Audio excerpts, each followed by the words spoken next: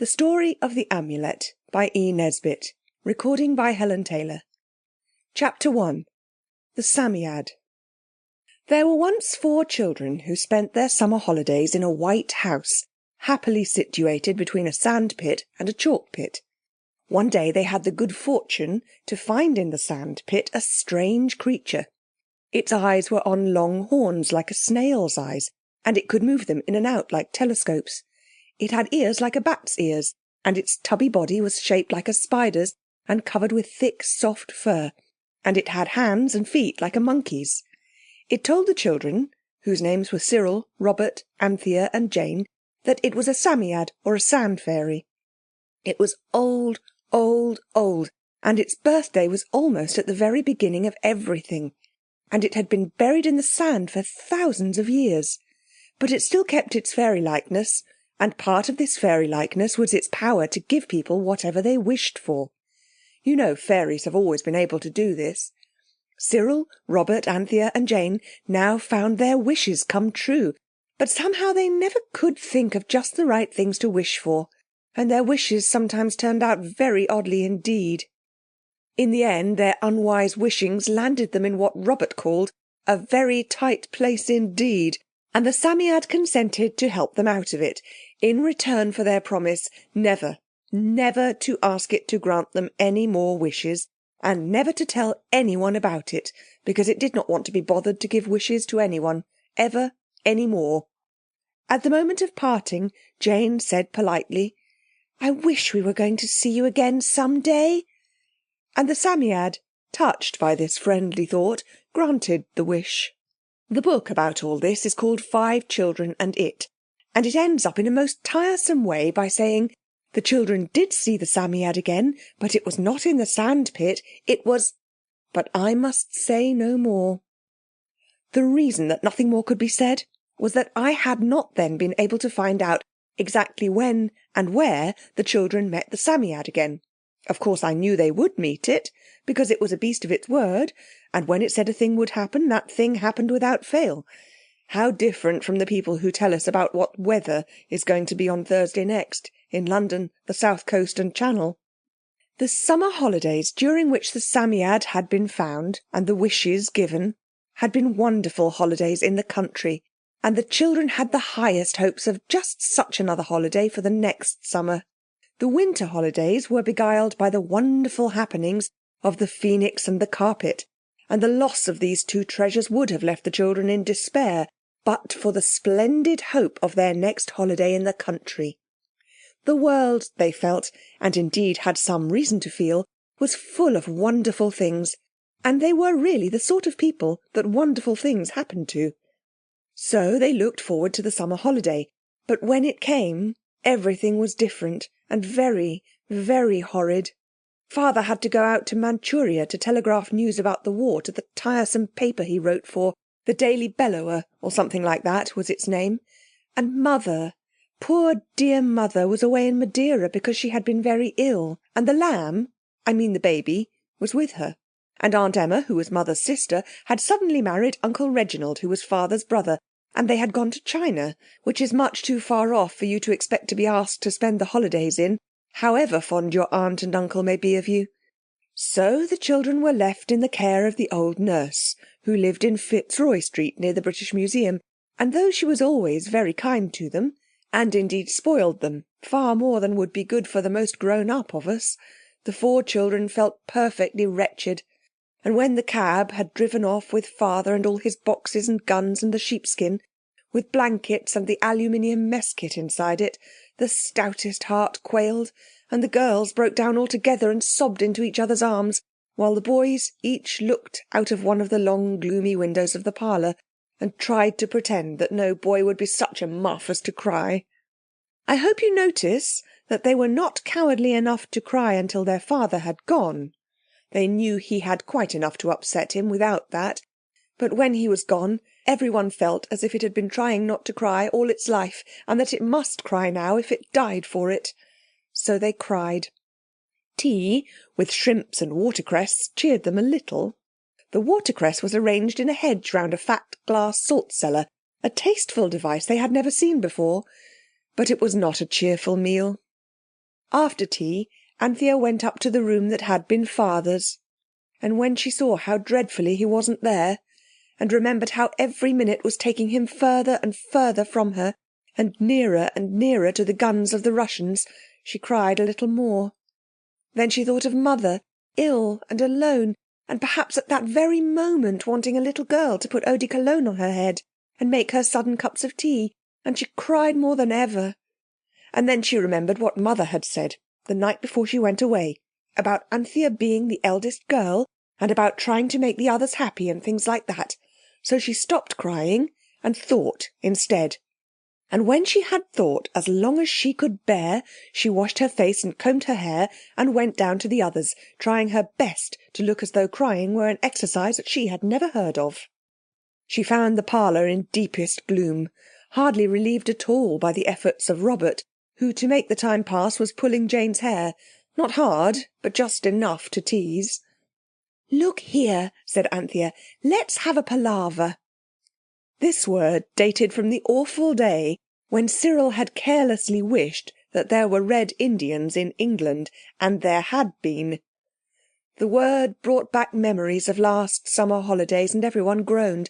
They thought of the white house with the beautiful tangled garden, late roses, asters, marigold, sweet mignonette and feathery asparagus, of the wilderness which someone had once meant to make into an orchard, but which was now, as Father said, 5 acres of thistles haunted by the ghosts of baby cherry trees. They thought of the view across the valley, where the lime kilns looked like Aladdin's palaces in the sunshine, and they thought of their own sandpit, with its fringe of yellowy grasses and pale stringy stalked wild flowers, and the little holes in the cliff that were the little sand martins' little front doors. And they thought of the free, fresh air, smelling of thyme and sweetbriar, and the scent of the wood smoke from the cottages in the lane, and they looked round old Nurse's stuffy parlour, and Jane said, "Oh, how different it all is!" It was.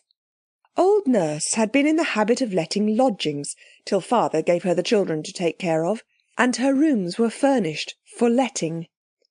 Now it is a very odd thing that no one ever seems to furnish a room for letting in a bit the same way as one would furnish it for living in. This room had heavy dark red stuff curtains, the colour that blood would not make a stain on, with coarse lace curtains inside. The carpet was yellow and violet, with bits of grey and brown oilcloth in odd places. The fireplace had shavings and tinsel in it. There was a very varnished mahogany chiffoniere, or sideboard, with a lock that wouldn't act. There were hard chairs, far too many of them, with crochet antimacassars slipping off their seats, all of which sloped the wrong way. The table wore a cloth of a cruel green colour, with a yellow chain-stitch pattern round it. Over the fireplace was a looking-glass that made you look much uglier than you really were, however plain you might be to begin with. Then there was a mantelboard with maroon plush and wool fringe that did not match the plush, a dreary clock like a black marble tomb. It was silent as the grave, too, for it had long since forgotten how to tick. And there were painted glass vases that never had any flowers in, and a painted tambourine that no one ever played, and painted brackets with nothing on them. And maple-framed engravings of the Queen, the Houses of Parliament, the plains of heaven, and of a blunt-nosed woodman's flat return. There were 2 books, last December's Bradshaw, and an odd volume of Plumridge's Commentary on Thessalonians. There were... But I cannot dwell longer on this painful picture. It was indeed, as Jane had said, very different. "Let's have a palaver," said Anthea again. "What about?" said Cyril, yawning. "There's nothing to have anything about," said Robert, kicking the leg of the table miserably. "I don't want to play," said Jane, and her tone was grumpy. Anthea tried very hard not to be cross. She succeeded. "Look here," she said, "don't think I want to be preachy or a beast in any way, but I want to, what Father calls, define the situation. Do you agree?" "Fire ahead," said Cyril, without enthusiasm. "Well then, we all know the reason we're staying here is because Nurse couldn't leave her house on account of the poor learned gentleman on the top floor, and there was no one else Father could entrust to take care of us, and you know it's taken a lot of money.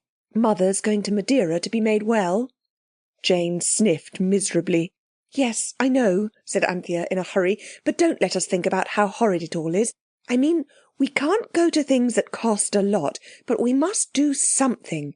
And I know there are heaps of things you can see in London without paying for them, and I thought we'd go and see them. We're all quite old now, and we haven't got the lamb. Jane sniffed harder than before.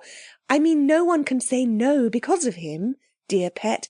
And I thought we must get Nurse to see quite how old we are and let us go out by ourselves, or else we shall never have any sort of a time at all.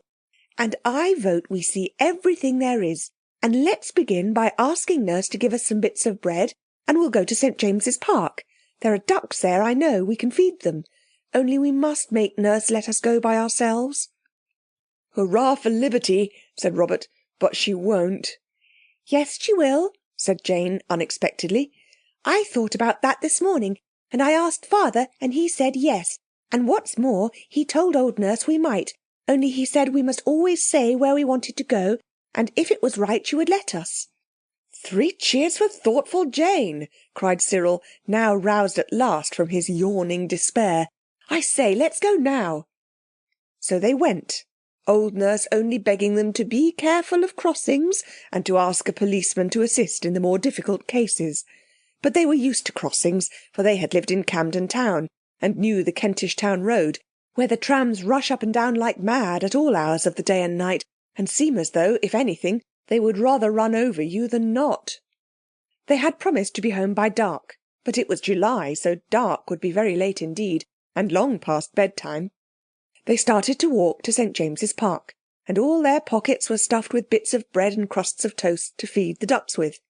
They started, I repeat, but they never got there.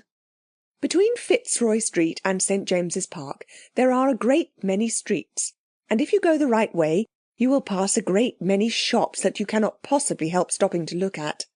The children stopped to look at several, with gold lace and beads and pictures and jewellery and dresses and hats and oysters and lobsters in their windows, and their sorrow did not seem nearly so impossible to bear as it had done in the best parlour at No. 300 Fitzroy Street. Presently, by some wonderful chance turn of Robert's, who had been voted captain because the girls thought it would be good for him, and indeed he thought so himself, and of course Cyril couldn't vote against him because it would have looked like mean jealousy, they came into the little interesting criss-crossy streets that held the most interesting shops of all, the shops where live things were sold. There was one shop window entirely filled with cages, and all sorts of beautiful birds in them. The children were delighted, till they remembered how they had once wished for wings themselves, and had had them, and then they felt how desperately unhappy anything with wings must be if it is shut up in a cage and not allowed to fly. It must be fairly beastly to be a bird in a cage, said Cyril. Come on. They went on, and Cyril tried to think out a scheme for making his fortune as a gold digger at Klondike, and then buying all the caged birds in the world and setting them free. Then they came to a shop that sold cats, but the cats were in cages, and the children could not help wishing someone would buy all the cats and put them on hearthrugs, which are the proper places for cats. And there was the dog shop, and that was not a happy thing to look at either, because all the dogs were chained or caged, and all the dogs, big and little, looked at the 4 children with sad, wistful eyes, and wagged beseeching tails, as if they were trying to say, "Buy me, buy me, buy me, and let me go for a walk with you. Oh, do buy me, and buy my poor brothers too. Do, do, do." They almost said do, do, do, plain to the ear, as they whined, all but one big Irish terrier, and he growled when Jane patted him. "Grrr," he seemed to say, as he looked at them from the back corner of his eye. "You won't buy me. Nobody will. Ever. I shall die chained up, and I don't know that I care how soon it is either." I don't know that the children would have understood all this. Only once they had been in a besieged castle, so they knew how hateful it is to be kept in when you want to get out. Of course they could not buy any of the dogs.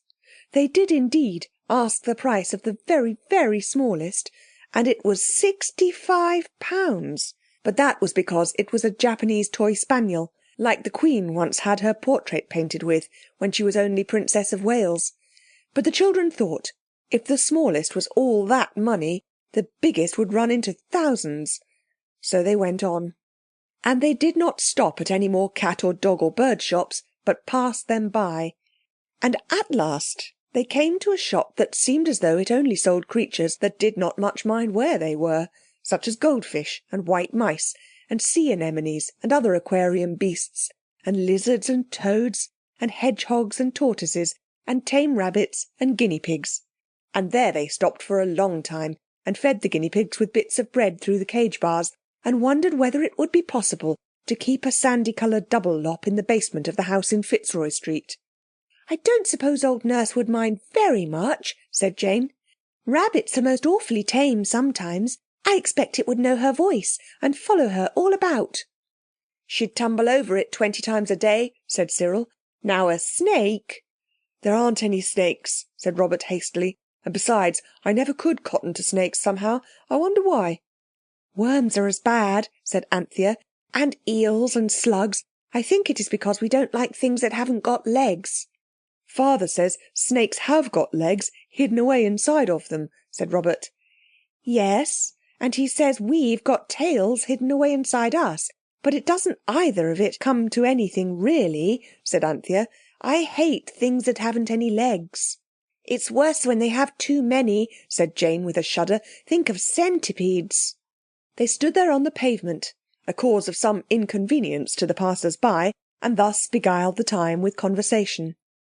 Cyril was leaning his elbow on the top of a hutch that had seemed empty when they had inspected the whole edifice of hutches one by one, and he was trying to reawaken the interest of a hedgehog that had curled itself into a ball earlier in the interview, when a small, soft voice just below his elbow said quietly, plainly and quite unmistakably, not in any squeak or whine that had to be translated, but in downright common English, "Buy me, do please buy me." Cyril started as though he had been pinched, and jumped a yard away from the hutch. "Come back, oh, come back," said the voice, rather louder but still softly. "Stoop down and pretend to be tying up your bootlace. I see it's undone as usual." Cyril mechanically obeyed. He knelt on one knee on the hot, dry, dusty pavement, peered into the darkness of the hutch, and found himself face to face with the Psammead. It seemed much thinner than when he had last seen it. It was dusty and dirty, and its fur was untidy and ragged. It had hunched itself up into a miserable lump, and its long snail's eyes were drawn in quite tight, so that they hardly showed at all. "Listen," said the Psammead, in a voice that sounded as though it would begin to cry in a minute. "I don't think the creature who keeps this shop will ask a very high price for me. I've bitten him more than once, and I've made myself look as common as I can. He's never had a glance from my beautiful, beautiful eyes. Tell the others I'm here, but tell them to look at some of those low common beasts while I'm talking to you. The creature inside mustn't think you care much about me, or he'll put a price upon me far, far beyond your means. I remember, in the dear old days last summer, you never had much money. Oh, I never thought I should be so glad to see you. I never did." It sniffed and shot out its long snail's eyes expressly to drop a tear well away from its fur. "Tell the others I'm here, and then I'll tell you exactly what to do about buying me."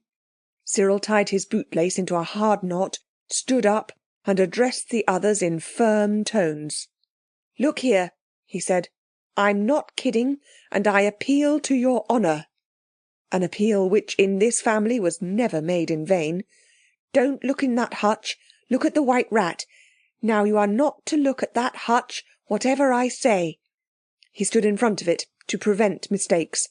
"Now get yourselves ready for a great surprise. In that hutch there's an old friend of ours. Don't look. Yes, it's the Psammead, the good old Psammead. It wants us to buy it. It says you're not to look at it. Look at the white rat and count your money. On your honour, don't look." The others responded nobly. They looked at the white rat till they quite stared him out of countenance, so that he went and sat up on his hind legs in a far corner, and hid his eyes with his front paws, and pretended that he was washing his face. Cyril stooped again, busying himself with the other bootlace, and listened for the Psammead's further instructions. "Go in," said the Psammead, "and ask the price of lots of other things. Then say, 'What do you want for that monkey that's lost its tail? The mangy old thing in the third hutch from the end. Oh, don't mind my feelings. Call me a mangy monkey. I've tried hard enough to look like one. I don't think he'll put a high price on me. I've bitten him 11 times since I came here the day before yesterday. If he names a bigger price than you can afford, say you wish you had the money." "But you can't give us wishes. I've promised never to have another wish from you," said the bewildered Cyril. "Don't be a silly little idiot," said the Sand Fairy in trembling but affectionate tones, "but find out how much money you've got between you, and do exactly what I tell you." Cyril, pointing a stiff and unmeaning finger at the white rat, so as to pretend that its charms alone employed his tongue, explained matters to the others, while the Psammead hunched itself and bunched itself, and did its very best to make itself look uninteresting. Then the 4 children filed into the shop.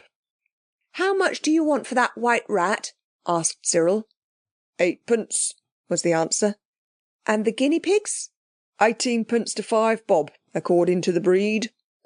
"And the lizards?" 9p each. "And toads?" 4p. "Now look here," said the greasy owner of all this caged life, with a sudden ferocity which made the whole party back hurriedly onto the wainscoting of hutches with which the shop was lined. "Look here, I ain't a-going to have you coming in here, a-turning the whole place out of winder, and prizing every animal in the stock just for your larks, so don't think it. If you're a buyer, be a buyer. But I never had a customer yet as wanted to buy mice and lizards and toads and guineas all at once. So out you goes." "Oh, wait a minute," said the wretched Cyril, feeling how foolishly yet well-meaningly he had carried out the Psammead's instructions. "Just tell me one thing. What do you want for the mangy old monkey in the third hutch from the end?" The shopman only saw in this a new insult. "Mangy young monkey yourself," said he. "Get along with your bloomin' cheek. Out you goes." "Oh, don't be so cross," said Jane, losing her head altogether. "Don't you see he really does want to know that?" "Oh, does he indeed?" sneered the merchant. Then he scratched his ear suspiciously, for he was a sharp business man, and he knew the ring of truth when he heard it. His head was bandaged, and 3 minutes before he would have been glad to sell the mangy old monkey for 10 shillings. Now, "Oh, he does he?" he said. "And £2.10's my price.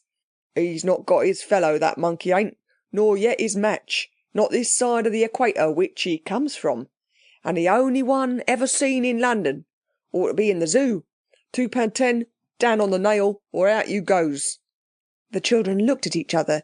23 shillings and 5p was all they had in the world. And it would have been merely 3 and 5p but for the sovereign which Father had given to them, between them, at parting. "We've only 23 shillings and 5p, said Cyril, rattling the money in his pocket. 23 farthings and somebody's own cheek, said the dealer, for he did not believe that Cyril had so much money. There was a miserable pause. Then Anthea remembered and said, "Oh, I wish I had £2.10. "So do I, miss, I'm sure," said the man with bitter politeness. "I wish you had, I'm sure." Anthea's hand was on the counter. Something seemed to slide under it. She lifted it. There lay 5 bright half-sovereigns. "Why, I have got it after all," she said. "Here's the money. Now let's have the monkey, I mean." The dealer looked hard at the money, but he made haste to put it in his pocket. "I only hope you come by it honest," he said, shrugging his shoulders. He scratched his ear again. "Well," he said, "I suppose I must let you have it. But it's worth thribble the money, so it is." He slowly led the way out to the hutch, opened the door gingerly, and made a sudden fierce grab at the Psammead, which the Psammead acknowledged in one last long, lingering bite. "Here, take the brute," said the shopman, squeezing the Psammead so tight that he nearly choked it. "It's bit me to the marrow, it have." The man's eyes opened as Anthea held out her arms. "Don't blame me if it tears your face off its bones," he said, and the Psammead made a leap from his dirty, horny hands and Anthea caught it in hers, which were not very clean, certainly, but at any rate were soft and pink, and held it kindly and closely. "But you can't take it home like that," Cyril said. "We shall have a crowd after us." And indeed 2 errand boys and a policeman had already collected. "I can't give you nothing, only a paper bag like what we put tortoises in," said the man grudgingly. So the whole party went into the shop, and the shopman's eyes nearly came out of his head when, having given Anthea the largest paper bag he could find, he saw her hold it open and the Psammead carefully creep into it. "Well," he said, "if that there don't beat cockfighting. But perhaps you've met the brute afore?" "Yes," said Cyril affably. "He's an old friend of ours." "If I'd known that," the man rejoined, "you shouldn't have had him under twice the money. However," he added as the children disappeared, "I ain't done so bad, seeing as I only give 5 bob for the beast. But then there's the bites to take into account." The children, trembling in agitation and excitement, carried home the Psammead, trembling in its paper bag. When they got it home, Anthea nursed it and stroked it, and would have cried over it if she hadn't remembered how it hated to be wet. When it recovered enough to speak, it said, "Get me sand, silver sand from the oil and colour shop, and get me plenty." They got the sand, and they put it and the Psammead in the round bath together, and it rubbed itself and rolled itself and shook itself and scraped itself and scratched itself and preened itself till it felt clean and comfy, and then it scrabbled a hasty hole in the sand and went to sleep in it. The children hid the bath under the girls' bed and had supper. Old Nurse had got them a lovely supper of bread and butter and fried onions. She was full of kind and delicate thoughts. When Anthea woke the next morning, the Psammead was snuggling down between her shoulder and Jane's. "You have saved my life," it said. "I know that man would have thrown cold water on me sooner or later, and then I should have died. I saw him wash out a guinea pig's hutch yesterday morning. I'm still frightfully sleepy. I think I'll go back to sand for another nap. Wake the boys and this dormouse of a Jane, and when you've had your breakfasts, we'll have a talk." "Don't you want any breakfast?" asked Anthea. "I dare say I shall pick a bit presently," it said, "but sand is all I care about. It's meat and drink to me, and coals and fire and wife and children." With these words it clambered down by the bedclothes and scrambled back into the bath, where they heard it scratching itself out of sight. "Well," said Anthea, "anyhow our holidays won't be dull now. We've found the Psammead again." "No," said Jane, beginning to put on her stockings, "we shan't be dull, but it'll only be like having a pet dog now it can't give us wishes." "Oh, don't be so discontented," said Anthea. "If it can't do anything else, it can tell us about megatheriums and things." Chapter 2. The Half Amulet. Long ago, that is to say last summer, the children, finding themselves embarrassed by some wish which the Psammead had granted them, and which the servants had not received in a proper spirit, had wished that the servants might not notice the gifts which the Psammead gave. And when they parted from the Psammead, their last wish had been that they should meet it again. Therefore they had met it, and it was jolly lucky for the Psammead, as Robert pointed out. Now, of course, you see that the Psammead's being where it was the consequence of one of their wishes, and therefore was a Psammead wish, and as such could not be noticed by the servants. And it was soon plain that in the Psammead's opinion old Nurse was still a servant, although she now had a house of her own, for she never noticed the Psammead at all. And that was as well, for she would never have consented to allow the girls to keep an animal and a bath of sand under their bed. When breakfast had been cleared away, it was a very nice breakfast with hot rolls to it, a luxury quite out of the common way, Anthea went and dragged out the bath and woke the Psammead. It stretched and shook itself. "You must have bolted your breakfast most unwholesomely," it said. "You can't have been 5 minutes over it." "We've been nearly an hour," said Anthea. "Come on, you know you promised." "Now look here," said the Psammead, flitting back on the sand and shooting out its long eyes suddenly. We'd better begin as we mean to go on. It won't do to have any misunderstanding. So I tell you plainly that—" "Oh, please," Anthea pleaded, "do wait till we get to the others. They'll think it most awfully sneakish of me to talk to you without them. Do come down, there's a dear." She knelt before the sandbath and held out her arms. The Psammead must have remembered how glad it had been to jump into those same little arms only the day before, for it gave a little grudging grunt and jumped once more. Anthea wrapped it in her pinafore and carried it downstairs. It was welcomed in a thrilling silence. At last Anthea said, "Now then." "What place is this?" asked the Psammead, shooting its eyes out and turning them slowly round. "It's a sitting room, of course," said Robert. "Then I don't like it," said the Psammead. "Never mind," said Anthea kindly. "We'll take you anywhere you like if you want us to. What was it you were going to say upstairs when I said the others wouldn't like it if I stayed talking to you without them?" It looked keenly at her, and she blushed. "Don't be silly," it said sharply. "Of course it's quite natural that you should like your brothers and sisters, to know exactly how good and unselfish you were." "I wish you wouldn't," said Jane. "Anthea was quite right. What was it you were going to say when she stopped you?" "I'll tell you," said the Psammead, "since you're so anxious to know. I was going to say this. You've saved my life, and I'm not ungrateful, but it doesn't change your nature or mine. You're still very ignorant and rather silly, and I am worth 1,000 of you any day of the week." "Of course you are," Anthea was beginning, but it interrupted her. "It is very rude to interrupt," it said. "What I mean is that I'm not going to stand any nonsense.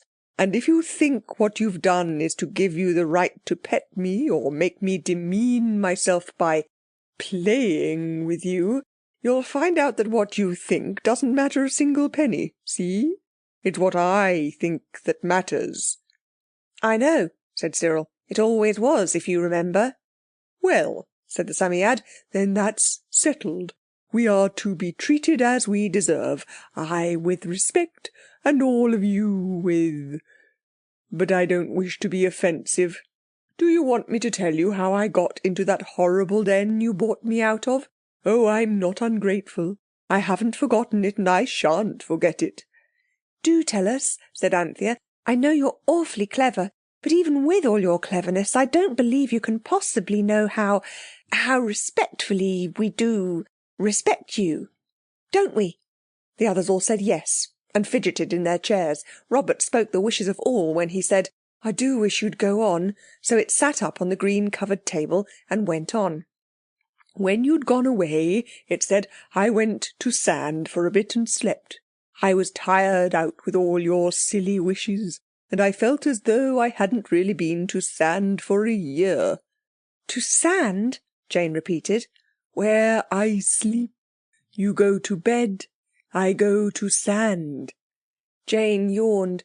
The mention of bed made her feel sleepy. "All right," said the Psammead in offended tones. "I'm sure I don't want to tell you a long tale. A man caught me and I bit him, and he put me in a bag with a dead hare and a dead rabbit, and he took me to his house and put me out of the bag into a basket with holes that I could see through, and I bit him again, and then he brought me to this city, which I am told is called the modern Babylon, though it's not a bit like the old Babylon. And he sold me to the man you bought me from, and then I bit them both. Now, what is your news?" "There's not quite so much biting in our story," said Cyril regretfully. "In fact, there isn't any. Father's gone to Manchuria, and Mother and the lamb have gone to Madeira because Mother was ill. And don't I just wish that they were both safe home again?" Merely from habit the sand fairy began to blow itself out, but it stopped short suddenly. "I forgot. It said I can't give you any more wishes." "No, but look here," said Cyril. "Couldn't we call in old Nurse and get her to say she wishes they were safe home? I'm sure she does." "No go," said the Psammead. "It's just the same as you're wishing yourself. If you get someone else to wish it for you, it won't act." "But it did yesterday, with the man in the shop," said Robert. "Ah, yes," said the creature, "but you didn't ask him to wish, and you didn't know what would happen if he did. That can't be done again. It's played out." "Then you can't help us at all," said Jane. "Oh, I did think you could do something. I've been thinking about it ever since we saved your life yesterday. I thought you'd be certain to be able to fetch back Father, even if you couldn't manage Mother." And Jane began to cry. "Now don't," said the Psammead hastily. "You know how it always upsets me if you cry. I can't feel safe a moment. Look here, you must have some new kind of charm." "That's easier said than done." "Not a bit of it," said the creature. "There's one of the strongest charms in the world, not a stone's throw from where you bought me yesterday. The man that I bit so, the first one I mean, went into a shop to ask how much something cost. I think he said it was a concertina, and while he was telling the man in the shop how much too much he wanted for it, I saw the charm in a sort of tray with a lot of other things. If you can only buy that, you will be able to have your heart's desire." The children looked at each other and then at the Psammead. Then Cyril coughed awkwardly and suddenly took courage to say what everyone else was thinking. "I do hope you won't be waxy," he said, "but it's like this. When you used to give us our wishes, they almost always got us into some row or other, and we used to think you wouldn't have been pleased if they hadn't. Now, about this charm, we haven't got over and above too much tin, and if we blew it all on this charm and it turns out to be not up to much, well, you see what I'm driving at, don't you?" "I see that you don't see more than the length of your nose, and that's not far," said the Psammead crossly. "Look here, I had to give you the wishes, and of course they turned out badly, in a sort of way, because you hadn't the sense to wish for what was good for you. But this charm's quite different. I haven't got to do this for you. It's just my own generous kindness that makes me tell you about it. So it's bound to be all right. See?" "Don't be cross," said Anthea. "Please, please don't. You see, it's all we've got. We shan't have any more pocket money till Daddy comes home, unless he sends us some in a letter. But we do trust you. And I say all of you," she went on, "don't you think it's worth spending all the money if there's even the chanciest chance of getting Father and Mother back safe now? Just think of it. Oh, do let's." "I don't care what you do," said the Psammead. "I'll go back to sand again until you've made up your minds." "No, don't," said everybody, and Jane added, "We're quite mind made up. Don't you see we are? Let's get our hats. Will you come with us?" "Of course," said the Psammead. "How else would you find the shop?" So everybody got its hat. The Psammead was put into a flat bass bag that had come from Farringdon Market with £2 of filleted plaice in it. Now it contained about £3.25 of solid Psammead, and the children took it in turns to carry it. "It's not half the weight of the lamb," Robert said, and the girls sighed. The Psammead poked a wary eye out of the top of the basket every now and then, and told the children which turnings to take. "How on earth do you know?" asked Robert. "I can't think how you do it." And the Psammead said sharply, "No, I don't suppose you can." At last they came to the shop. It had all sorts and kinds of things in the window. Concertinas and silk handkerchiefs, china vases and teacups, blue Japanese jars, pipes, swords, pistols, lace collars, silver spoons tied up in half-dozens, and wedding rings in a red lacquered basin. There were officers' epaulettes and doctors' lancets. There were tea caddies inlaid with red turtle shell and brass curly-whirlies, plates of different kinds of money, and stacks of different kinds of plates.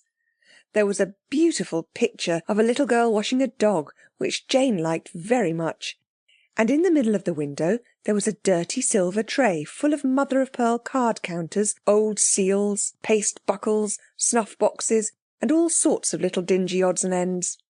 The Psammead put its head quite out of the fish basket to look in at the window when Cyril said, "There's a tray there with rubbish in it."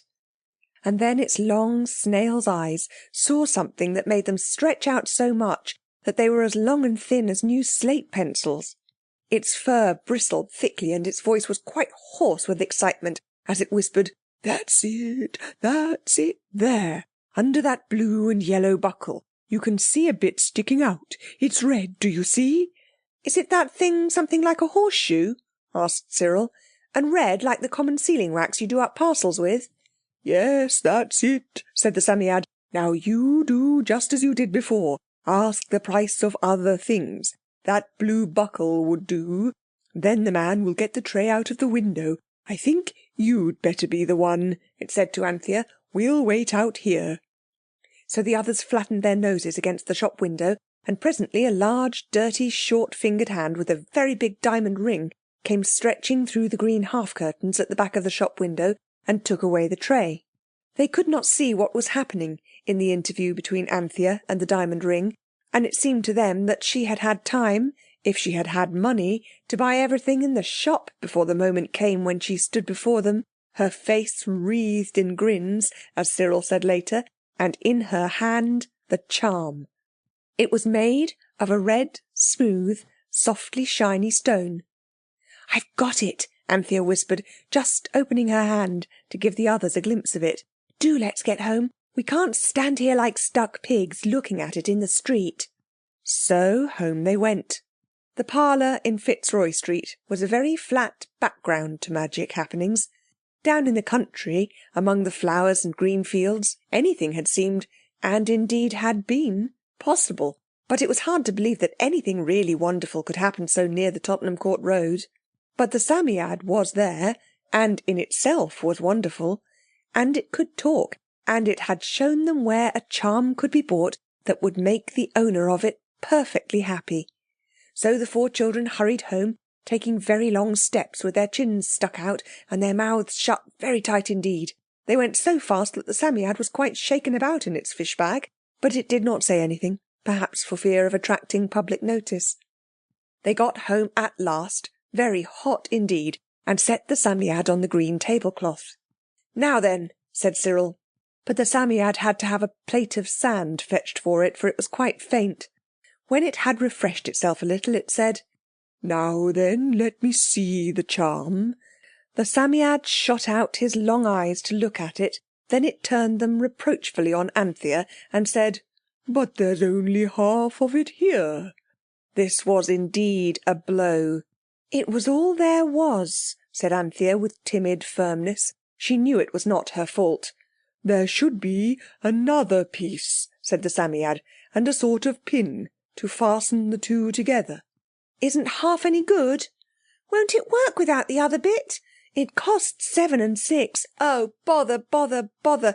"Don't be silly little idiots," said everyone and the Psammead together. Then there was a wretched silence. Cyril broke it. "What shall we do?" "Go back to the shop and see if they haven't got the other half," said the Psammead. "I'll go to sand till you come back. Cheer up.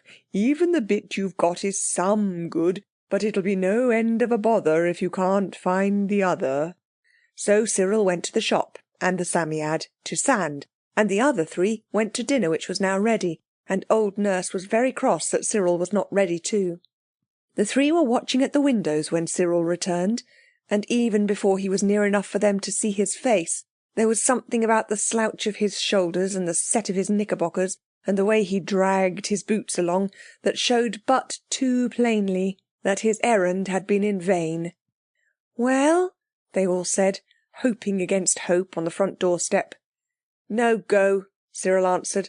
"The man said the thing was perfect. He said it was a Roman lady's locket, and people shouldn't buy curios if they didn't know anything about archy something or other, and that he never went back on a bargain because it wasn't business, and he expected his customers to act the same. He was simply nasty, that's what he was, and I want my dinner." It was plain that Cyril was not pleased. The unlikeliness of anything really interesting happening in that parlour lay like a weight of lead on everyone's spirits. Cyril had his dinner, and just as he was swallowing the last mouthful of apple pudding, there was a scratch at the door. Anthea opened it, and in walked the Psammead. "Well," it said when it heard the news, "things might be worse. Only you won't be surprised if you have a few adventures before you get the other half. You want to get it, of course." "Rather," was the general reply, "and we don't mind adventures." "No," said the Psammead. "I seem to remember that about you. Well, sit down and listen with all your ears. 8 are there? Right, I'm glad you know arithmetic. Now pay attention, because I don't intend to tell you everything twice over." As the children settled themselves on the floor, it was far more comfortable than the chairs, as well as more polite to the Psammead, who was stroking its whiskers on the hearthrug, a sudden cold pain caught at Anthea's heart. Father, mother, the darling lamb, all far away. Then a warm, comfortable feeling flowed through her.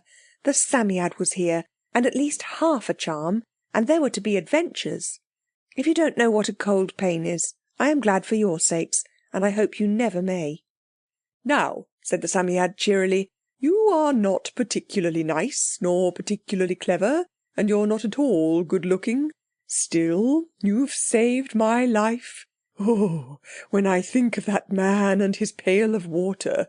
So I'll tell you all I know. At least, of course I can't do that, because I know far too much. But I'll tell you all I know about this red thing." Do, said everyone. "Well then," said the Psammead, "this thing is half of an amulet that can do all sorts of things. It can make the corn grow, and the waters flow, and the trees bear fruit, and the little new beautiful babies come. Not that babies are beautiful, of course," it broke off to say, "but their mothers think they are, and as long as you think a thing's true, it is true as far as you're concerned." Robert yawned. The Psammead went on. "The complete amulet can keep off all the things that make people unhappy. Jealousy, bad temper, pride, disagreeableness, greediness, selfishness, laziness. Evil spirits, people called them when the amulet was made. Don't you think it would be nice to have it?" "Very," said the children, quite without enthusiasm. "And it can give you strength and courage." "That's better," said Cyril. "And virtue." "I suppose it's nice to have that," said Jane, but not with much interest. "And it can give you your heart's desire." "Now you're talking," said Robert. "Of course I am," retorted the Psammead tartly, "so there's no need for you to." "Heart's desire is good enough for me," said Cyril. "Yes, but," Anthea ventured, "all that's what the whole charm can do. There's something that the half we've got can win off its own bat, isn't there?" She appealed to the Psammead. It nodded. "Yes," it said, "the half has the power to take you anywhere you like to look for the other half." This seemed a brilliant prospect till Robert asked, "Does it know where to look?" The Psammead shook its head and answered, "I don't think it's likely." "Do you?" "No." "Then," said Robert, "we might as well look for a needle in a bottle of hay. Yes, it is bottle and not bundle. Father said so." "Not at all," said the Psammead briskly. "You think you know everything, but you are quite mistaken. The first thing is to get the thing to talk." "Can it?" Jane questioned. Jane's question did not mean that she thought it couldn't, for in spite of the parlour furniture the feeling of magic was growing deeper and thicker, and seemed to fill the room like a dream of a scented fog. "Of course it can. I suppose you can read?" "Oh, yes." Everyone was rather hurt at the question. "Well then, all you've got to do is to read the name that's written on the part of the charm that you've got. And as soon as you say the name out loud, the thing will have power to do, well, several things." There was a silence. The red charm was passed from hand to hand. "There's no name on it," said Cyril at last. "Nonsense," said the Psammead. "What's that?" "Oh, that," said Cyril. "It's not reading. It looks like pictures of chickens and snakes and things." "I've no patience with you," said the Psammead. "If you can't read, you must find someone who can. A priest, now?" "We don't know any priests," said Anthea. "We know a clergyman. He's called a priest in the prayer book, you know, but he only knows Greek and Latin and Hebrew, and this isn't any of those, I know." The Psammead stamped a furry foot angrily. "I wish I'd never seen you," it said. "You aren't any more good than so many stone images. Not so much, if I'm to tell the truth. Is there no wise man in your Babylon who can pronounce the names of the great ones?"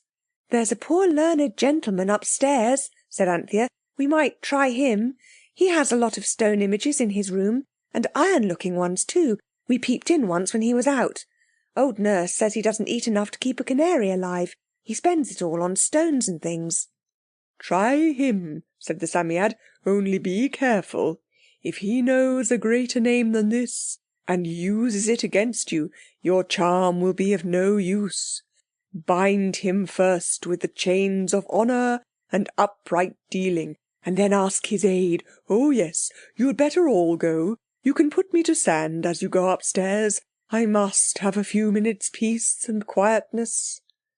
So the 4 children hastily washed their hands and brushed their hair—this was Anthea's idea—and went up to knock at the door of the poor learned gentleman and to bind him with the chains of honour and upright dealing.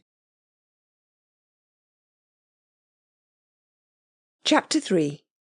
The Past. The learned gentleman had let his dinner get quite cold. It was a mutton chop, and as it lay on the plate it looked like a brown island in the middle of a frozen pond, because the grease of the gravy had become cold and consequently white.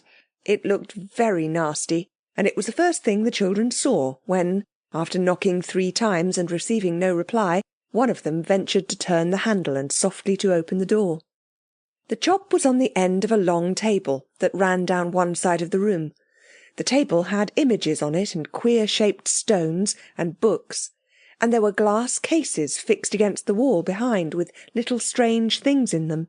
The cases were rather like the ones you see in jewellers' shops. The poor learned gentleman was sitting at a table in the window, looking at something very small, which he held in a pair of fine pincers. He had a round spyglass sort of thing in one eye, which reminded the children of watchmakers, and also of the long snail's eyes of the Psammead. The gentleman was very long and thin, and his long thin boots stuck out under the other side of his table. He did not hear the door open, and the children stood hesitating. At last Robert gave the door a push, and they all started back, for in the middle of the wall that the door had hidden was a mummy case, very, very, very big, painted in red and yellow and green and black, and the face of it seemed to look at them quite angrily. You know what a mummy case is like, of course?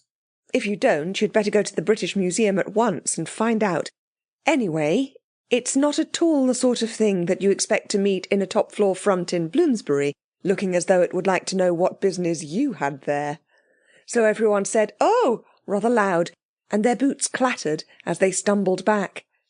The learned gentleman took the glass out of his eye and said, "I beg your pardon," in a very soft, quiet, pleasant voice, the voice of a gentleman who has been to Oxford. "It's us that beg yours," said Cyril politely. "We are sorry to disturb you." "Come in," said the gentleman, rising. With the most distinguished courtesy, Anthea told herself. "I'm delighted to see you. Won't you sit down? No, not there. Allow me to move that papyrus." He cleared a chair and stood smiling and looking kindly through his large round spectacles. "He treats us like grown-ups," whispered Robert, "and he doesn't seem to know how many of us there are." "Hush," said Anthea. "It isn't manners to whisper. You say, Cyril. Go ahead." "We're very sorry to disturb you," said Cyril politely, "but we did knock 3 times and you didn't say come in or run away now, or that you couldn't be bothered just now, or to come when you weren't so busy, or any of the things people do say when you knock at doors, so we opened it. We knew you were in here because we heard you sneeze while we were waiting." "Not at all," said the gentleman. "Do sit down." "He's found out that there are 4 of us," said Robert, as the gentleman cleared 3 more chairs. He put the things off them carefully onto the floor. The first chair had things like bricks that tiny, tiny birds' feet have walked over when the bricks were soft, only the marks were in regular lines. The second chair had round things on it like very large, fat, long, pale beads, and the last chair had a pile of dusty papers on it. The children sat down. "We know you're very, very learned," said Cyril, "and we've got a charm, and we want you to read the name on it, because it isn't Latin or Greek or Hebrew or any of the languages we know." A thorough knowledge of even those languages is a very fair foundation on which to build an education, said the gentleman politely. Oh, said Cyril, blushing, but we only know them to look at, except Latin, and I'm only in Caesar with that. The gentleman took off his spectacles and laughed. His laugh sounded rusty, Cyril thought, as though it wasn't often used. Of course, he said, I'm sure I beg your pardon. I think I must have been in a dream. You are the children who live downstairs, are you not? Yes, I have seen you as I have passed in and out. And you have found something you think to be an antiquity, and you've brought it to show me. That was very kind. I should like to inspect it.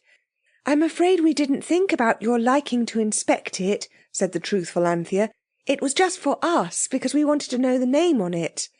Oh, yes, and I say, Robert interjected, you won't think it rude of us if we ask you first, before we show it, to be bound in the, of... In the bonds of honour and upright dealing, said Anthea. I'm afraid I don't quite follow you, said the gentleman with gentle nervousness.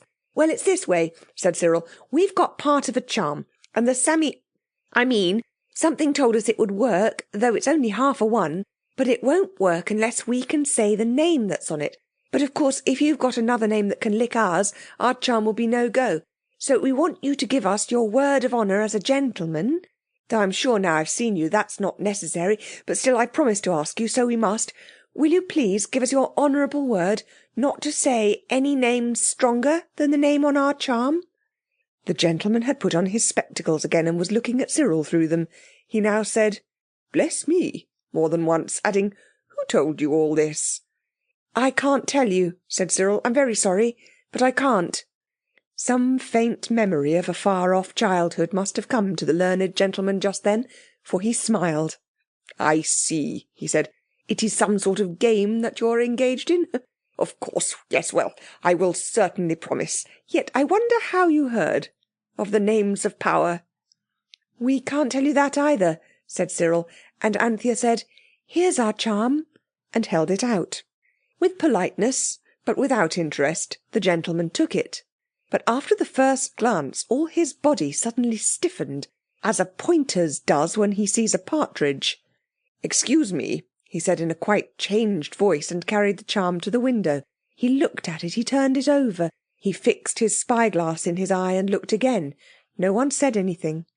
Only Robert made a shuffling noise with his feet till Anthea nudged him to shut up. At last the learned gentleman drew a long breath. "Where did you find this?" he asked. "We didn't find it. We bought it at a shop. Jacob Absalom the name is, not far from Charing Cross," said Cyril. "We gave 7 and 6pence for it," added Jane. "It is not for sale. I suppose you do not wish to part with it? I ought to tell you that it is extremely valuable. Extraordinarily valuable, I may say."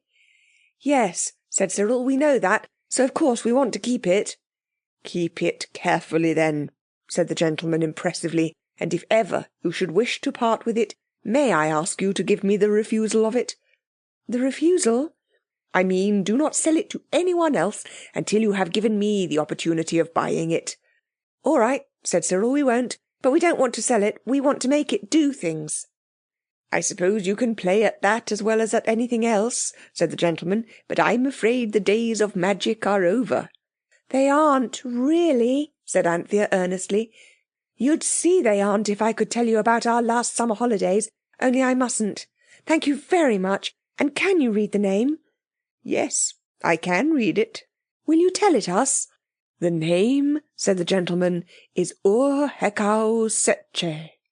"Ur-Hekau Setche," repeated Cyril. "Thanks awfully. I do hope we haven't taken up too much of your time." "Not at all," said the gentleman, "and do let me entreat you to be very, very careful of that most valuable specimen." They said thank you in all the different polite ways they could think of, and filed out of the door and down the stairs. Anthea was last. Halfway down to the first landing she turned and ran up again. The door was still open, and the learned gentleman and the mummy case were standing opposite to each other, and both looked as though they had stood like that for years.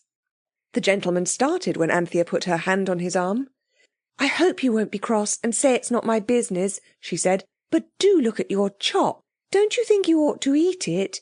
Father forgets his dinner sometimes when he's writing, And Mother always says I ought to remind him if she's not at home to do it herself, because it's so bad to miss your regular meals. So I thought perhaps you wouldn't mind my reminding you, because you don't seem to have anyone else to do it." She glanced at the mummy case. It certainly did not look as though it would ever think of reminding people of their meals. The learned gentleman looked at her for a moment before he said, "Thank you, my dear. It was a kindly thought. No, I haven't anyone to remind me about things like that." He sighed and looked at the chop. "It looks very nasty," said Anthea. "Yes," he said, "it does. I'll eat it immediately, before I forget." As he ate, he sighed more than once, perhaps because the chop was nasty, perhaps because he longed for the charm which the children did not want to sell, perhaps because it was so long since anyone cared whether he ate his chops or forgot them. Anthea caught the others at the stair foot. They woke the Psammead, and it taught them exactly how to use a word of power and to make the charm speak. I'm not going to tell you how this is done, because you might try to do it, and for you any such trying would be almost sure to end in disappointment, because in the first place it's 1,000 million to 1 against your ever getting hold of the right sort of charm, and if you did, there would be hardly any chance at all of your finding a learned gentleman clever enough and kind enough to read the word for you. The children and the Psammead crouched in a circle on the floor, in the girls' bedroom, because in the parlour they might have been interrupted by old nurses coming in to lay the cloth for tea, and the charm was put in the middle of the circle. The sun shone splendidly outside, and the room was very light. Through the open window came the hum and rattle of London, and in the street below they could hear the voice of the milkman. When all was ready, the Psammead signed to Anthea to say the word, and she said it. Instantly the whole light of all the world seemed to go out. The room was dark. The world outside was dark, darker than the darkest night that ever was. And all the sounds went out too, so that there was a silence deeper than any silence you've ever even dreamed of imagining. It was like being suddenly deaf and blind, only darker and quieter even than that. But before the children had got over the sudden shock of it enough to be frightened, a faint, beautiful light began to show in the middle of the circle, and at the same moment a faint, beautiful voice began to speak. The light was too small for one to see anything by, and the voice was too small for you to hear what it said. You could just see the light and just hear the voice. But the light grew stronger. It was greeny, like glowworms' lamps, and it grew and grew till it was as though thousands and thousands of glowworms were signalling to their winged sweethearts from the middle of the circle. And the voice grew, not so much in loudness as in sweetness, though it grew louder too, till it was so sweet that you wanted to cry with pleasure just at the sound of it. It was like nightingales, and the sea, and the fiddle, and the voice of your mother when you've been a long time away, and she meets you at the door when you get home. And the voice said, "Speak. What is it that you would hear?" I cannot tell you what language the voice used. I only know that everyone present understood it perfectly. If you come to think of it, there must be some language that everyone could understand if we only knew what it was. Nor can I tell you how the charm spoke, nor whether it was the charm that spoke, or some presence in the charm. The children could not have told you either. Indeed, they could not look at the charm while it was speaking, because the light was too bright. They looked instead at the green radiance on the faded Kidderminster carpet at the edge of the circle. They all felt very quiet, and not inclined to ask questions or fidget with their feet, for this was not like the things that happened in the country when the Psammead had given him their wishes. That had been funny somehow, and this was not. It was something like Arabian Nights magic, and something like being in church. No one cared to speak. It was Cyril who said at last, "Please, we want to know where the other half of the charm is." "The part of the amulet which is lost," said the beautiful voice, "was broken and ground into the dust of the shrine that held it. It and the pin that joined the two halves are themselves dust, and the dust is scattered over many lands and sunk in many seas." "Oh, I say," murmured Robert, and a blank silence fell. "Then it's all up," said Cyril at last. "It's no use our looking for a thing that's smashed into dust, and the dust scattered all over the place." "If you would find it," said the voice, You must seek it where it still is, perfect as ever." "I don't understand," said Cyril. "In the past you may find it," said the voice. "I wish we may find it," said Cyril. The Psammead whispered crossly, "Don't you understand? The thing existed in the past. If you were in the past too, you could find it. It's very difficult to make you understand things. Time and space are only forms of thought." "I see," said Cyril. "No, you don't," said the Psammead, "and it doesn't matter if you don't either. What I mean is that if you were only made the right way, you could see everything happening in the same place at the same time. Now do you see?"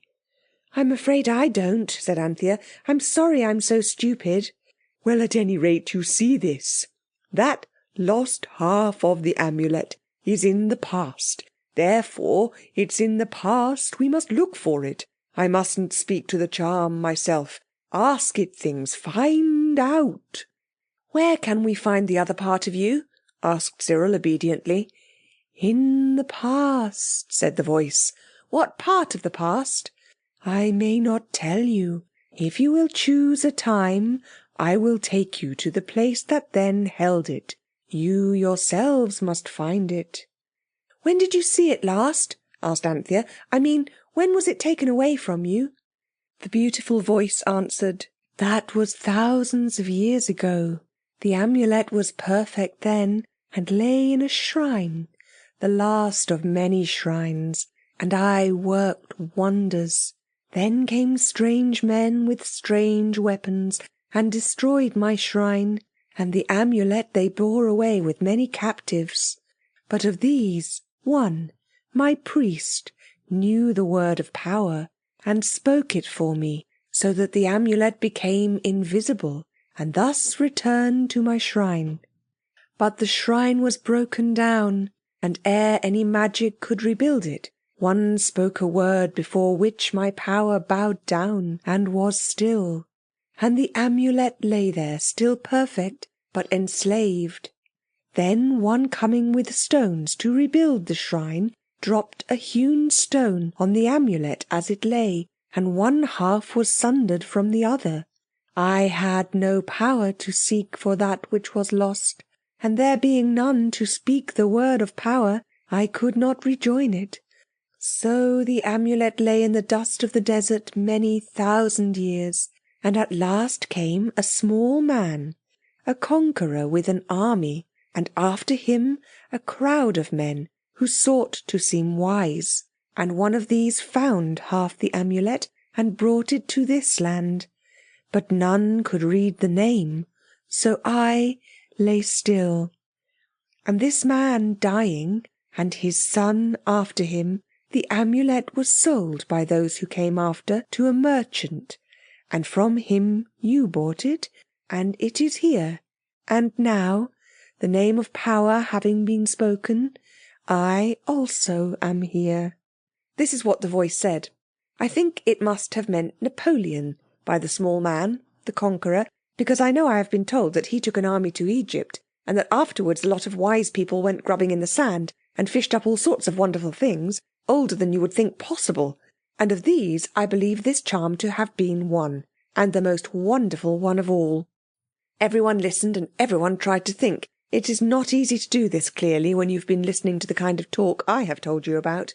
At last Robert said, "Can you take us into the past, to the shrine where you and the other thing were together? If you could take us there, we might find the other part still there, after all these thousands of years." "Still there? Silly," said Cyril. "Don't you see, if we go back into the past it won't be thousands of years ago, it will be now for us, won't it?" He appealed to the Psammead, who said, "You're not so far off the idea as you usually are." "Well," said Anthea, "will you take us back to when there was a shrine, and you were safe in it, all of you?" "Yes," said the voice. "You must hold me up and speak the word of power, and one by one, beginning with the firstborn, you shall pass through me into the past. But let the last that passes be the one that holds me, and let him not lose his hold, lest you lose me, and so remain in the past for ever." "That's a nasty idea," said Robert.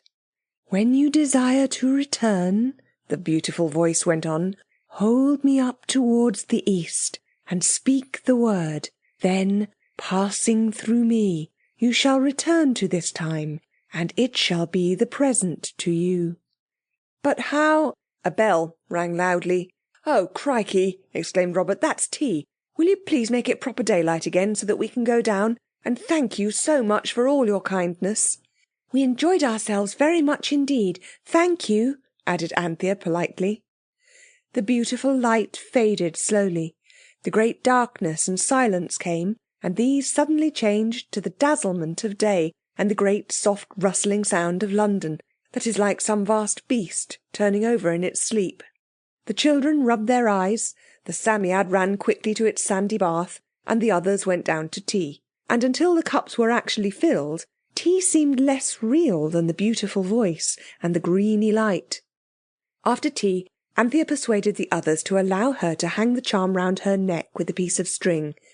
"It would be so awful if it got lost," she said. "It might get lost anywhere, you know, and it would be rather beastly for us to have to stay in the past for ever and ever, wouldn't it?" Chapter 4. 8,000 years ago. Next morning, Anthea got old Nurse to allow her to take up the poor learned gentleman's breakfast. He did not recognise her at first, but when he did he was vaguely pleased to see her. "You see I'm wearing the charm round my neck," she said. "I'm taking care of it, like you told us to." "That's right," said he. "Did you have a good game last night?" "You will eat your breakfast before it's cold, won't you?" said Anthea. "Yes, we had a splendid time. The charm made it all dark, and then greeny light, and then it spoke. Oh, I wish you could have heard it. It was such a darling voice, and it told us the other half of it was lost in the past. So, of course, we shall have to look for it there." The learned gentleman rubbed his hair with both hands and looked anxiously at Anthea. "I suppose it's natural, youthful imagination and so forth," he said. "Yet someone must have... Who told you that some part of the charm was missing?" "I can't tell you," she said. "I know it seems most awfully rude, especially after being so kind about telling us the name of power and all that, but really I'm not allowed to tell anybody anything about the person who told me. You won't forget your breakfast, will you?" The learned gentleman smiled feebly and then frowned. Not a cross frown, but a puzzle frown. "Thank you," he said. "I shall always be pleased if you look in any time you're passing, you know. At least—" "I will," she said. "Goodbye. I'll always tell you anything I may tell." He had not had many adventures with children in them, and he wondered whether all children were like these. He spent quite 5 minutes in wondering before he settled down to the 52nd chapter of his great book on the secret rites of the priests of Amun-Ra. It is no use to pretend that the children did not feel a good deal of agitation at the thought of going through the charm into the past. That idea that perhaps they might stay in the past and never get back again was anything but pleasing.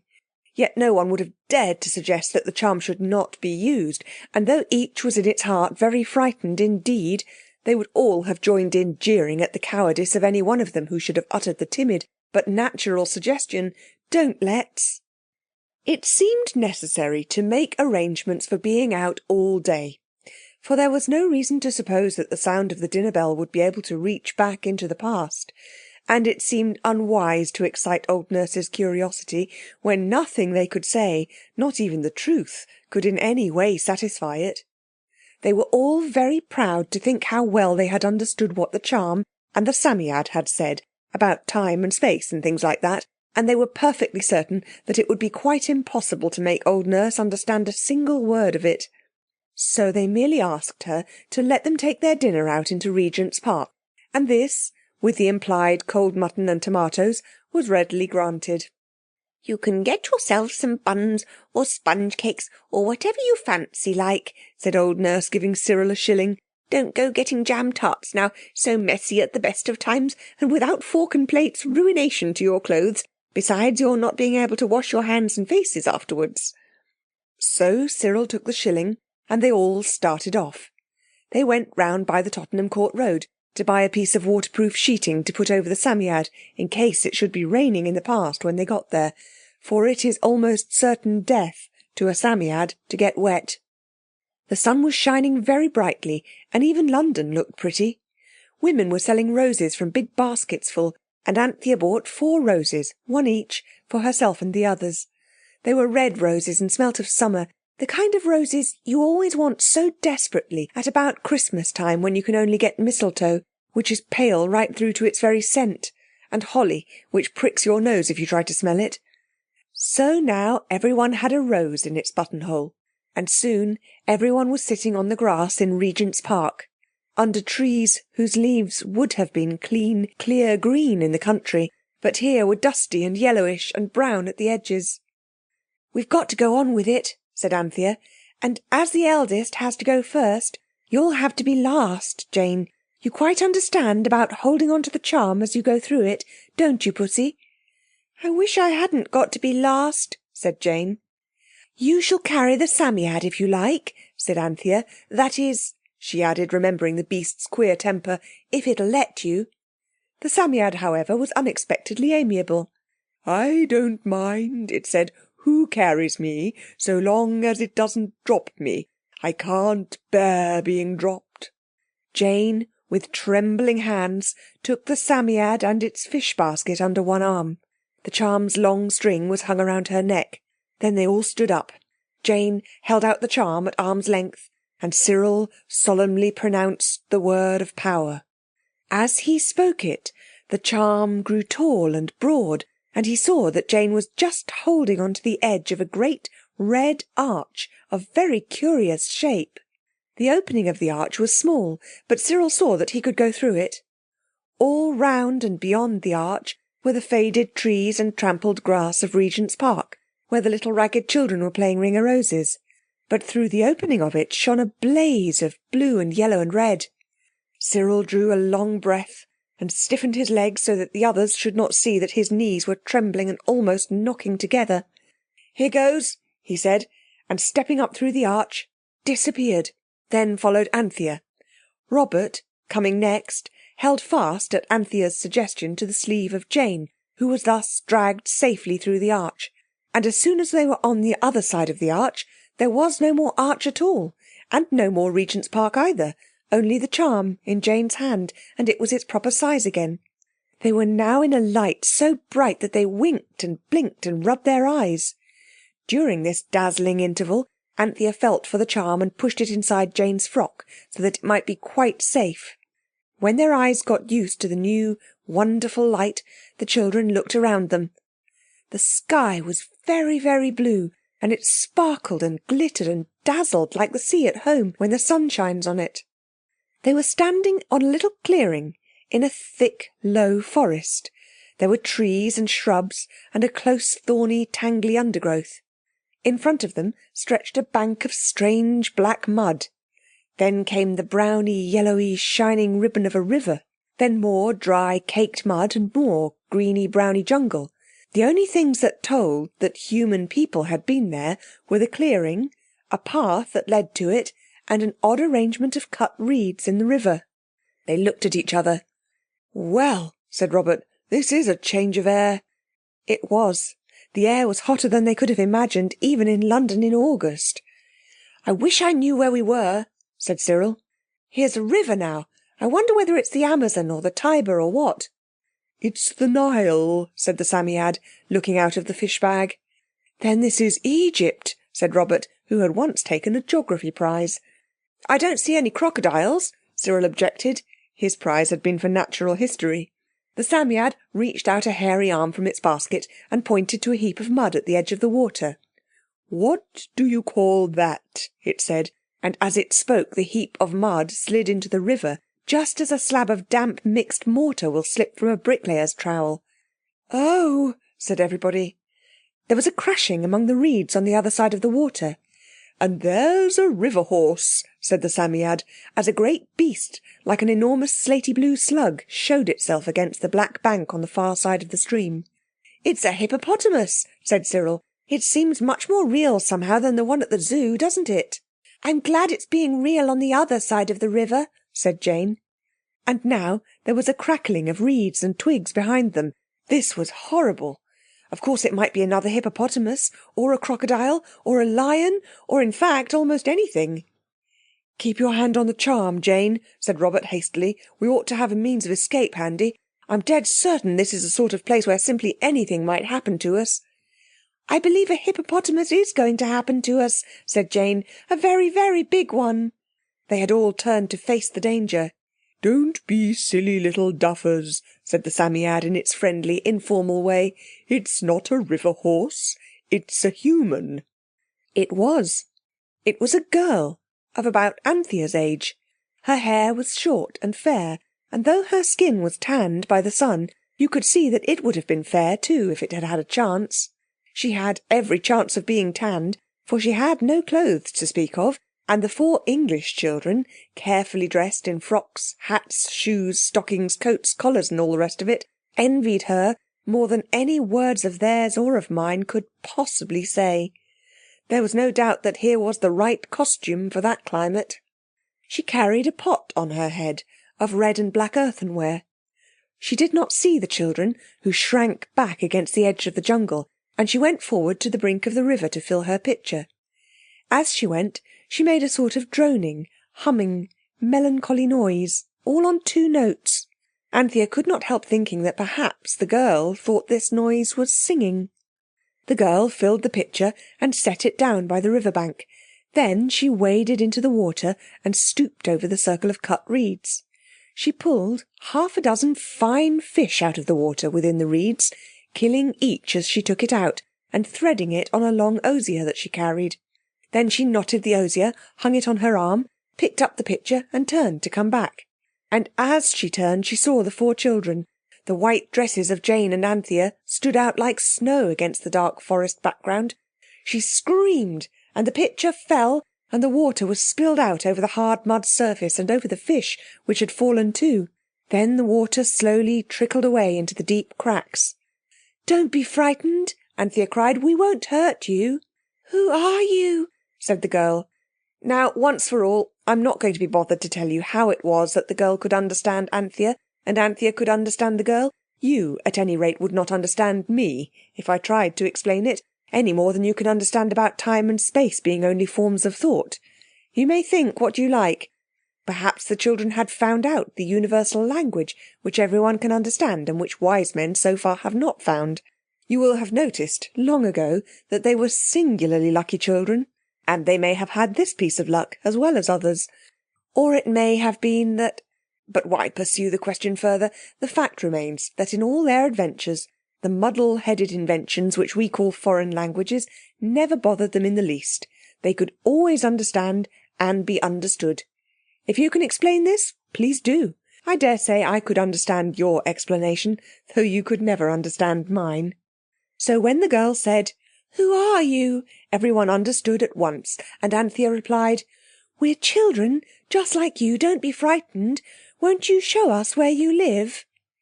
Jane put her face right into the Psammead's basket and burrowed her mouth into its fur to whisper, "Is it safe? Won't they eat us?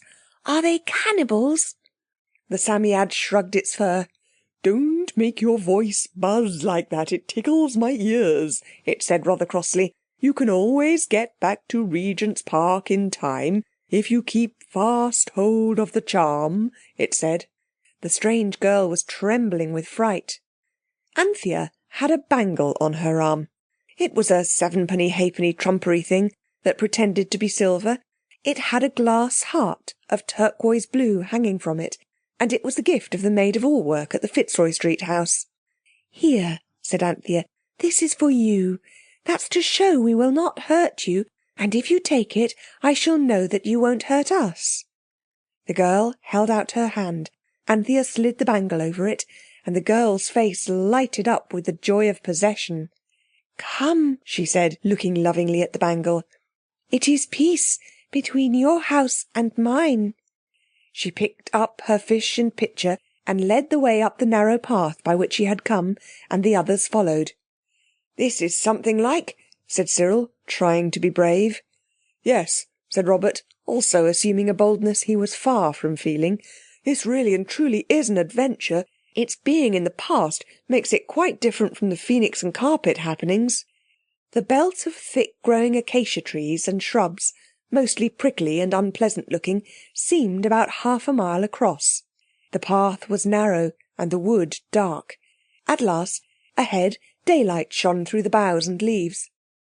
The whole party suddenly came out of the wood's shadow into the glare of the sunlight that shone on a great stretch of yellow sand, dotted with heaps of grey rocks, where spiky cactus plants showed gaudy crimson and pink flowers among their shabby, sand-peppered leaves.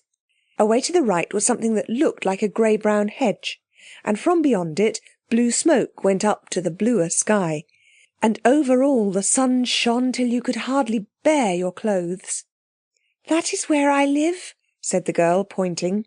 "I won't go," whispered Jane into the basket, "unless you say it's all right." The Psammead ought to have been touched by this proof of confidence. Perhaps, however, it looked upon it as a proof of doubt, for it merely snarled, "If you don't go now, I'll never help you again." "Oh," whispered Anthea, "dear Jane, don't. Think of Father and Mother, and all of us getting our heart's desire. And we can go back any minute. Come on." "Besides," said Cyril in a low voice, "the Psammead must know there's no danger, or it wouldn't go. It's not so over and above brave itself. Come on." This Jane at last consented to do. As they got nearer to the browny fence, they saw that it was a great hedge about 8 feet high, made of piled-up thorn bushes. "What's that for?" asked Cyril. "To keep out foes and wild beasts," said the girl. "I should think it ought to, too," said he. "Why, some of the thorns are as long as my foot." There was an opening in the hedge, and they followed the girl through it. A little way further on was another hedge, not so high, also of dry thorn bushes, very prickly and spiteful looking, and within this was a sort of village of huts. There were no gardens and no roads, just huts built of wood and twigs and clay, and roofed with great palm leaves dumped down anywhere. The doors of these houses were very low, like the doors of dog kennels. The ground between them was not paths or streets, but just yellow sand, trampled very hard and smooth. In the middle of the village there was a hedge that enclosed what seemed to be a piece of ground about as big as their own garden in Camden Town. No sooner were the children well within the inner thorn hedge than dozens of men and women and children came crowding round from behind and inside the huts. The girl stood protectingly in front of the 4 children and said, "They are wonder children from beyond the desert. They bring marvellous gifts, and I have said that it is peace between us and them." She held out her arm with the Lowther Arcade bangle on it. The children from London, where nothing now surprises anyone, had never before seen so many people look so astonished. They crowded round the children, touching their clothes, their shoes, the buttons on the boys' jackets, and the coral of the girls' necklaces. "Do say something," whispered Anthea. "We come," said Cyril, with some dim remembrance of a dreadful day when he had had to wait in an outer office while his father interviewed a solicitor, and there had been nothing to read but the Daily Telegraph. "We come from the world where the sun never sets, and peace with honour is what we want. We are the great Anglo-Saxon or conquering race. Not that we want to conquer you," he added hastily.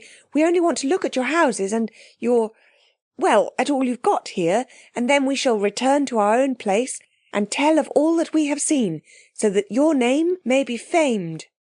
Cyril's speech didn't keep the crowd from pressing round and looking as eagerly as ever at the clothing of the children. Anthea had an idea that these people had never seen woven stuff before, and she saw how wonderful and strange it must seem to people who had never had any clothes but the skins of beasts. The sewing, too, of modern clothes seemed to astonish them very much. They must have been able to sew themselves, by the way, for men who seemed to be the chiefs wore knickerbockers of goat-skin or deer-skin, fastened round the waist with twisted strips of hide, and the women wore long, skimpy skirts of animal skins. The people were not very tall. Their hair was fair, and men and women both had it short. Their eyes were blue, and that seemed odd in Egypt. Most of them were tattooed like sailors, only more roughly. "What is this? What is this?" they kept asking, touching the children's clothes curiously. Anthea hastily took off Jane's frilly lace collar and handed it to the woman who seemed most friendly. "Take this," she said, "and look at it, and leave us alone. We want to talk among ourselves." She spoke in the tone of authority, which she had always found successful when she had not time to coax her baby brother to do as he was told. The tone was just as successful now. The children were left together and the crowd retreated. It paused a dozen yards away to look at the lace collar and to go on talking as hard as it could. The children will never know what those people said, though they knew well enough that they, the four strangers, were the subject of the talk. They tried to comfort themselves by remembering the girl's promise of friendliness, but of course the thought of the charm was more comfortable than anything else. They sat down on the sand, in the shadow of the hedged round place in the middle of the village, and now for the first time they were able to look about them and to see something more than a crowd of eager, curious faces. They here noticed that the women wore necklaces made of beads of different coloured stone, and from these hung pendants of odd, strange shapes, and some of them had bracelets of ivory and flint. "I say," said Robert, "what a lot we could teach them if we stayed here." "I expect they could teach us something too," said Cyril. "Did you notice that flint bracelet the woman had that Anthea gave the collar to? That must have taken some making. Look here, they'll get suspicious if we talk among ourselves, and I do want to know about how they do things. Let's get the girl to show us round, and we can be thinking about how to get the amulet at the same time. Only mind, we must keep together." Anthea beckoned to the girl, who was standing a little way off looking wistfully at them, and she came gladly. "Tell us how you make the bracelets, the stone ones," said Cyril. "With other stones," said the girl. "The men make them. We have men of special skill in such work." "Haven't you any iron tools?" "Iron," said the girl. "I don't know what you mean." It was the first word she had not understood. "Are all your tools of flint?" asked Cyril. "Of course," said the girl, opening her eyes wide. I wish I had time to tell you of that talk. The English children wanted to hear all about this new place, but they also wanted to tell of their own country. It was like when you come back from your holidays and you want to hear and to tell everything at the same time. As the talk went on there were more and more words that the girl could not understand, and the children soon gave up the attempt to explain to her what their own country was like, when they began to see how very few of the things they had always thought they could not do without were really not at all necessary to life. The girl showed them how the huts were made. Indeed, as one was being made that very day, she took them to look at it. The way of building was very different from ours. The men stuck long pieces of wood into a piece of ground the size of the hut they wanted to make. These were about 8 inches apart. Then they put in another row about 8 inches away from the first, and then a third row still further out. Then all the space between was filled up with small branches and twigs, and then daubed over with black mud, worked with the feet till it was soft and sticky like putty. The girl told them how the men went hunting with flint spears and arrows, and how they made boats with reeds and clay. Then she explained the reed thing in the river that she had taken the fish out of. It was a fish trap, just a ring of reeds set up in the water with only one little opening in it, and in this opening, just below the water, were stuck reeds, slanting the way of the river's flow, so that the fish, when they had swum sillily in, sillily couldn't get out again. She showed them clay pots and jars and platters, some of them ornamented with black and red patterns, and the most wonderful things made of flint and different sorts of stone, beads and ornaments and tools and weapons of all sorts and kinds. "It is really wonderful," said Cyril patronisingly, "when you consider that it's all 8,000 years ago." "I don't understand you," said the girl. "It isn't 8,000 years ago," whispered Jane. "It's now, and that's just what I don't like about it. I say, do let's get home again before anything more happens. You can see for yourselves the charm isn't here." "What's in that place in the middle?" asked Anthea, struck by a sudden thought and pointing to the fence. "That is the secret, sacred place," said the girl in a whisper. "No one knows what is there. There are many walls, and inside the insidest one, it is. But no one knows what it is except the headsman." "I believe you know," said Cyril, looking at her very hard. "I'll give you this if you'll tell me," said Anthea, taking off a bead ring which had already been much admired. "Yes," said the girl, eagerly catching at the ring. "My father is one of the heads, and I know a water charm to make him talk in his sleep, and he has spoken. I will tell you, but if they know I have told you, they will kill me. In the insidest inside there is a stone box, and in it there is the amulet. None knows whence it came. It came from very far away." "Have you seen it?" asked Anthea. The girl nodded.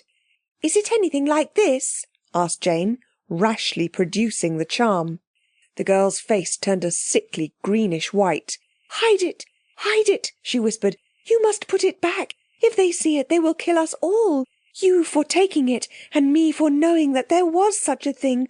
Oh, woe, woe, why did you ever come here?" "Don't be frightened," said Cyril. "They shan't know. Jane, don't you be such a little jackape again, that's all. You see what will happen if you do. Now tell me," he turned to the girl. But before he had time to speak the question, there was a loud shout, and a man bounded in through the opening in the thorn hedge.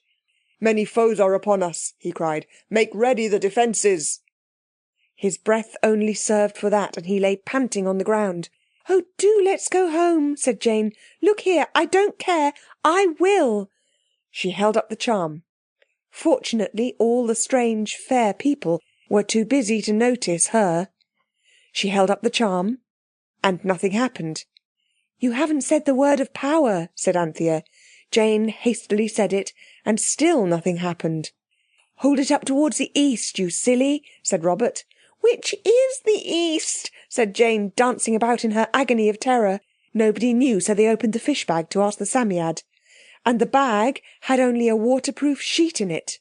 The Psammead had gone. "Hide the sacred thing! Hide it! Hide it!" whispered the girl. Cyril shrugged his shoulders and tried to look as brave as he knew he ought to feel. "Hide it up, pussy," he said. "We're in for it now. We've just got to stay and see it out." Chapter 5. The Fight in the Village. Here was a horrible position. 4 English children, whose proper date was AD 1905, and whose proper address was London, set down in Egypt in the year 6000 BC, with no means whatever of getting back into their own time and place. They could not find the East, and the sun was of no use at the moment, because some officious person had once explained to Cyril that the sun did not really set in the west at all, nor rise in the east either, for the matter of that. The Psammead had crept out of the bass bag when they were not looking, and had basely deserted them. An enemy was approaching. There would be a fight. People get killed in fights, and the idea of taking part in a fight was one that did not appeal to the children. The man who had brought the news of the enemy still lay panting on the sand.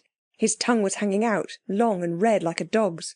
The people of the village were hurriedly filling the gaps in the fence with thorn bushes from the heap that seemed to have been piled there ready for just such a need. They lifted the cluster thorns with long poles, much as men at home nowadays lift hay with a fork. Jane bit her lip and tried to decide not to cry. Robert felt in his pocket for a toy pistol and loaded it with a pink paper cap. It was his only weapon. Cyril tightened his 2 belt holes, and Anthea absently took the drooping red roses from the buttonholes of the others, bit the ends off the stalks, and set them in a pot of water that stood in the shadow by a hut door. She was always rather silly about flowers. "Look here," she said. "I think perhaps the Psammead is really arranging something for us. I don't believe it would go away and leave us all alone in the past. I'm certain it wouldn't." Jane succeeded in deciding not to cry, at any rate yet. "But what can we do?" Robert asked. "Nothing," Cyril answered promptly, "except keep our eyes and ears open. Look, That runner chap's getting his wind. Let's go and hear what he's got to say." The runner had risen to his knees and was sitting back on his heels. Now he stood up and spoke. He began by some respectful remarks addressed to the heads of the village. His speech got more interesting when he said, "I went out in my raft to snare ibises, and I had gone up the stream an hour's journey. Then I set my snares and waited, and I heard the sound of many wings, and looking up saw many herons circling in the air, and I saw that they were afraid, so I took thought. A beast may scare one heron, coming upon it suddenly, but no beast will scare a whole flock of herons. And still they flew and circled, and would not light. So then I knew that what scared the herons must be men, and men who knew not our ways of going softly, so as to take the birds and beasts unawares. By this I knew that they were not of our race or of our place. So leaving my raft I crept along the river bank, and at last came upon the strangers. They are as many as the sands of the desert, and their spearheads shine red like the sun. They are a terrible people, and their march is towards us. Having seen this, I ran and did not stay till I was before you." "These are your folk," said the headman, turning suddenly and angrily on Cyril. "You came as spies for them." "We did not," said Cyril indignantly. "We wouldn't be spies for anything. I'm certain the people aren't a bit like us. Are they now?" he asked the runner. "No," was the answer. These men's faces were darkened, and their hair black as night. Yet these strange children maybe are their gods, who have come before to make ready the way for them. A murmur ran through the crowd. "No, no," said Cyril again. "We're on your side. We will help you to guard your sacred things." The headman seemed impressed by the fact that Cyril knew that there were sacred things to be guarded. He stood a moment gazing at the children. Then he said, "It is well. And now let all make offering, that we may be strong in battle." The crowd dispersed, and 9 men wearing antelope skins grouped themselves in front of the opening in the hedge in the middle of the village. And presently, one by one, the men brought all sorts of things: hippopotamus flesh, ostrich feathers, the fruit of the date palms, red chalk, green chalk, fish from the river, and ibex from the mountains. And the headman received these gifts. There was another hedge inside the first, about a yard from it, so that there was a lane inside between the hedges, and every now and then one of the headmen would disappear along this lane with full hands, and come back with hands empty. "They're making offerings to their Amulet," said Anthea. "We'd better give something too." The pockets of the party, hastily explored, yielded a piece of pink tape, a bit of sealing wax, and part of the Waterbury watch that Robert had not been able to help taking to pieces at Christmas, and had never had time to rearrange. Most boys have a watch in this condition. They presented their offerings, and Anthea added the red roses. The headman who took the things looked at them with awe, especially at the red roses and the Waterbury watch fragment. "This is a day of very wondrous happenings," he said. "I have no more room in me to be astonished. Our maiden said there was peace between you and us. But for this coming of a foe we should have made sure." The children shuddered. "Now speak. Are you upon our side?" "Yes, don't I keep telling you we are?" Robert said. "Look here, I will give you a sign. You see this?" He held out the toy pistol. "I shall speak to it, and if it answers me, you will know that I and the others are come to guard your sacred thing that we've just made the offerings to." "Will that God, whose image you hold in your hand, speak to you alone? Or shall I also hear it?" asked the man cautiously. "You'll be surprised when you do hear it," said Robert. "Now then." He looked at the pistol and said, "If we are to guard the sacred treasure within," he pointed to the hedged-in space, "speak with thy loud voice, and we shall obey." He pulled the trigger, and the cap went off. The noise was loud, for it was a 2-shilling pistol, and the caps were excellent. Every man, woman and child in the village fell on its face on the sand. The headman, who had accepted the test, rose first. "The voice has spoken," he said. "Lead them into the ante-room of the sacred thing." So now the 4 children were led in through the opening of the hedge and round the lane till they came to an opening in the inner hedge, and they went through an opening in that, and so passed into another lane. And all the hedges were of brushwood and thorns. "It's like the maze at Hampton Court," whispered Anthea. The lanes were all open to the sky, but the little hut in the middle of the maze was round-roofed, and a curtain of skins hung over the doorway. "Here you may wait," said their guide, "but do not dare to pass the curtain." He himself passed it and disappeared. "But look here," whispered Cyril. "Some of us ought to be outside in case the Psammead turns up." "Don't let's get separated from each other whatever we do," said Anthea. "It's quite bad enough to be separated from the Psammead. We can't do anything while that man is in there. Let's all go out into the village again. We can come back later now we know the way in. That man'll have to fight like the rest, most likely, if it comes to fighting. If we find the Psammead, we'll go straight home. It must be getting late, and I don't much like this mazy place." They went out and told the headman that they would protect the treasure when the fighting began. And now they looked about them, and were able to see exactly how a first-class worker in flint flakes and notches an arrowhead or the edge of an axe, an advantage which no other person now alive has ever enjoyed. The boys found the weapons most interesting. The arrowheads were not on arrows, such as you shoot from a bow, but on javelins for throwing from the hand. The chief weapon was a stone, fastened to a rather short stick, something like the things gentlemen used to carry about and call life-preservers in the days of the garrotters. Then there were long things like spears or lances, with flint knives, horribly sharp, and flint battle-axes. Everyone in the village was so busy that the place was like an ant-heap when you've walked into it by accident. The women were busy, and even the children. Quite suddenly, all the air seemed to glow and grow red. It was like the sudden opening of a furnace door, such as you may see at Woolwich Arsenal if you ever have the luck to be taken there. And then, almost as suddenly, it was as though the furnace doors had been shut, for the sun had set and it was night. The sun had that abrupt way of setting in Egypt 8,000 years ago, and I believe it has never been able to break itself of the habit, and sets in exactly the same manner to the present day. The girl brought the skins of wild deer and led the children to a heap of dry sedge. "My father says they will not attack yet. Sleep," she said, and it really seemed a good idea. You may think that in the midst of all these dangers the children would not have been able to sleep, but somehow, though they were rather frightened now and then, the feeling was growing in them, deep down and almost hidden away, but still growing, that the Psammead was to be trusted, and that they were really and truly safe. This did not prevent their being quite as much frightened as they could bear to be, without being perfectly miserable. "I suppose we'd better go to sleep," said Robert. "I don't know what on earth poor old Nurse will do without us all night. Set the police on our tracks, I expect. I only wish they could find us. A dozen policemen would be rather welcome just now. But it's no use getting into a stew over it," he added soothingly. "Good night." And they all fell asleep. They were awakened by long, loud, terrible sounds that seemed to come from everywhere at once.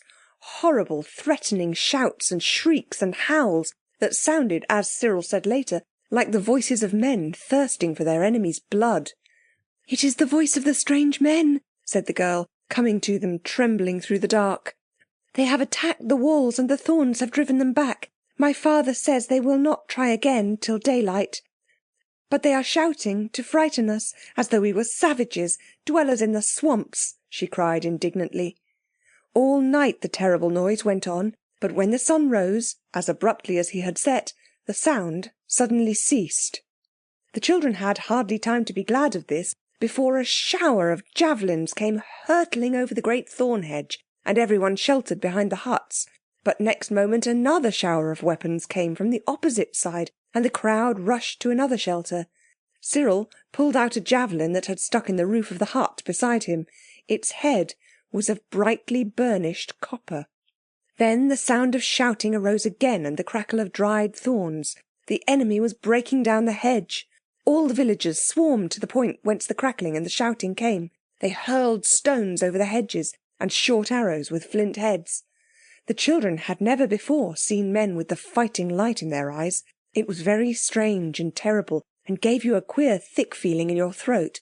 It was quite different from the pictures of fights in the illustrated papers at home. It seemed that the shower of stones had driven back the besiegers. The besieged drew breath, but at that moment the shouting and the crackling arose on the opposite side of the village, and the crowd hastened to defend that point, And so the fight swayed to and fro across the village, for the besieged had not the sense to divide their forces as their enemies had done. Cyril noticed that every now and then certain of the fighting men would enter the maze and come out with brighter faces, a braver aspect and more upright carriage. "I believe they go and touch the amulet," he said. "You know the Psammead said it could make people brave." They crept through the maze, and watching they saw that Cyril was right. A headman was standing in front of the skin curtain, and as the warriors came before him, he murmured a word they could not hear, and touched their foreheads with something they could not see. And this something he held in his hands, and through his fingers they saw the gleam of a red stone that they knew. The fight raged across the thorn hedge outside. Suddenly there was a loud and bitter cry. "They're in! They're in! The hedge is down!" The headman disappeared behind the deerskin curtain. "He's gone to hide it," said Anthea. "Oh, Psammead dear, how could you leave us?" Suddenly there was a shriek from inside the hut, and the headman staggered out, white with fear, and fled out through the maze. The children were as white as he. "Oh, what is it? What is it?" moaned Anthea. "Oh, Psammead, how could you? How could you?" And the sound of the fight sank breathlessly and swelled fiercely all around. It was like the rising and falling of the waves of the sea. Anthea shuddered and said again, "Oh, Psammead, Psammead!" "Well?" said a brisk voice, and the curtain of skins was lifted at one corner by a furry hand, and out peeped the bat's ears and snail's eyes of the Psammead. Anthea caught it in her arms, and a sigh of desperate relief was breathed by each of the four. "Oh, which is the East?" Anthea said, and she spoke hurriedly, for the noise of wild fighting drew nearer and nearer. "Don't choke me," said the Psammead. "Come inside." The inside of the hut was pitch dark. "I've got a match," said Cyril, and struck it. The floor of the hut was of soft, loose sand. "I've been asleep here," said the Psammead. "Most comfortable it's been. The best sand I've had for a month. It's all right.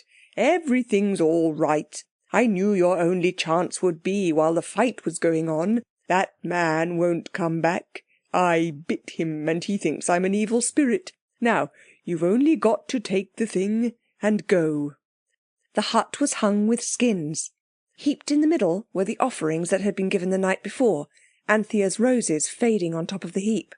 At one side of the hut stood a large square stone block, and on it an oblong box of earthenware, with strange figures of men and beasts on it. "Is the thing in there?" asked Cyril, as the Psammead pointed a skinny finger at it. "You must judge of that," said the Psammead. "The man was just going to bury the box in the sand when I jumped out at him and bit him." "Light another match, Robert," said Anthea. "Now then, quick, which is the East?" "Why, where the sun rises, of course."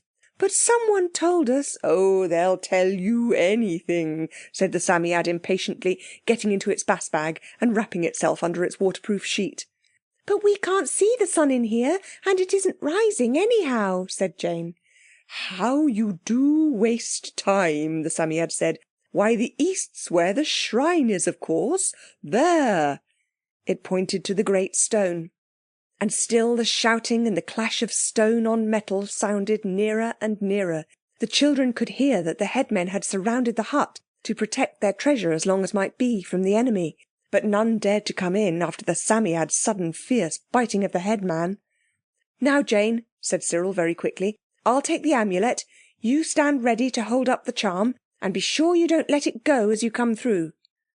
He made a step forward, but at that instant a great crackling overhead ended in a blaze of sunlight. The roof had been broken in at one side, and great slabs of it were being lifted off by two spears. As the children trembled and winked in the new light, large dark hands tore down the wall, and a dark face with a blobby fat nose looked over the gap. Even at that awful moment, Anthea had time to think that it was very like the face of Mr. Jacob Absalom, who had sold them the charm in the shop near Charing Cross. "Here is their amulet," cried a harsh, strange voice.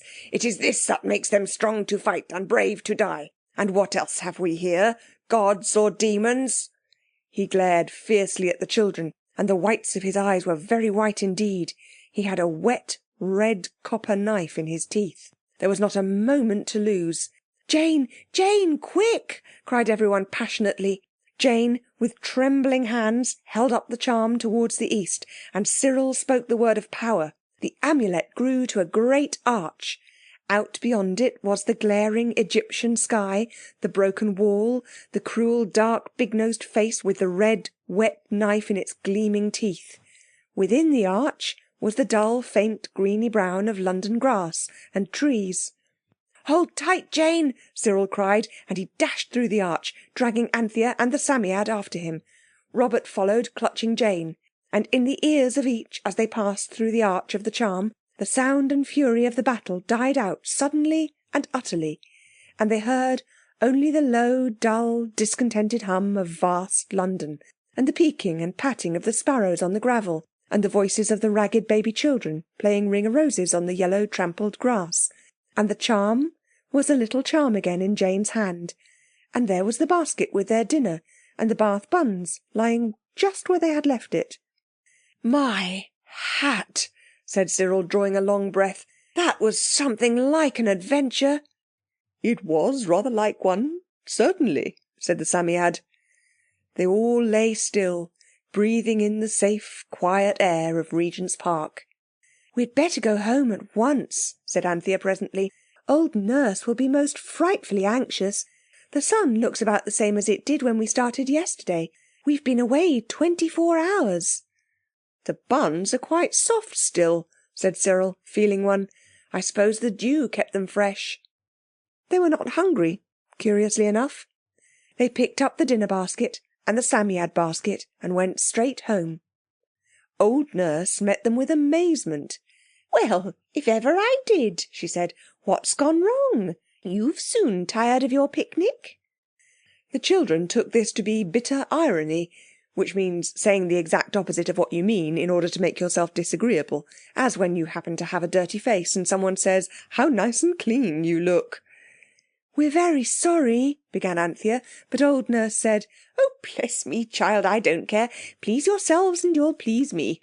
Come in and get your dinners comfortable. I've got a potato on a boiling." When she had gone to attend to the potatoes, the children looked at each other. Could it be that old Nurse had so changed that she no longer cared if they should have been away from home for 24 hours, all night, in fact, without any explanation whatever? But the Psammead put its head out of its basket and said, "What's the matter? Don't you understand? You come back through the charm arch at the same time as you go through it." "This isn't tomorrow. Is it still yesterday?" asked Jane. "No, it's today, the same as it's always been. It wouldn't do to go mixing up the present and the past and cutting bits out of one to fit into the other." "Then all that adventure took no time at all?" "You can call it that if you like," said the Psammead. "It took none of the modern time, anyhow." That evening Anthea carried up a steak for the learned gentleman's dinner. She persuaded Beatrice, the maid-of-all-work, who had given her the bangle with the blue stone, to let her do it, and she stayed and talked to him, by special invitation, while he ate the dinner. She told him the whole adventure, beginning with, "This afternoon we found ourselves on the banks of the River Nile," and ending up with, "And then we remembered how to get back, and there we were in Regent's Park, and it hadn't taken any time at all." She did not tell anything about the charm, or the Psammead, because that was forbidden, but the story was quite wonderful enough, even as it was, to entrance the learned gentleman. "You are a most unusual little girl," he said. "Who tells you all these things?" "No one," said Anthea. "They just happen." "Make-believe," he said slowly, as one who recalls and pronounces a long-forgotten word. He sat long after she had left him. At last he roused himself with a start. "I really must take a holiday," he said. "My nerves must be all out of order. I actually have a perfectly distinct impression that the little girl from the rooms below came in and gave me a coherent and graphic picture of life as I conceive it to have been in pre-dynastic Egypt. Strange what tricks the mind will play. I shall have to be more careful." He finished his bread conscientiously and actually went for a mile walk before he went back to his work. Chapter 6. The Way to Babylon. How many miles to Babylon? 70. Can I get there by candlelight? Yes, and back again. Jane was singing to her doll, rocking it to and fro in the house which she had made for herself and it. The roof of the house was a dining table, and the walls were tablecloths and antimacassars hanging all round, and kept in their places by books laid on their top ends at the table edge. The others were tasting the fearful joys of domestic tobogganing. You know how it's done, with the largest and best tea-tray and the surface of the stair carpet. It's best to do it on the days when the stair rods are being cleaned, and the carpet is only held by the nails at the top. Of course, it is one of the 5 or 6 thoroughly tip-top games that grown-up people are so unjust to, and old Nurse, though a brick in many respects, was quite enough of a standard grown-up to put her foot down on the tobogganing long before any of the performers had had half enough of it. The tea-tray was taken away, and the baffled party entered the sitting-room in exactly the mood not to be pleased if they could help it. So Cyril said, "What a beastly mess," and Robert added, "Do shut up, Jane." Even Anthea, who was almost always kind, advised Jane to try another song. "I'm sick to death of that," said she. It was a wet day, so none of the plans for seeing all the sights of London that can be seen for nothing could be carried out. Everyone had been thinking all the morning about the wonderful adventures of the day before, when Jane had held up the charm, and it had turned into an arch, through which they had walked straight out of the present time and the Regent's Park into the land of Egypt 8,000 years ago. The memory of yesterday's happenings was still extremely fresh and frightening, so that everyone hoped that no one would suggest another excursion into the past, for it seemed to all that yesterday's adventures were quite enough to last for at least a week. Yet each felt a little anxious that the others should not think it was afraid, and presently Cyril, who really was not a coward, began to see that it would not be at all nice if he should have to think himself one, so he said, "I say, about that charm, Jane, come out, we ought to talk about it, anyhow." If that's all," said Robert. Jane obediently wriggled to the front of her house and sat there. She felt for the charm to make sure that it was still round her neck. "It isn't all," said Cyril, saying much more than he meant because he thought Robert's tone had been rude, as indeed it had. "We ought to go and look for that amulet. What's the good of having a first-class charm and keeping it idle, just eating its head off in the stable?" "Well, I'm game for anything, of course," said Robert, but he added with a fine air of chivalry, "only I don't think the girls are keen today, somehow." "Oh yes, I am," said Anthea hurriedly, "and if you think I'm afraid, I'm not." "I am, though," said Jane heavily. "I didn't like it, and I won't go there again. Not for anything I won't." "Well, we shouldn't go there again, silly," said Cyril. "It would be some other place." "I dare say. A place with lions and tigers in it, as likely as not." Seeing Jane so frightened made the others feel quite brave. They said they were certain they ought to go. "It's so ungrateful to the Psammead not to," Anthea added, a little primly. Jane stood up. She was desperate. "I won't," she cried. "I won't, I won't, I won't. If you make me, I'll scream and I'll scream and I'll tell old Nurse, and I'll get her to burn the charm in the kitchen fire. So now then."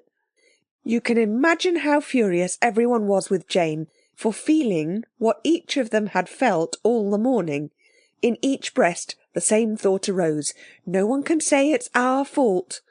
And they at once began to show Jane how angry they all felt that all the fault was hers. This made them feel quite brave. "Tell tale tit, its tongue shall be split, and all the dogs in our town shall have a little bit," sang Robert. "It's always the way if you have girls in anything." Cyril spoke in a cold displeasure that was worse than Robert's cruel quotation, and even Anthea said, "Well, I'm not afraid if I am a girl," which, of course, was the most cutting thing of all. Jane picked up her doll and faced the others with what is sometimes called the courage of despair. "I don't care," she said. "I won't. So there." It's just silly going to places when you don't want to, and when you don't know what they're going to be like. You can laugh at me as much as you like, you're beasts, and I hate you all." And with these awful words she went out and banged the door. Then the others would not look at each other, and they did not feel so brave as they had done. Cyril took up a book, but it was not interesting to read. Robert kicked a chair leg absently. His feet were always eloquent in moments of emotion. Anthea stood pleating the end of the tablecloth into folds. She seemed earnestly anxious to get all the pleats the same size. The sound of Jane's sobs had died away. Suddenly Anthea said, "Oh, let it be Pax. Poor little pussy, you know she's the youngest." "She called us beasts," said Robert, kicking the chair suddenly.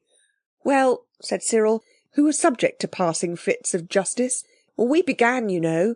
At least you did." Cyril's justice was always uncompromising. "I'm not going to say I'm sorry if you mean that," said Robert, and the chair leg cracked to the kick he gave as he said it. "Oh, do let's," said Anthea. "We're 3-1, and Mother does so hate it if we row. Come on, I'll say I'm sorry first, though I didn't say anything, hardly." "All right, let's get it over," said Cyril, opening the door. "Hi, you, pussy!" Far away up the stairs a voice could be heard singing brokenly but still defiantly. "How many miles to Babylon? 70 Can I get there by candlelight? Yes, and back again." It was trying, for this was plainly meant to annoy. But Anthea would not give herself time to think this. She led the way up the stairs, taking 3 at a time, and bounded to the level of Jane, who sat on the top step of all, thumping her doll to the tune of the song she was trying to sing. "I say, pussy, let it be Pax. We're sorry if you are." It was enough. The kiss of peace was given by all. Jane, being the youngest, was entitled to this ceremonial. Anthea added a special apology of her own. "I'm sorry if I was a pig, pussy dear," she said, "especially because in my really and truly inside mind I've been feeling a little as if I'd rather not go into the past again either. But then do think, if we don't go we shan't get the amulet, and oh, pussy, think if we could only get Mother and Father and the lambs safe back. We must go, but we'll wait a day or two if you like, and then perhaps you'll feel braver." "Raw meat makes you brave, however cowardly you are," said Robert, to show that there was now no ill feeling. "And cranberries. That's what Tartars eat, and they're so brave it's simply awful. I suppose cranberries are only for Christmas time, but I'll ask old Nurse to let you have your chop very raw if you like." "I think I could be brave without that," said Jane hastily. She hated underdone meat. "I'll try." At this moment the door of the learned gentleman's room opened, and he looked out. "Excuse me," he said in that gentle, polite, weary voice of his, "but was I mistaken in thinking that I caught a familiar word just now? Were you not singing some old ballad of Babylon?" "No," said Robert. "At least Jane was singing How Many Miles, but I shouldn't have thought you could have heard the words for—" He would have said for the sniffing, but Anthea pinched him just in time. "I did not hear all the words," said the learned gentleman. "I wonder, would you recite them to me?" So they all said together, "How many miles to Babylon? 70. Can I get there by candlelight? Yes, and back again." "I wish one could," the learned gentleman said with a sigh. "Can't you?" asked Jane. "Babylon has fallen," he answered with a sigh. "You know it was once a great and beautiful city, and the centre of learning and art, and now it is only ruins, and so covered up with earth that people are not even agreed as to where it once stood." He was leaning on the banisters, and his eyes had a far-away look in them, as though he could see through the staircase window the splendour and glory of ancient Babylon. "I say," Cyril remarked abruptly, "you know that charm we showed you, and you told us how to say the name that's on it?" "Yes." "Well, do you think that charm was ever in Babylon?" "It's quite possible," the learned gentleman replied. "Such charms have been found in very early Egyptian tombs, yet their origin has not been accurately determined as Egyptian. They may have been brought from Asia. Or, supposing the charm to have been fashioned in Egypt, It might very well have been carried to Babylon by some friendly embassy, or brought back by the Babylonish army from some Egyptian campaign as part of the spoils of war. The inscription may be much later than the charm. Oh, yes, it is a pleasant fancy that that splendid specimen of yours was once used amid Babylonish surroundings." The others looked at each other, but it was Jane who spoke. "Were the Babylon people savages? Were they always fighting and throwing things about?" For she had read the thoughts of the others by the unerring light of her own fears. "The Babylonians were certainly more gentle than the Assyrians," said the learned gentleman, "and they were not savages by any means. A very high level of culture." He looked doubtfully at his audience and went on. "I mean that they made beautiful statues and jewellery and built splendid palaces, and they were very learned. They had glorious libraries and high towers for the purpose of astrological and astronomical observation." Said Robert. "I mean for stargazing and fortune-telling," said the learned gentleman. "And there were temples and beautiful hanging gardens." "I'll go to Babylon if you like," said Jane abruptly, and the others hastened to say "done" before she should have time to change her mind. "Ah," said the learned gentleman, smiling rather sadly, "one can go so far in dreams when one is young." He sighed again, and then adding with a laboured briskness, "I hope you'll have a jolly game," he went into his room and shut the door. "He said jolly as if it was a foreign language," said Cyril. "Come on, let's get the Psammead and go now. I think Babylon seems a most frightfully jolly place to go to." So they woke the Psammead and put it in its bass bag with the waterproof sheet, in case of inclement weather in Babylon. It was very cross, but it said it would as soon go to Babylon as anywhere else. "The sand is good thereabouts," it added. Then Jane held up the charm, and Cyril said, "We want to go to Babylon, to look for the part of you that was lost. Will you please let us go there through you?" "Please put us down just outside," said Jane hastily, "and then if we don't like it, we needn't go inside." "Don't be all day," said the Psammead. So Anthea hastily uttered the word of power, without which the charm could do nothing. "Hekau Setche," she said softly, and as she spoke, the charm grew into an arch so tall that the top of it was close against the bedroom ceiling. Outside the arch was the bedroom painted chest of drawers, and the Kidderminster carpet, and the wash-hand stand with the riveted willow-pattern jug, and the faded curtains, and the dull light of indoors on a wet day. Through the arch showed the gleam of soft green leaves and white blossoms. They stepped forward quite happily. Even Jane felt that this did not look like lions, and her hands hardly trembled at all as she held the charm for the others to go through, and last slipped through herself and hung the charm, now grown small again, round her neck. The children found themselves under a white-blossomed, green-leafed fruit tree, in what seemed to be an orchard of such trees, all white-flowered and green-foliaged. Among the long green grass under their feet grew crocuses and lilies and strange blue flowers. In the branches overhead, thrushes and blackbirds were singing, and the coo of a pigeon came softly to them in the green quietness of the orchard. "Oh, how perfectly lovely!" cried Anthea. "Why, it's like home exactly. I'm in England, only everything's bluer and whiter and greener, and the flowers are bigger." The boys owned that it certainly was fairly decent, and even Jane admitted that it was all very pretty. "I'm certain there's nothing to be frightened of here," said Anthea. "I don't know," said Jane. "I suppose the fruit trees go on just the same, even when people are killing each other. I didn't half like what the learned gentleman said about the hanging gardens. I suppose they have gardens on purpose to hang people in. I do hope this isn't one." "Of course it isn't," said Cyril.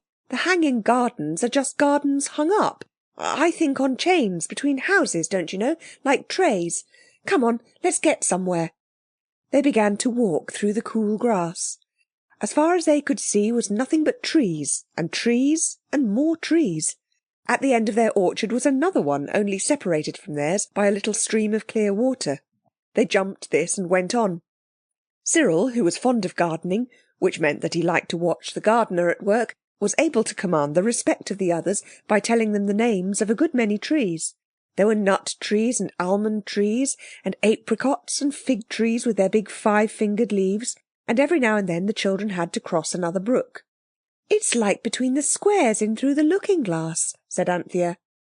At last they came to an orchard which was quite different from the other orchards. It had a low building in one corner. "These are vines," said Cyril superiorly, "and I know this is a vineyard. I shouldn't wonder if there was a wine press inside that place over there."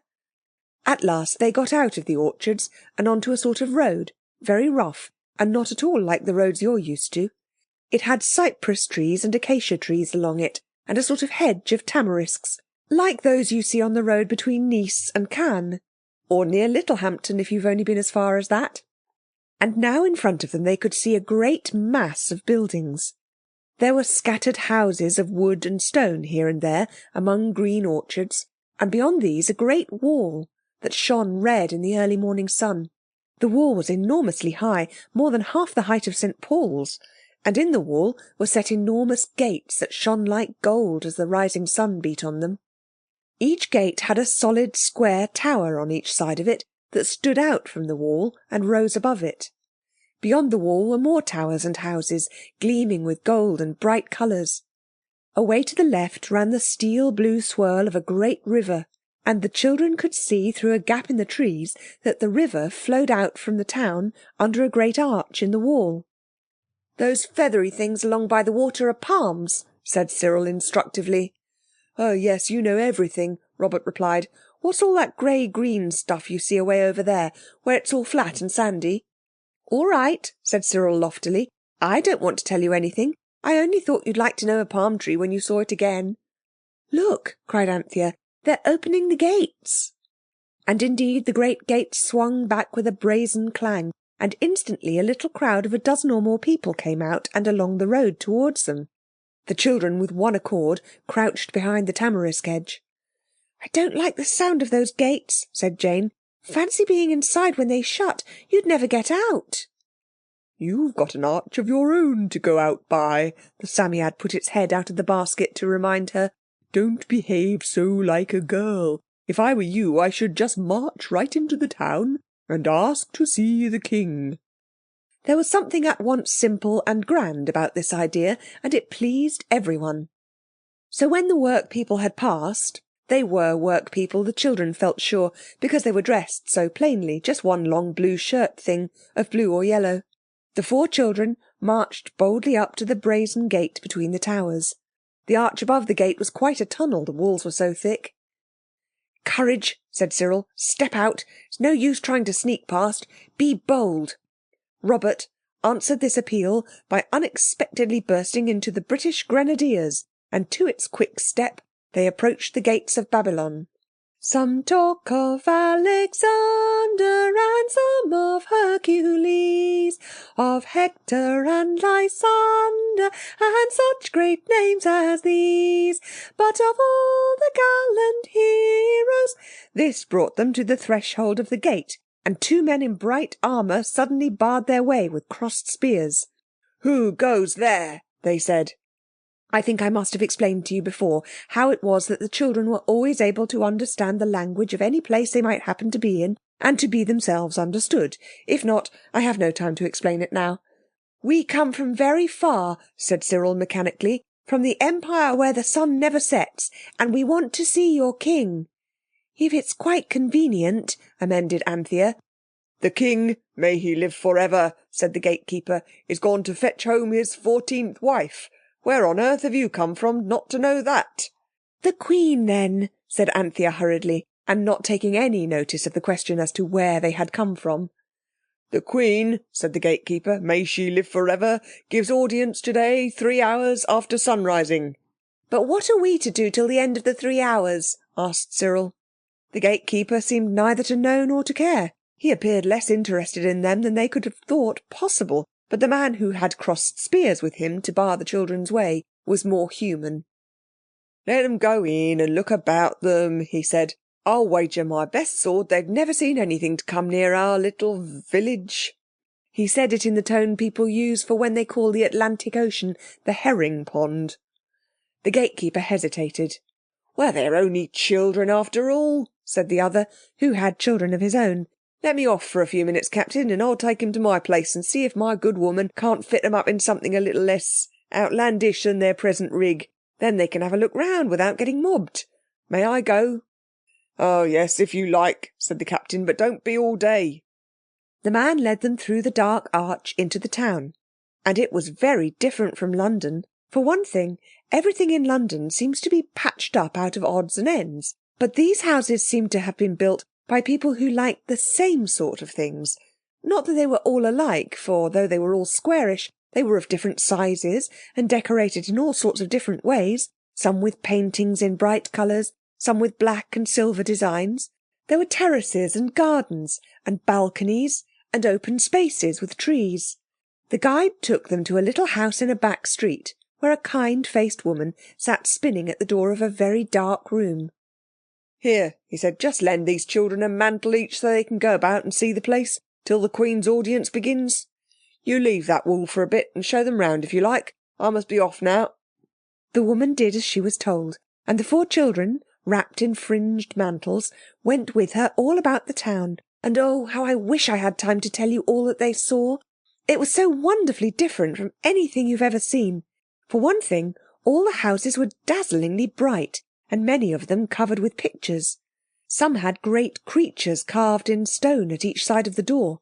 Then the people. There were no black frock coats and tall hats, no dingy coats and skirts of good, useful, ugly stuff warranted to wear. Everyone's clothes were bright and beautiful, with blue and scarlet and green and gold. The market was brighter than you would think anything could be. There were stalls for everything you could possibly want, and for a great many things that if you wanted here and now, want would be your master. There were pineapples and peaches in heaps, and stalls of crockery and glass things, beautiful shapes and glorious colours. There were stalls for necklaces and clasps, and bracelets and brooches, for woven stuffs and furs and embroidered linen. The children had never seen half so many beautiful things together, even at Liberty's. It seemed no time at all before the woman said, "It's nearly time now. We ought to be getting on towards the palace. It's as well to be early." So they went to the palace, and when they got there it was more splendid than anything they had seen yet. For it was glowing with colours, and with gold and silver and black and white, like some magnificent embroidery. Flight after flight of broad marble steps led up to it, and at the edges of the stairs stood great images, 20 times as big as a man, images of men with wings like chained armour, and hawks' heads, and winged men with the heads of dogs, and there were the statues of great kings. Between the flights of steps were terraces where fountains played, and the Queen's Guard in white and scarlet, and armour that shone like gold, stood by twos, lining the way up the stairs, and a great body of them was massed by the vast door of the palace itself, where it stood glittering like an impossibly radiant peacock in the noonday sun. All sorts of people were passing up the steps to seek audience with the Queen. Ladies in richly embroidered dresses with fringy flounces, poor folks in plain and simple clothes, dandies with beards oiled and curled. And Cyril, Robert, Anthea and Jane went with the crowd. At the gate of the palace the Psammead put one eye cautiously out of the basket and whispered, "I can't be bothered with queens. I'll go home with this lady. I'm sure she'll get me some sand if you ask her to." "Oh, don't leave us," said Jane. The woman was giving some last instructions in court etiquette to Anthea, and did not hear Jane. "Don't be a little muff," said the Psammead quite fiercely. "It's not a bit of good your having a charm. You never use it. If you want me, you've only got to say the name of power and ask the charm to bring me to you." "I'd rather go with you," said Jane, and it was the most surprising thing she had ever said in her life. Everyone opened its mouth without thinking of manners, and Anthea, who was peeping into the Psammead's basket, saw that its mouth opened wider than anybody's. "You needn't gawp like that," Jane went on. "I'm not going to be bothered with queens any more than it is, and I know wherever it is, It'll take jolly good care that it's safe." "She's right there," said everyone, for they had observed that the Psammead had a way of knowing which side its bread was buttered. She turned to the woman and said, "You'll take me home with you, won't you? And let me play with your little girls till the others have done with the Queen?" "Surely I will, little heart," said the woman. And then Anthea hurriedly stroked the Psammead and embraced Jane, who took the woman's hand and trotted contentedly away with the Psammead's bag under the other arm. The others stood looking after her till she, the woman and the basket were lost in the many-coloured crowd. Then Anthea turned once more to the palace's magnificent doorway and said, "Let's ask the porter to take care of our Babylonian overcoats." So they took off the garments that the woman had lent them, and stood amid the jostling petitioners of the Queen in their own English frocks and coats and hats and boots. "We want to see the Queen," said Cyril. "We come from the far Empire where the sun never sets." A murmur of surprise and a thrill of excitement ran through the crowd. The door porter spoke to a black man, and he spoke to someone else. There was a whispering, waiting pause. Then a big man with a cleanly shaven face beckoned them from the top of a flight of red marble steps.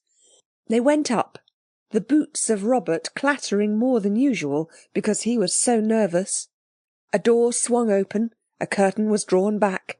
A double line of bowing forms in gorgeous raiment formed a lane that led to the steps of the throne, and as the children advanced hurriedly, there came from the throne a voice, very sweet and kind.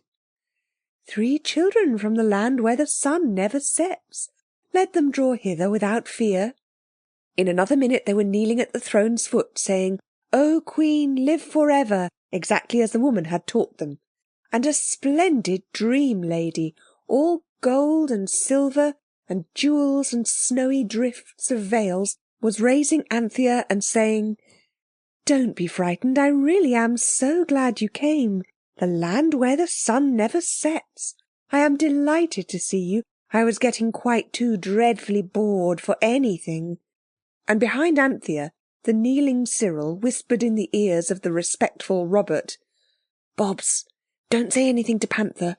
It's no use upsetting her. But we didn't ask for Jane's address, and the Psammead's with her." "Well," whispered Robert, "the charm can bring them to us at any moment. It said so." "Oh yes," whispered Cyril in miserable derision. "We're all right, of course, so we are. Oh yes, if we'd only got the charm."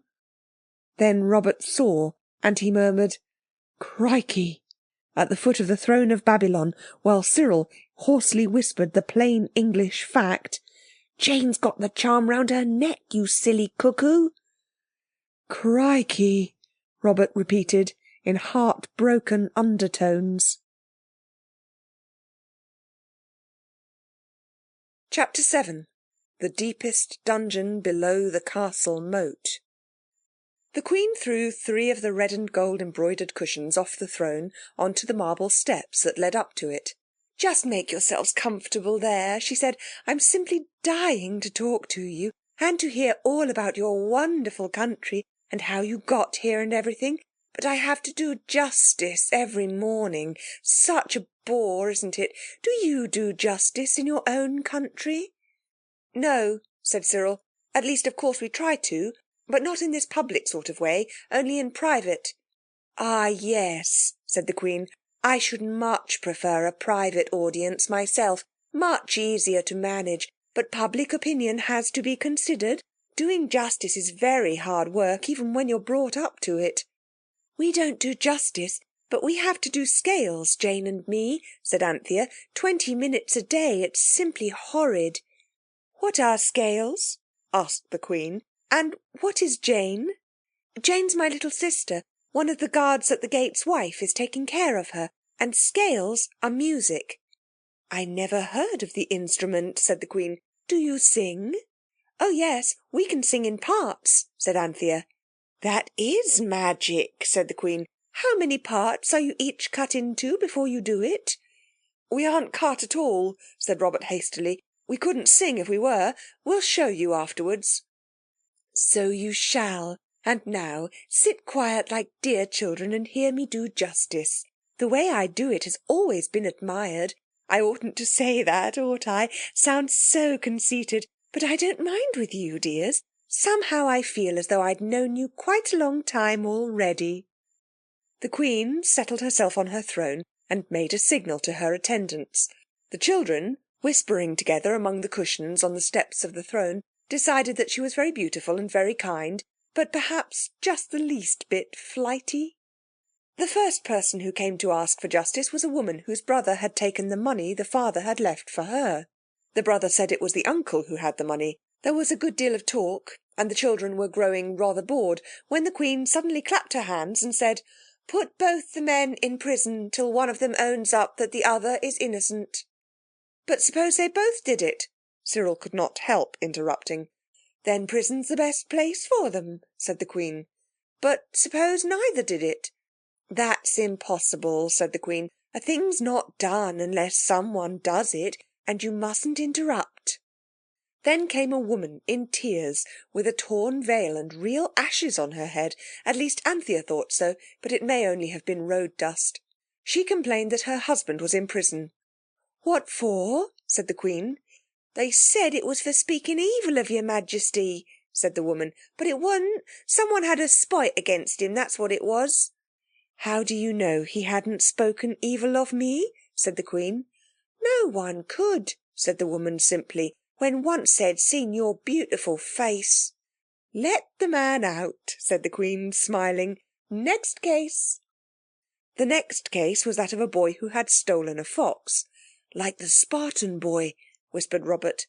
But the Queen ruled that nobody could have any possible reason for owning a fox, and still less for stealing one. And she did not believe that there were any foxes in Babylon. She, at any rate, had never seen one. So the boy was released.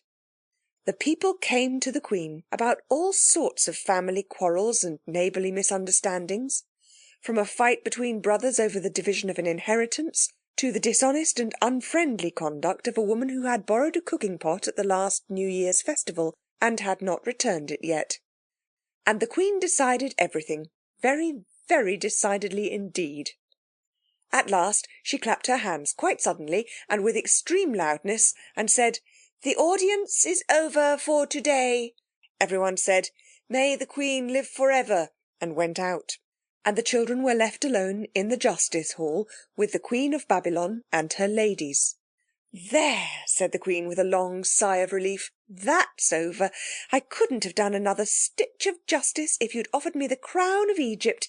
Now, come into the garden and we'll have a nice long cosy talk."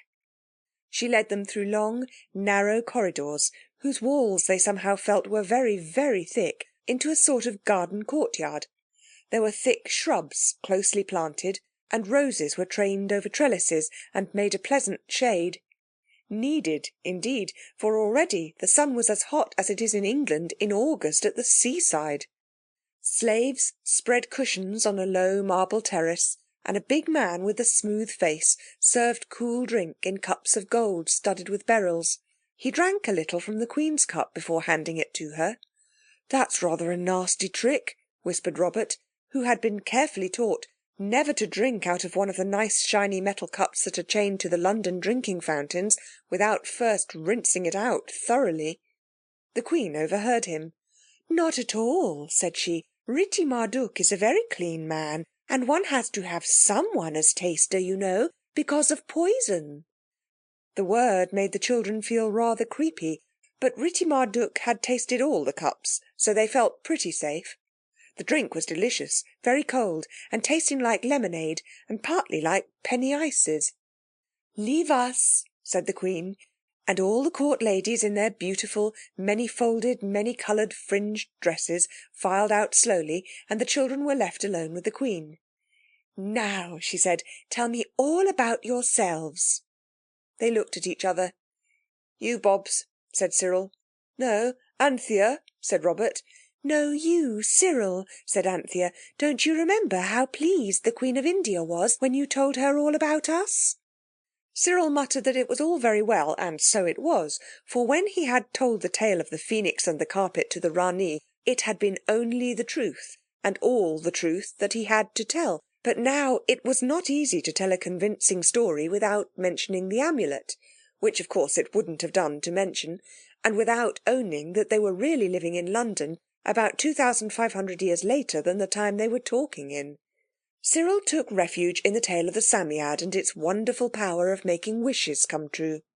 The children had never been able to tell anyone before, and Cyril was surprised to find that the spell which kept them silent in London did not work here. "Something to do with our being in the past, I suppose," he said to himself. "This is most interesting," said the Queen. "We must have this Psammead for the banquet tonight. Its performance will be one of the most popular turns in the whole programme. Where is it?" Anthea explained that they did not know, also why it was that they did not know. "Oh, that's quite simple," said the Queen, and everyone breathed a deep sigh of relief as she said it. "Ritti Marduk shall run down to the gates and find out which guard your sister went home with." "Might he—" Anthea's voice was tremulous. "Might he—would it interfere with his meal times or anything like that if he went now?" "Of course he shall go now. He may think himself lucky if he gets his meals at any time," said the Queen heartily, and clapped her hands. "May I send a letter?" asked Cyril, pulling out a red-backed penny account book and feeling in his pockets for a stump of pencil that he knew was in one of them. "By all means, I'll call my scribe." "Oh, I can scribe right enough, thanks," said Cyril, finding the pencil and licking its point. He even had to bite the wood a little, for it was very blunt. "Oh, you clever, clever boy," said the Queen. "Do let me watch you do it." Cyril wrote on a leaf of the book. It was of rough, woolly paper with hairs that stuck out and would have got in his pen if he had been using one, and ruled for accounts. "Hide it most carefully before you come here," he wrote, "and don't mention it, and destroy this letter. Everything is going A1. The Queen is a fair treat. There's nothing to be afraid of." "What curious characters, and what a strange flat surface," said the Queen. "What have you inscribed?" "I've scribed," replied Cyril cautiously, "that you are a fair and like a festival, and that she need not be afraid, and that she is to come to us at once." Ritti Marduk, who had come in and had stood waiting while Cyril wrote, his Babylonish eyes nearly starting out of his Babylonish head, now took the letter with some reluctance. "Oh, Queen, live for ever. Is it a charm?" he timidly asked. "A strong charm, most great lady?" "Yes," said Robert unexpectedly, "it is a charm, but it won't hurt anyone until you've given it to Jane, and then she'll destroy it so that it can't hurt anyone. It's most awful strong, as strong as peppermint," he ended abruptly. "I know not the god," said Ritti Marduk, bending timorously. "She'll tear it up directly she gets it," said Robert. "That'll end the charm. You needn't be afraid if you go now." Ritti Marduk went, seeming only partly satisfied, and then the Queen began to admire the penny account book and the bit of pencil in so marked and significant a way that Cyril felt he could not do less than press them upon her as a gift. She ruffled the leaves delightedly. "What a wonderful substance," she said. "And with this style you make charms? Make a charm for me. Do you know," her voice sank to a whisper, "the names of the great ones of your own far country?" "Rather," said Cyril, and hastily wrote the names of Alfred the Great, Shakespeare, Nelson, Gordon, Lord Beaconsfield, Mr. Rudyard Kipling, and Mr. Sherlock Holmes, while the Queen watched him with unbated breath, as Anthea said afterwards. She took the book and hid it reverently among the bright folds of her gown. "You shall teach me later to say the great names," she said, "and the names of their ministers. Perhaps the great Nisroch is one of them?" "I don't think so," said Cyril. "Mr. Campbell Bannerman's Prime Minister, and Mr. Burns a Minister, and so is the Archbishop of Canterbury, I think, but I'm not sure. And Dr. Parker was one, I know, and—" "No more," said the Queen, putting her hands to her ears. "My head's going round with all these great names. You shall teach them to me later, because of course you'll make us a nice long visit now you've come, won't you? Now tell me, but no, I am quite tired out with your being so clever. Besides, I'm sure you'd like me to tell you something, wouldn't you?" "Yes," said Anthea. "I want to know how it is that the King has gone. Excuse me, but you should say, 'The King, may he live for ever,' said the Queen gently. "I beg your pardon," Anthea hastened to say. "The King, may he live for ever, has gone to fetch home his 14th wife. I don't think even Bluebeard had as many as that. And besides, he hasn't killed you, at any rate." The Queen looked bewildered. "She means," explained Robert, "that English kings only have one wife. At least, Henry VIII had 7 or 8, but not all at once." "In our country," said the Queen scornfully, "a king would not reign a day who had only one wife. No one would respect him, and quite right too." "Then are all the other 13 alive?" asked Anthea. "Of course they are. Poor mean-spirited things. I don't associate with them, of course. I am the Queen. They're only the wives." "I see," said Anthea, gasping. "But oh, my dears," the Queen went on, "such a to-do as there's been about this last wife. You never did. It really was too funny. We wanted an Egyptian princess.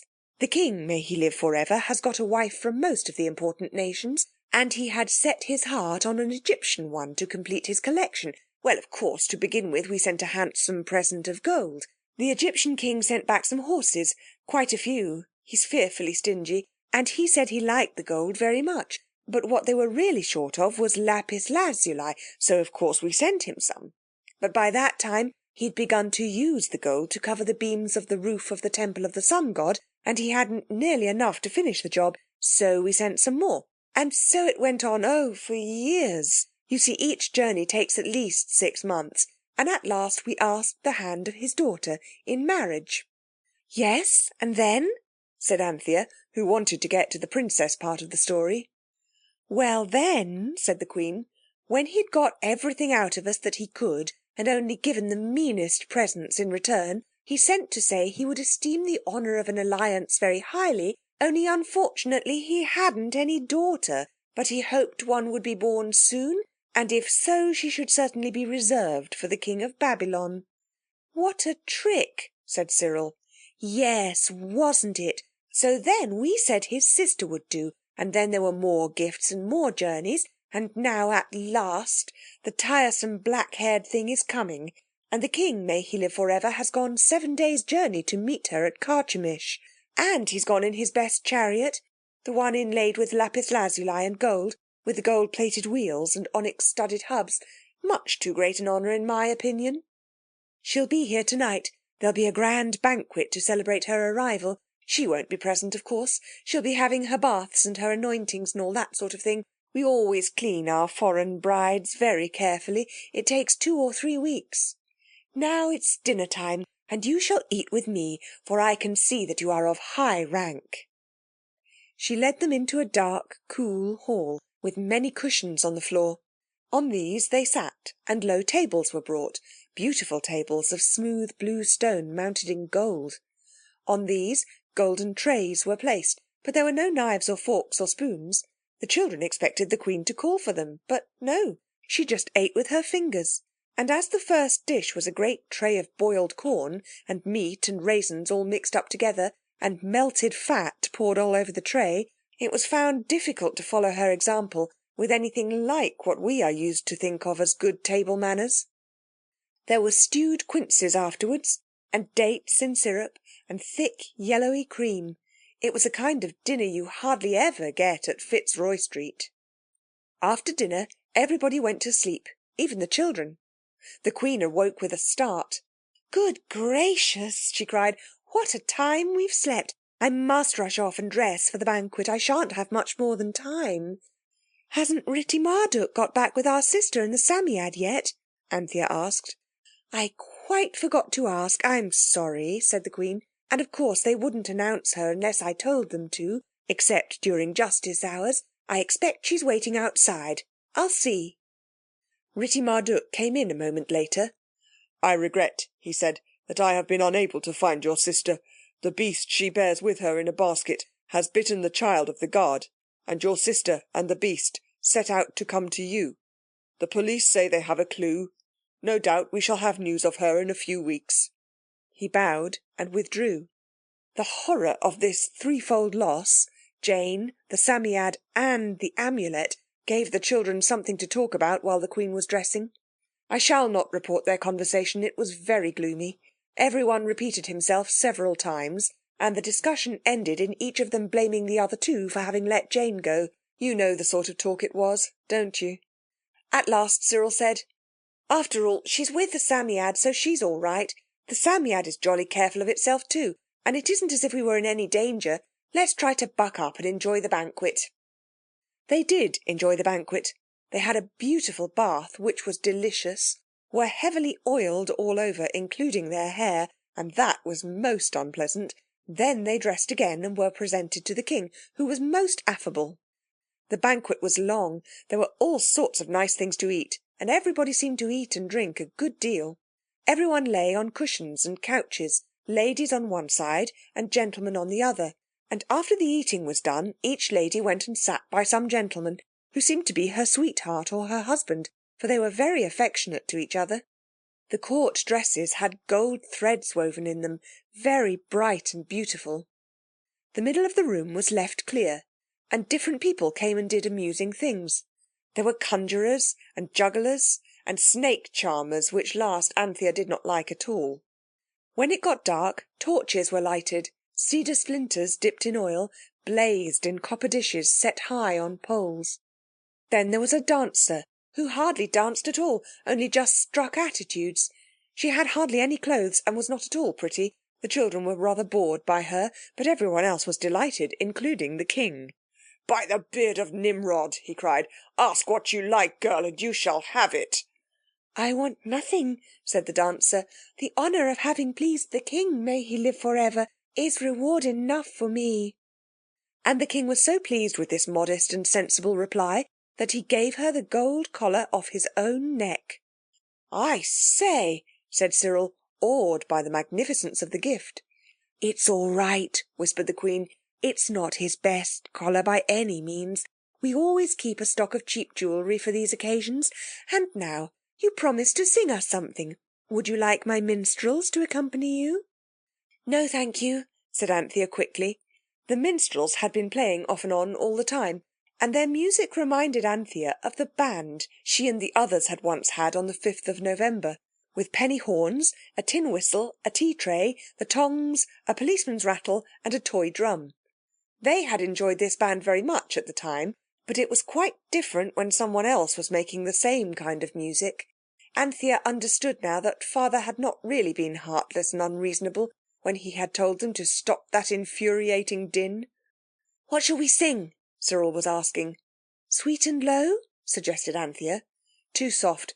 I vote for Who Will O'er the Downs. Now then, 1, 2, 3. Oh, who will o'er the downs so free? Oh, who will with me ride? Oh, who will up and follow me to win a blooming bride?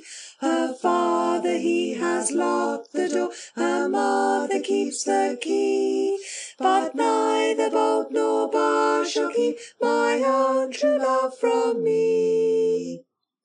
Jane, the alto, was missing, and Robert, unlike the mother of the lady in the song, could never keep the key, but the song, even so, was sufficiently unlike anything that any of them had ever heard to rouse the Babylonian court to the wildest enthusiasm.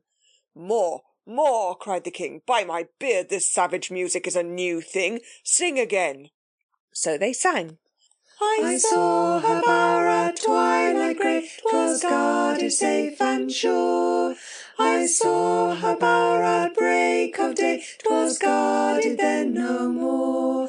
The varlets they were all asleep, and there was none to see the greeting fair that passed there between my love and me. Shouts of applause greeted the ending of the verse, and the king would not be satisfied till they had sung all their part songs, they only knew 3, twice over, and ended up with Men of Harlech in unison. Then the king stood up in his royal robes with his high narrow crown on his head and shouted, "By the beak of Nisroch, ask what you will, strangers from the land where the sun never sets." "We ought to say it's honour enough, like the dancer did," whispered Anthea. "No, let's ask for it," said Robert. "No, I'm sure the others' manners," said Anthea. But Robert, who was excited by the music and the flaring torches and the applause and the opportunity, spoke up before the others could stop him. "Give us half of the amulet that has on it the name Ur-Hekau Setche," he added, adding as an afterthought, "O King, live forever." As he spoke the great name, those in the pillared hall fell on their faces and lay still, all but the Queen, who crouched amid her cushions with her head in her hands, and the King, who stood upright, perfectly still, like the statue of a king in stone. It was only for a moment, though. Then his great voice thundered out, "Guard, seize them!" Instantly, from nowhere as it seemed, sprang 8 soldiers in bright armour inlaid with gold, and tunics of red and white. Very splendid they were, and very alarming. "Impious and sacrilegious wretches," shouted the King, "to the dungeons with them! We will find a way tomorrow to make them speak, for without a doubt they can tell us where to find the lost half of it." A wall of scarlet and white and steel and gold closed up round the children and hurried them away among the many pillars of the great hall. As they went they heard the voices of the courtiers, loud in horror. "You've done it this time," said Cyril with extreme bitterness. "Oh, it will come right, it must. It always does," said Anthea desperately. They could not see where they were going, because the guard surrounded them so closely, but the ground under their feet, smooth marble at first, grew rougher like stone. Then it was loose earth and sand, and they felt the night air. Then there was more stone, and steps down. "It's my belief we really are going to the deepest dungeon below the castle moat this time," said Cyril. And they were. At least it was not below a moat, but below the river Euphrates, which is just as bad, if not worse. In a most unpleasant place it was, dark, very, very damp, and with an odd musty smell, rather like the shells of oysters. There was a torch, that is to say a copper basket on a high stick with oiled wood burning in it. By its light the children saw that the walls were green, and that trickles of water ran down them and dripped from the roof. There were things on the floor that looked like newts, and in the corners creepy, shiny things moved sluggishly, uneasily, horribly. Robert's heart sank right into those really reliable boots of his. Anthea and Cyril each had a private struggle with that inside disagreeableness, which is part of all of us, and which is sometimes called the old Adam, and both were the victors. Neither of them said to Robert, and both tried hard not even to think it, "This is your doing." Anthea had the additional temptation to add, "I told you so," and she resisted it successfully. "Sacrilege and impious cheek," said the captain of the guard to the gaoler, "to be kept during the king's pleasure. I expect he means to get some pleasure out of them tomorrow. He'll tickle them up." "Poor little kids," said the gaoler. "Oh, yes," said the captain, "I've got kids of my own too. But it doesn't do to let domestic sentiment interfere with one's public duties. Good night." The soldiers tramped heavily off in their white and red and steel and gold. The gaoler, with a bunch of big keys in his hand, stood looking pityingly at the children. He shook his head twice and went out. "Courage," said Anthea. "I know it will be all right. It's only a dream, really, you know. It must be. I don't believe about time being only a something or other of thought. It is a dream, and we're bound to wake up all right and safe." Said Cyril bitterly. And Robert suddenly said, "It's all my doing. If it really is all up, please don't keep her down on me about it and tell father. Oh, I forgot." What he had forgotten was that his father was 3,000 miles and 5,000 or more years away from him. "All right, Bob's old man," said Cyril, and Anthea got hold of Robert's hand and squeezed it. Then the gaoler came back with a platter of hard, flat cakes made of coarse grain, very different to the cream and juicy date feasts of the palace, also a pitcher of water. "There," he said. "Oh, thank you so very much. You are kind," said Anthea feverishly. "Go to sleep," said the gaoler, pointing to a heap of straw in a corner. "Tomorrow comes soon enough." "Oh, dear Mr. Gaoler," said Anthea, "whatever will they do to us tomorrow?" "They'll try to make you tell things," said the gaoler grimly. "And my advice is, if you've nothing to tell, make up something. Then perhaps they'll sell you to the northern nations.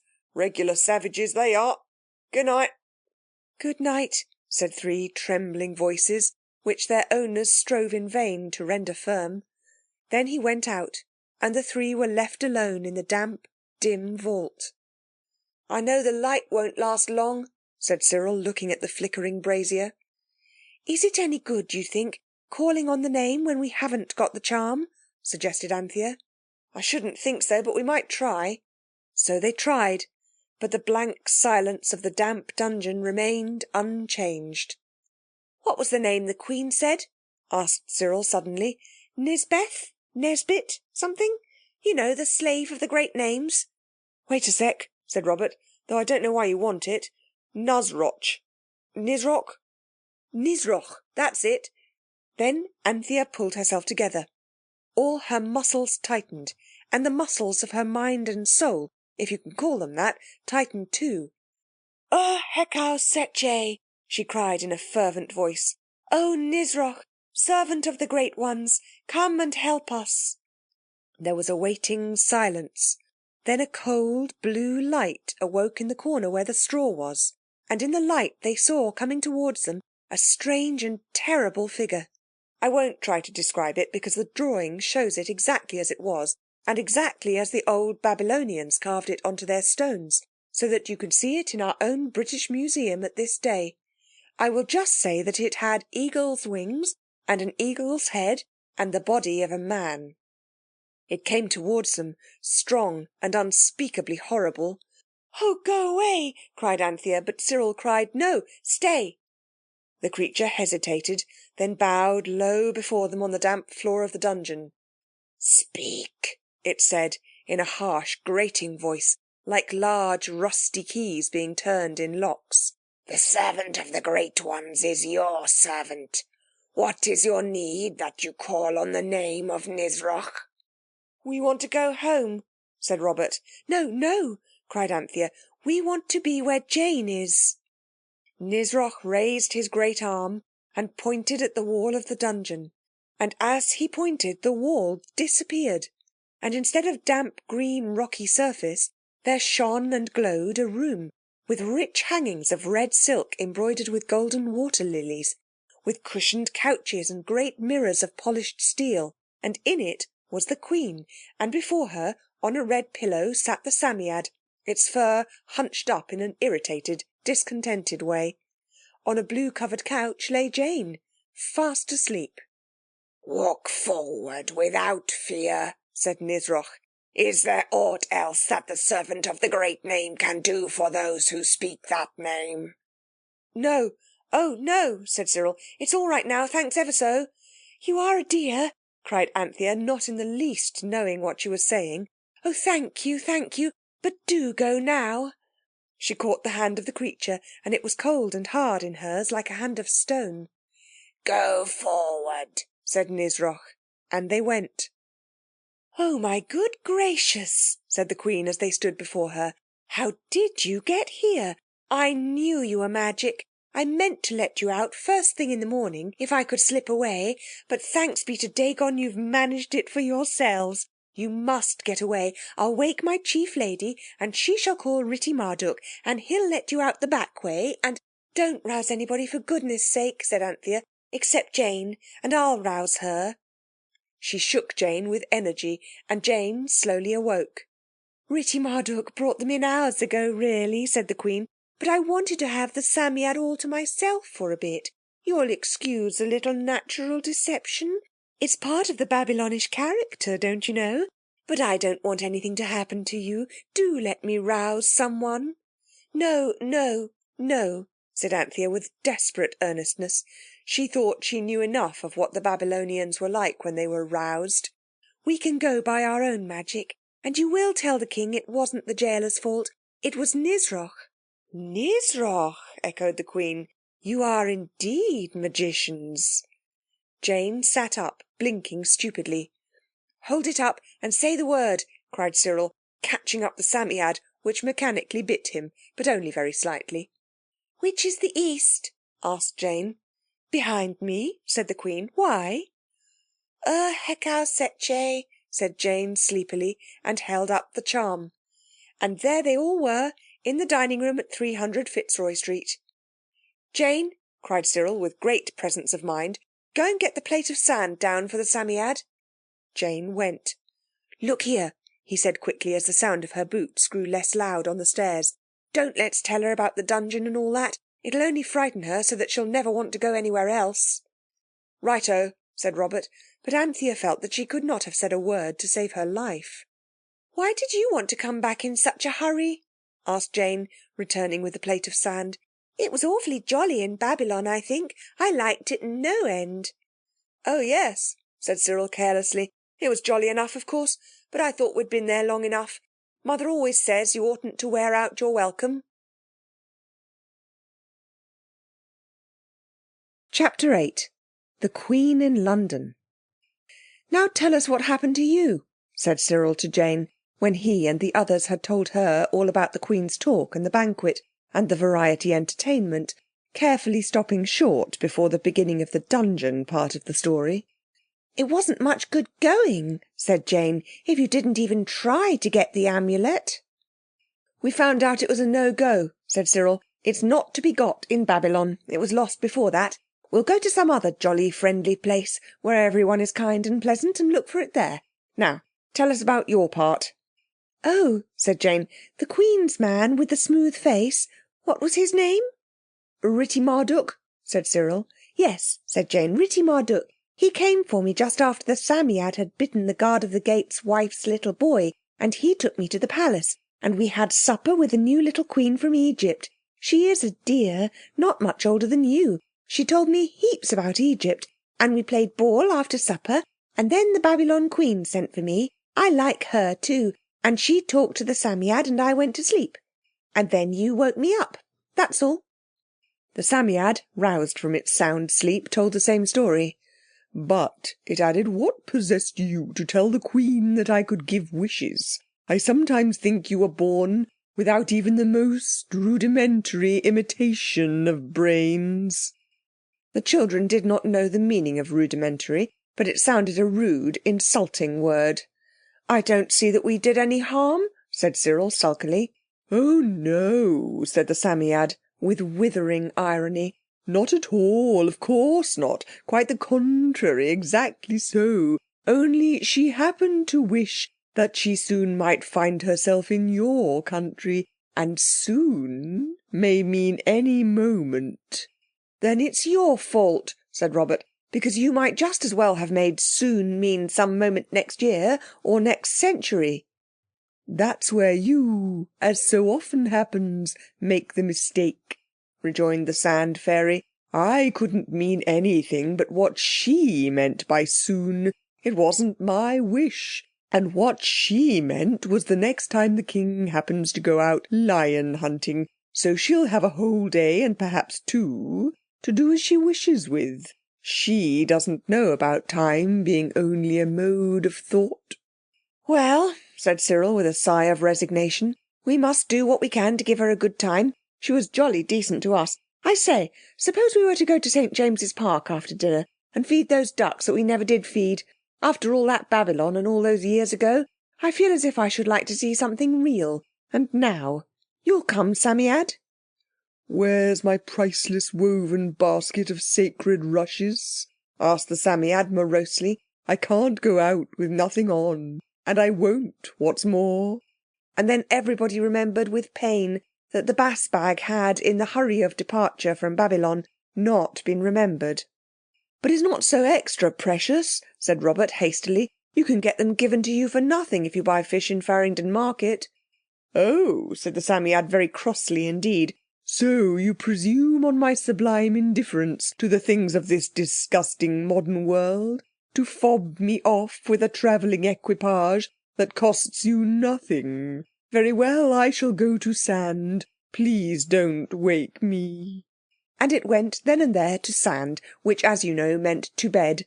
The boys went to St. James's Park to feed the ducks, but they went alone. Anthea and Jane sat sewing all the afternoon. They cut off half a yard from each of their best green Liberty sashes. A towel cut in two formed a lining, and they sat and sewed and sewed and sewed. What they were making was a bag for the Psammead. Each worked at half of the bag. Jane's half had 4-leaved shamrocks embroidered on it. They were the only things she could do, because she had been taught how at school, and fortunately some of the silk she had been taught with was left over. And even so Anthea had to draw the pattern for her. Anthea's side of the bag had letters on it, worked hastily but affectionately in chain stitch. They were something like this: Sam's travel car.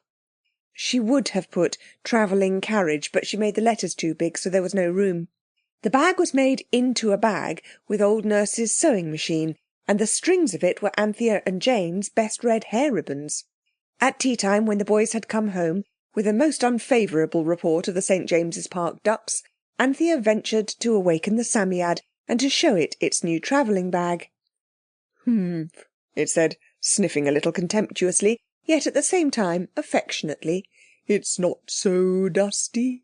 The Psammead seemed to pick up very easily the kind of things that people said nowadays. For a creature that had in its time associated with megatheriums and pterodactyls, its quickness was really wonderful. "It's more worthy of me," it said, "than the kind of bag that's given away with a pound of plaice. When do you propose to take me out in it?" "I should like a rest from taking you or us anywhere," said Cyril. But Jane said, "I want to go to Egypt. I did like that Egyptian princess that came to marry the King of Babylon. She told me about the larks they've got in Egypt. And the cats. Do let's go there. And I told her what the bird things on the amulet were like, and she said it was Egyptian writing." The others exchanged looks of silent rejoicing at the thought of their cleverness in having concealed from Jane the terrors they had suffered in the dungeon below the Euphrates. "Egypt's so nice too," Jane went on, "because of Dr. Brewer's scripture history. I'd like to go there when Joseph was dreaming those curious dreams, or when Moses was doing wonderful things with snakes and sticks." "I don't care about snakes," said Anthea, shuddering. "Well, we needn't be in at that part. But Babylon was lovely. We had cream and sweet sticky stuff. And I expect Egypt's the same."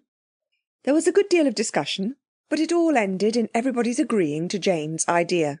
And next morning, directly after breakfast, which was Kipper's and very nice, the Psammead was invited to get into his travelling carriage. The moment after it had done so, with stiff, furry reluctance, like that of a cat when you want to nurse it and its ideas are not the same as yours, old Nurse came in. "Well, chickies," she said, "are you feeling very dull?" "Oh no, Nurse dear," said Anthea. "We're having a lovely time. We're just going off to see some old ancient relics."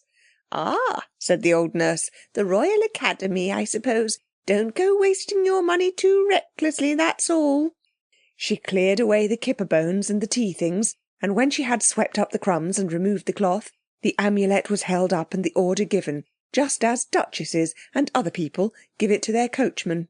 "To Egypt, please," said Anthea when Cyril had uttered the wonderful name of power. "When Moses was there," added Jane. And there, in the dingy Fitzroy Street dining room, the amulet grew big, and it was an arch, and through it they saw a blue, blue sky and a running river. "No, stop," said Cyril, and pulled down Jane's hand with the amulet in it. "What silly cuckoos we all are," he said. "Of course we can't go.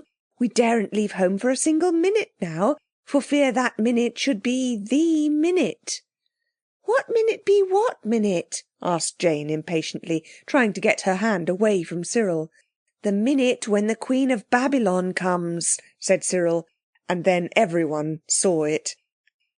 For some days life flowed in a very slow, dusty, uneventful stream.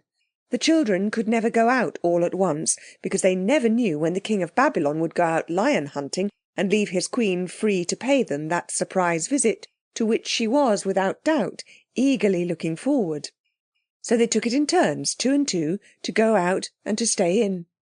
The stay-at-homes would have been much duller than they were, but for the new interest taken in them by the learned gentleman. He called Anthea in one day to show her a beautiful necklace of purple and gold beads. "I saw one like that," she said, in the British Museum, perhaps?"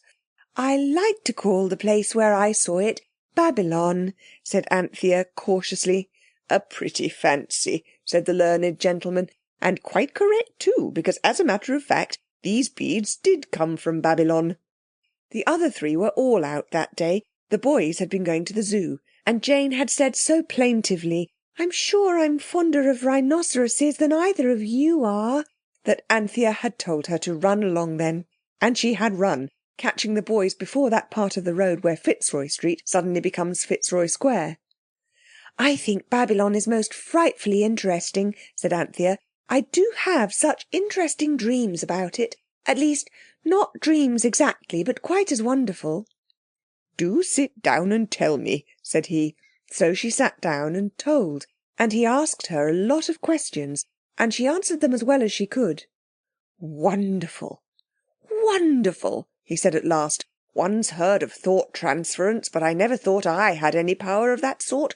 Yet it must be that, and very bad for you, I should think. Doesn't your head ache very much?" He suddenly put a cold, thin hand on her forehead. "No, thank you, not at all," said she. "I assure you it's not done intentionally," he went on. "Of course I know a good deal about Babylon, and I unconsciously communicate it to you. You've heard of thought reading? But some of the things you say I don't understand. They never enter my head, and yet they're so astoundingly probable." "It's all right," said Anthea reassuringly. "I understand. And don't worry, it's all quite simple, really." It was not quite so simple when Anthea, having heard the others come in, went down, and before she had time to ask how they had liked the zoo, heard a noise outside, compared to which the wild beasts' noises were gentle as singing birds. "Good gracious!" cried Anthea. "What's that?" The loud hum of many voices came through the open window. Words could be distinguished. "Here's a guy!" "This ain't November. That ain't no guy. It's a bally lady, that's what it is." "Not it, it's a bloomin' loony, I tell you." Then came a clear voice that they knew. "Retire, slaves," it said. "What's she a-saying of?" cried a dozen voices. "Some blamed foreign lingo," one voice replied. The children rushed to the door. A crowd was on the road and pavement. In the middle of the crowd, plainly to be seen from the top of the steps, were the beautiful face and bright veil of the Babylonian Queen. "Jiminy!" cried Robert, and ran down the steps. "Here she is!" "Here," he cried, "look out, let the lady pass. She is a friend of ours, coming to see us." "Nice friend for a respectable house," snorted a fat woman with marrows on a hand-cart. All the same the crowd made way a little. The Queen met Robert on the pavement and Cyril joined them, the Psammead bag still on his arm. "Here," he whispered, "here's the Psammead. You can get wishes." "I wish you'd come in a different dress if you had to come," said Robert, "but it's no use my wishing anything." "No," said the Queen, "I wish I was dressed... No, I don't. I wish they were dressed properly. Then they wouldn't be so silly." The Psammead blew itself out till the bag was a very tight fit for it, and suddenly every man, woman and child in that crowd felt that it had not enough clothes on. For of course the Queen's idea of proper dress was the dress that had been proper for the working classes 3,000 years ago in Babylon, and there was not much of it. "Lawky me," said the marrow-selling woman. "Whatever could have took me to come out this figure?" And she wheeled her cart away very quickly indeed. "Someone's made a pretty guy of you, talk of guys," said a man who sold bootlaces. "Well, don't you talk," said the man next to him. "Look at your own silly legs, and where's your boots?" "I never come out like this. I'll take my sacred," said the bootlace seller. "I wasn't quite myself last night, I'll own, but not to dress up like a circus." The crowd was all talking at once and getting rather angry, but no one seemed to think of blaming the Queen. Anthea bounded down the steps and pulled her up. The others followed and the door was shut. "Blowed if I can make it out," they heard. "I'm off home, I am." And the crowd, coming slowly to the same mind, dispersed, followed by another crowd of persons who were not dressed in what the Queen thought was the proper way. "We shall have the police here directly," said Anthea in tones of despair. "Oh, why did you come dressed like that?" The Queen leaned against the arm of the horsehair sofa. How else can a queen dress, I should like to know? She questioned. Our queen wears things like other people, said Cyril. Well, I don't. And I must say, she remarked in an injured tone, that you don't seem very glad to see me now I have come. But perhaps it's the surprise that makes you behave like this. Yet you ought to be used to surprises. The way you vanished. I never shall forget it. The best magic I've ever seen. How did you do it? Oh, never mind about that now, said Robert. You see, you've gone and upset all those people, and I expect they'll fetch the police, and we don't want to see you collared and put in prison. You can't put queens in prison, she said loftily. Oh, can't you, said Cyril. We cut off a king's head here once. In this miserable room? How frightfully interesting. No, not in this room. In history. Oh, in that, said the Queen disparagingly. I thought you'd done it with your own hands. The girls shuddered. What a hideous city yours is, the Queen went on pleasantly. And what horrid, ignorant people. Do you know they actually can't understand a single word I say? Can you understand them? Asked Jane. Of course not. They speak some vulgar northern dialect. I can understand you quite well. I really am not going to explain again how it was that the children could understand other languages than their own so thoroughly, and talk them too, so that it felt and sounded to them just as though they were talking English. Well, said Cyril bluntly, now you've seen just how horrid it is, don't you think you might as well go home again? Why, I've seen simply nothing yet, said the Queen, arranging her starry veil. I wished to be at your door, and I was. Now I must go and see your King and Queen. Nobody's allowed to, said Anthea in haste. But look here, we'll take you and show you anything you'd like to see. Anything you can see, she added kindly, because she remembered how nice the Queen had been to them in Babylon, even if she had been a little deceitful in the matter of Jane and the Psammead. There's the museum, said Cyril hopefully. There are lots of things from your country there, if only we could disguise you a little. I know, said Anthea suddenly. Mother's old theatre cloak, and there are lots of her hats in the big box.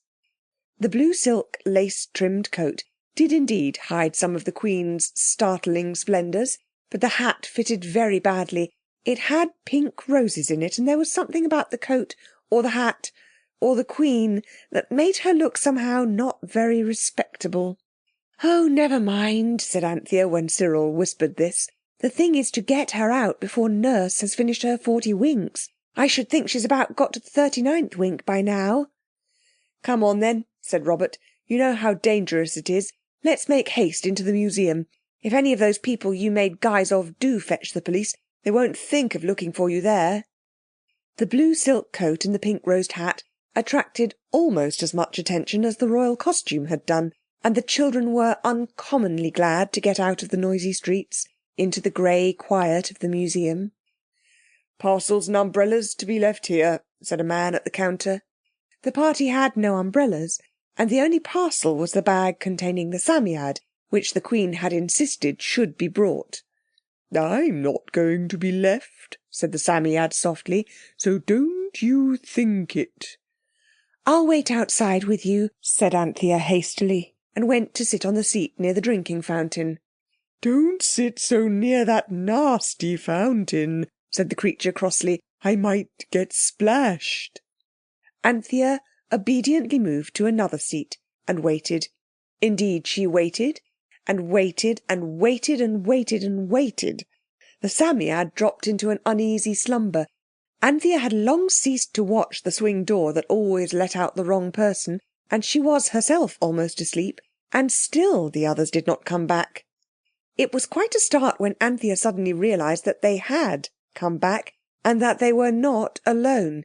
Behind them was quite a crowd of men in uniform, and several gentlemen were there. Everyone seemed very angry. Now go, said the nicest of the angry gentlemen. Take the poor demented thing home and tell your parents she ought to be properly looked after. If you can't get her to go, we must send for the police, said the nastiest gentleman. But we don't wish to use harsh measures, added the nice one, who was really very nice indeed, and seemed to be over all the others. "May I speak to my sister a moment first?" asked Robert. The nicest gentleman nodded, and the officials stood round the Queen, the others forming a sort of guard, while Robert crossed over to Anthea. "Everything you can think of," he replied to Anthea's glance of inquiry. "Kicked up the most frightful shine in there. Said those necklaces and earrings and things in the glass cases were all hers. Would have them out of the cases. Tried to break the glass. She did break one bit. Everybody in the place has been at her. No good. I only got her out by telling her that was the place where they cut queens' heads off." "Oh, Bobs, what a whacker!" "You'd have told a whackinger one to get her out. Besides, it wasn't. I meant mummy queens. How do you know they don't cut off mummies' heads to see how the embalming is done? What I want to say is, can't you get her to go with you quietly?" "I'll try," said Anthea, and went up to the Queen. "Do come home," she said. "The learned gentleman in our house has a much nicer necklace than anything they've got here. Come and see it." The Queen nodded. "You see," said the nastiest gentleman, "she does understand English." "I was talking Babylonian, I think," said Anthea bashfully. "My good child," said the nice gentleman, "what you're talking is not Babylonian, but nonsense. You just go home at once and tell your parents exactly what has happened." Anthea took the Queen's hand and gently pulled her away. The other children followed, and the black crowd of angry gentlemen stood on the steps watching them. It was when the little party of disgraced children, with the Queen who had disgraced them, had reached the middle of the courtyard that her eyes fell on the bag where the Psammead was. She stopped short. "I wish," she said very loud and clear, "that all those Babylonian things would come out to me here, slowly, so that those dogs and slaves can see the workings of the great Queen's magic." "Oh, you are a tiresome woman," said the Psammead in its bag. But it puffed itself out. Next moment there was a crash. The glass swing doors and all their framework were smashed, suddenly and completely. The crowd of angry gentlemen sprang aside when they saw what had done this. But the nastiest of them was not quick enough, and he was roughly pushed out of the way by an enormous stone bull that was floating steadily through the door. It came and stood beside the Queen in the middle of the courtyard. It was followed by more stone images, by great slabs of carved stone, bricks, helmets, tools, weapons, fetters, wine jars, bowls, bottles, vases, jugs, saucers, seals, and the round long things, something like rolling pins with marks on them like the print of little birds' feet, necklaces, collars, rings, armlets, earrings, heaps and heaps and heaps of things, far more than anyone had time to count or even to see distinctly. All the angry gentlemen had abruptly sat down on the museum steps, except the nice one. He stood with his hands in his pockets, just as though he was quite used to seeing great stone bulls and all sorts of small Babylonish objects float out into the museum yard. But he sent a man to close the big iron gates. A journalist who was just leaving the museum spoke to Robert as he passed. "Theosophy, I suppose," he said. "Is she Mrs. Besant?" "Yes," said Robert recklessly. The journalist passed through the gates just before they were shut. He rushed off to Fleet Street, and his paper got out a new edition within half an hour. Mrs. Besant and Theosophy, impertinent miracle at the British Museum. People saw it in fat black letters on the boards carried by the sellers of newspapers. Some few people who had nothing better to do went down to the museum on the tops of omnibuses, but by the time they got there was nothing to be seen, for the Babylonian Queen had suddenly seen the closed gates, had felt the threat of them, and had said, "I wish we were in your house." And of course instantly they were. The Psammead was furious. "Look here," it said, "they'll come after you and they'll find me. There'll be a national cage built for me at Westminster, and I shall have to work at politics. Why wouldn't you leave the things in their places?" "What a temper you have, haven't you?" said the Queen serenely. "I wish all the things were back in their places. Will that do for you?" The Psammead swelled and shrank and spoke very angrily. I can't refuse to give your wishes, it said, but I can bite, and I will if this goes on. Now then.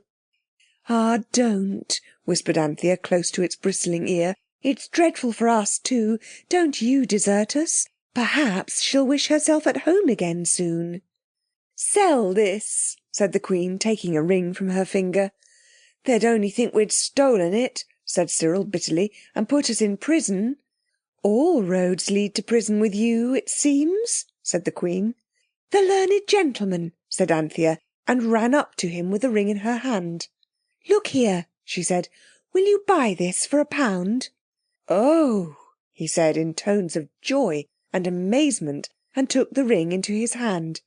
"It's my very own," said Anthea. "It was given to me to sell." "I'll lend you £1," said the learned gentleman, with pleasure, and I'll take care of the ring for you. Who did you say gave it to you?" "We call her," said Anthea carefully, "the Queen of Babylon." "Is it a game?" he asked hopefully.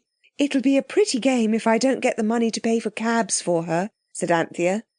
"I sometimes think," he said slowly, "that I am becoming insane, or that—" "Or that I am. But I'm not, and you're not, and she's not." "Does she say that she's the Queen of Babylon?" he uneasily asked. "Yes," said Anthea recklessly. "This thought transference is more far-reaching than I imagined," he said. "I suppose I have unconsciously influenced her too. I never thought my Babylonish studies would bear fruit like this. Horrible! There are more things in heaven and earth—" "Yes," said Anthea, "heaps more. And the £1 is the thing I want more than anything on earth." He ran his fingers through his thin hair. "This thought transference," he said. "It's undoubtedly a Babylonian ring, or it seems so to me, but perhaps I have hypnotised myself. I will see a doctor the moment I have corrected the last proofs of my book." "Yes, do," said Anthea, "and thank you so very much." She took the sovereign and ran down to the others. And now, from the window of a four-wheeled cab, the Queen of Babylon beheld the wonders of London. Buckingham Palace she thought uninteresting, Westminster Abbey and the Houses of Parliament little better, but she liked the Tower and the river, and the ships filled her with wonder and delight. "But how badly you keep your slaves! How wretched and poor and neglected they seem," she said, as the cab rattled along the Mile End Road. "They aren't slaves, they're working people," said Jane. "Of course they're working. That's what slaves are. Don't you tell me. Do you suppose I don't know a slave's face when I see it? Why don't their masters see that they're better fed and better clothed?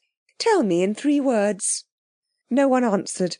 The wage system of modern England is a little difficult to explain in 3 words, even if you understand it, which the children didn't.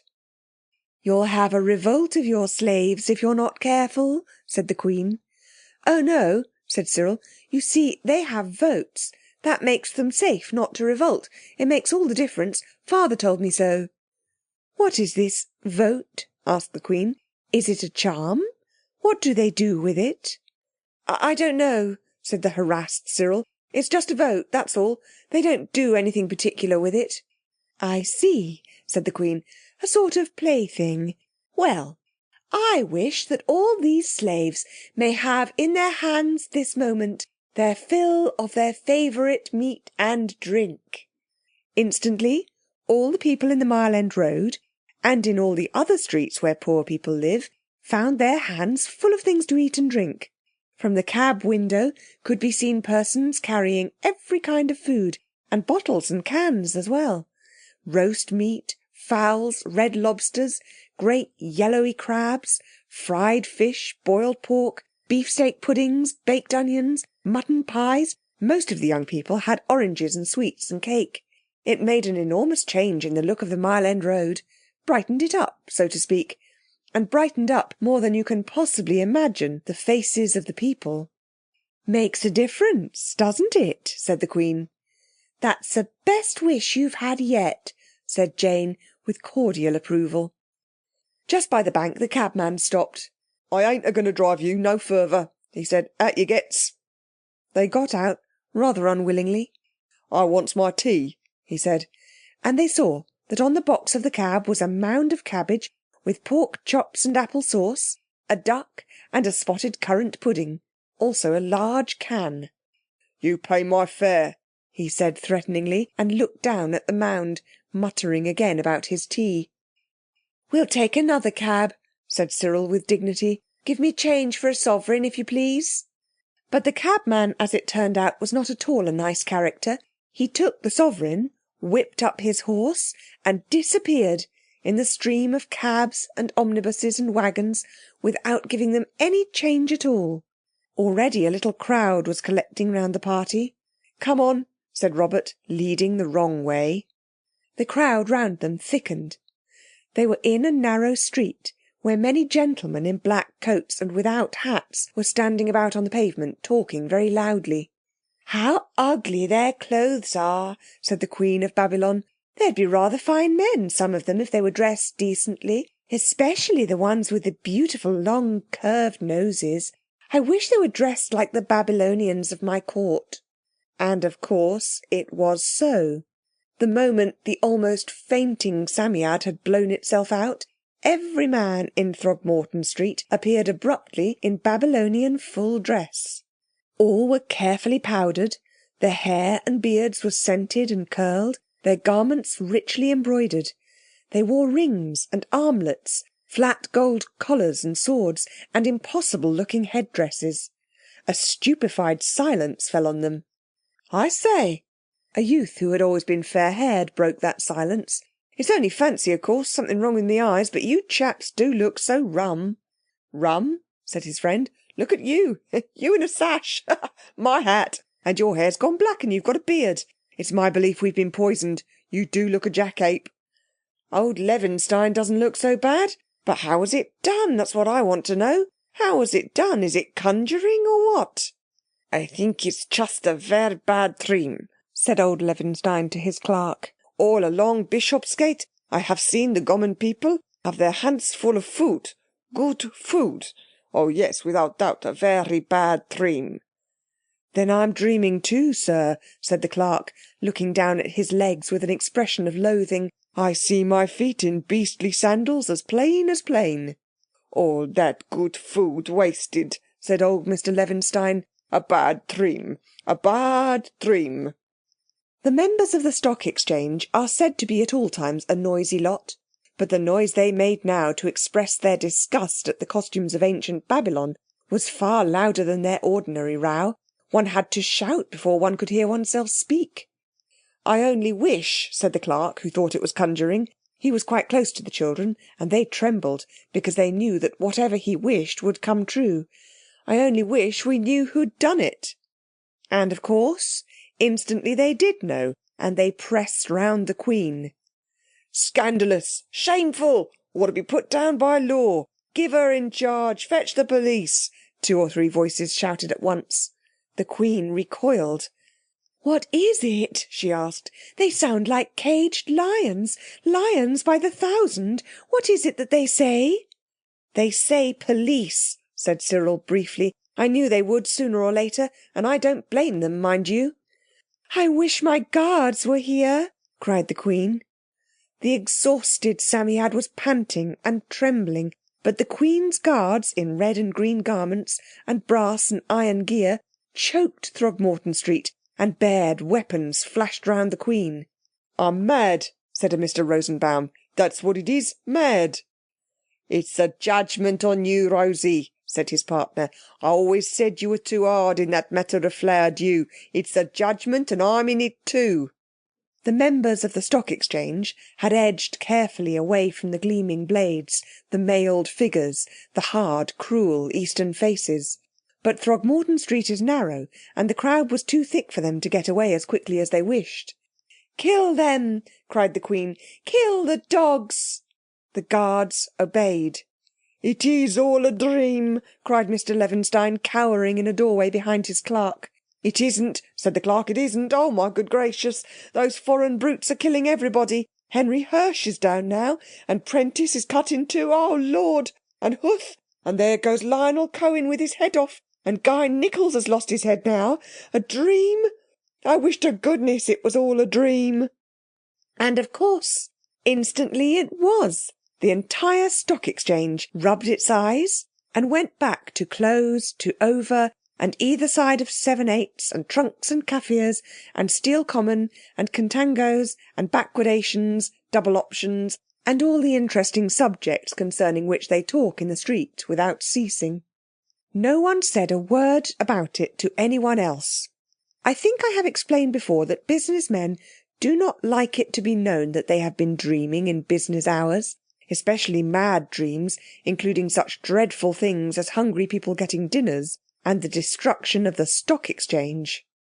The children were in the dining room at 300 Fitzroy Street, pale and trembling. The Psammead crawled out of its embroidered bag and lay flat on the table, its legs stretched out, looking more like a dead hare than anything else. "Thank goodness it's over," said Anthea, drawing a deep breath. "She won't come back, will she?" asked Jane tremulously. "No," said Cyril, "she's thousands of years ago, but we spent a whole precious £1 on her. It'll take all our pocket money for ages to pay that back." "Not if it was all a dream," said Robert. "The wish said all a dream, you know, Panther. You cut up and ask if he lent you anything." "I beg your pardon," said Anthea politely, following the sound of her knock into the presence of the learned gentleman. "I'm so sorry to trouble you, but did you lend me £1 today?" "No," said he, looking kindly at her through his spectacles, "but it's extraordinary that you should ask me, for I dozed for a few moments this afternoon, a thing I very rarely do, and I dreamed quite distinctly that you brought me a ring you said belonged to the Queen of Babylon, and that I lent you a sovereign, and that you left one of the Queen's rings here. The ring was a magnificent specimen," he sighed. "I wish it hadn't been a dream," he said, smiling. He was really learning to smile quite nicely. Anthea could not be too thankful that the Psammead was not there to grant his wish. Chapter 9. Atlantis. You will understand that the adventure of the Babylonian Queen in London was the only one that had occupied any time at all. But the children's time was very fully taken up by talking over all the wonderful things seen and done in the past, where, by the power of the Amulet, they seemed to spend hours and hours, only to find when they got back to London that the whole thing had been briefer than a lightning flash. They talked of the past at their meals, in their walks, in the dining room, in the first-floor drawing-room, but most of all on the stairs. It was an old house. It had once been a fashionable one, and was a fine one still. The banister rails of the stairs were excellent for sliding down, and in the corners of the landings were big alcoves that had once held graceful statues, and now quite often held the graceful forms of Cyril, Robert, Anthea, and Jane. One day Cyril and Robert, in tight white underclothing, had spent a pleasant hour in reproducing the attitudes of statues seen either in the British Museum or in Father's big photograph book. But the show ended abruptly, because Robert wanted to be the Venus of Milo, and for this purpose pulled at the sheet which served for drapery at the very moment when Cyril, looking really quite like the Discobolos, with a gold and white saucer for the disc, was standing on one foot, and under that one foot was the sheet. Of course the Discobolos and his disc and the would-be Venus came down together, and everyone was a good deal hurt, especially the saucer, which would never be the same again, however neatly one might join its uneven bits with seccotine or the white of an egg. "I hope you're satisfied," said Cyril, holding his head where a large lump was rising. "Quite, thanks," said Robert bitterly. His thumb had caught in the banisters and bent itself back almost to breaking point. "I am so sorry, poor dear squirrel," said Anthea, "and you were looking so lovely. I'll get a wet rag. Bobs, go and hold your hand under the hot water tap. It's what ballet girls do with their legs when they hurt them. I saw it in a book." "What book?" said Robert disagreeably. But he went. When he came back, Cyril's head had been bandaged by his sisters, and he had been brought to the state of mind where he was able, reluctantly, to admit that he supposed Robert hadn't done it on purpose. Robert replying with equal suavity, Anthea hastened to lead the talk away from the accident. "I don't suppose you feel like going anywhere through the Amulet," she said. "Egypt," said Jane promptly. "I want to see the pussycats." "Not me. Too hot," said Cyril. "It's about as much as I can stand here, let alone Egypt." It was indeed hot, even on the second landing, which was the coolest place in the house. "Let's go to the North Pole." "I don't suppose the Amulet was ever there, and we might get our fingers frostbitten so that we could never hold it up to get home again. No thanks," said Robert. "I say," said Jane, "let's get the Psammead and ask its advice. It will like us asking, even if we don't take it." The Psammead was brought up in its green silk embroidered bag, but before it could be asked anything, the door of the learned gentleman's room opened, and the voice of the visitor who had been lunching with him was heard on the stairs. He seemed to be speaking with the door handle in his hand. "You see a doctor, old boy," he said. "All that about thought transference is just simply twaddle. You've been overworking. Take a holiday. Go to Dieppe." "I'd rather go to Babylon," said the learned gentleman. "I wish you'd go to Atlantis sometime while we're about it, so as to give me some tips for my 19th century article when you come home." "I wish I could," said the voice of the learned gentleman. "Goodbye. Take care of yourself." The door was banged, and the visitor came smiling down the stairs, a stout, prosperous, big man. The children had to get up to let him pass. "Hello, kiddies," he said, glancing at the bandages on the head of Cyril and the hand of Robert. "Been in the wars?" "It's all right," said Cyril. "I say, what was that Atlantic place you wanted him to go to? We couldn't help hearing you talk." "You talk so very loud, you see," said Jane soothingly. "Atlantis," said the visitor. "The lost Atlantis, Garden of the Hesperides. Great continent, disappeared in the sea. You can read about it in Plato." "Thank you," said Cyril doubtfully. "Were there any amulets there?" asked Anthea, made anxious by a sudden thought. "Hundreds, I should think. So he's been talking to you?" "Yes, often. He's very kind to us. We like him awfully."